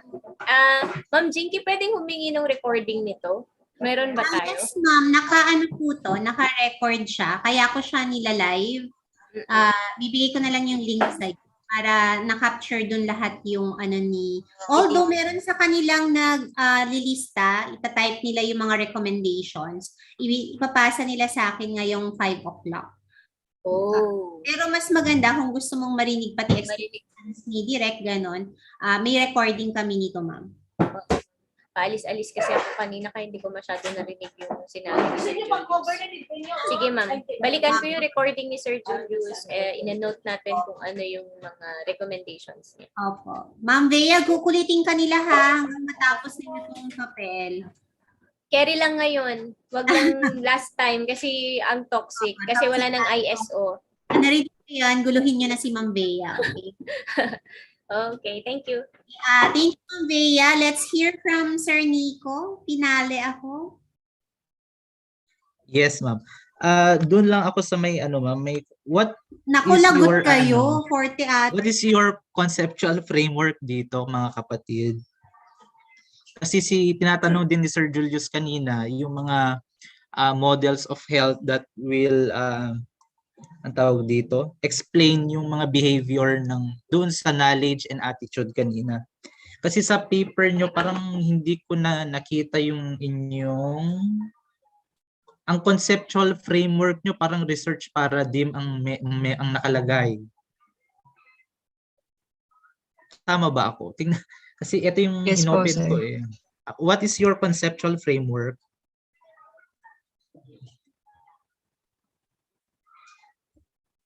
Tignan nyo yung mga models of health that would discuss or explain yung or nag-investigate ng tobacco use or smoking behavior.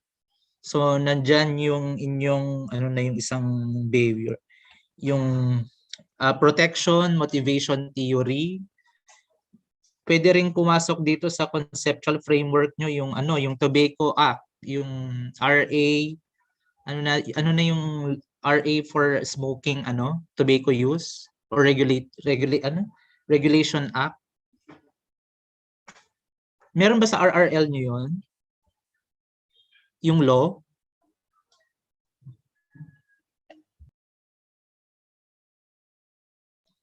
Wala. So pwede nyo ilagay sa conceptual framework nyo yung protection, motivation theory, yung smoking law, or tobacco regulation act of yung 2003.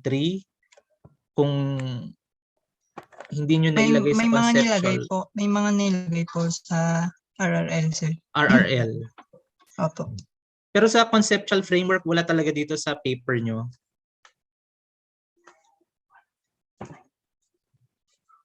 Kasi parang hindi ko siya nakita. And then itong research paradigm ninyo or paradigm, bakit kayo gumamit ng IPO?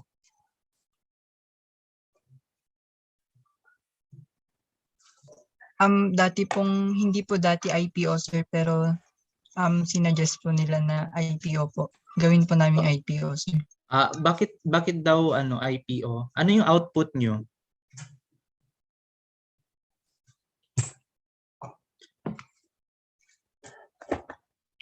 Ma'am Jinky, Ma'am Bea, ay siguro pwedeng IVDV na lang siguro po ito, ma'am.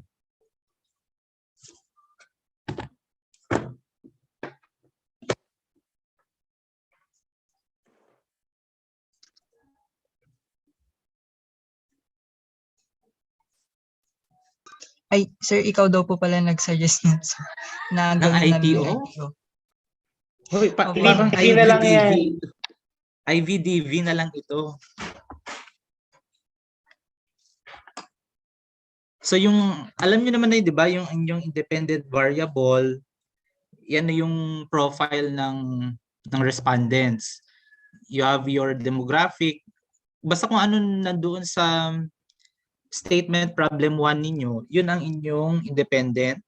And then your dependent variable would be your level of knowledge, attitude, and practices. So IVDV na lang, palitan na lang natin ito.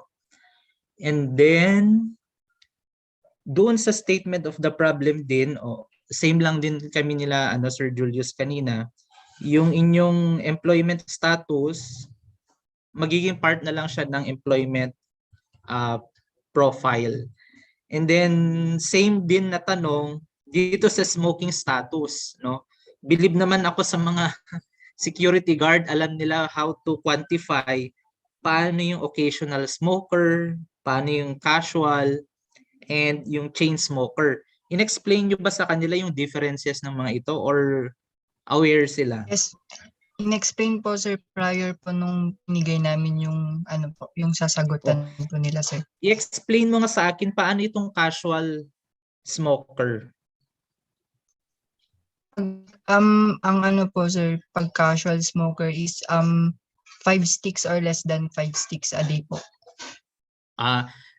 Pero sa questionnaire nyo nakalagay yan. Yung meaning po nung sir is hindi Oo, po or namin naglagay nilagay kayo sir. ng so wala sa questionnaire yung 5 sticks, mga ganun.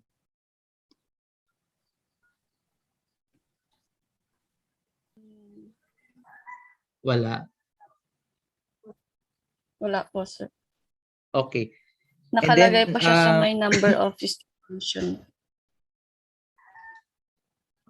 Pero may separate question kayo for the number of sticks, di ba? Yes po. Okay, sige. And last, doon sa knowledge, no, hindi na ako masyadong mag-ano doon sa chapter 4 and 5 ninyo.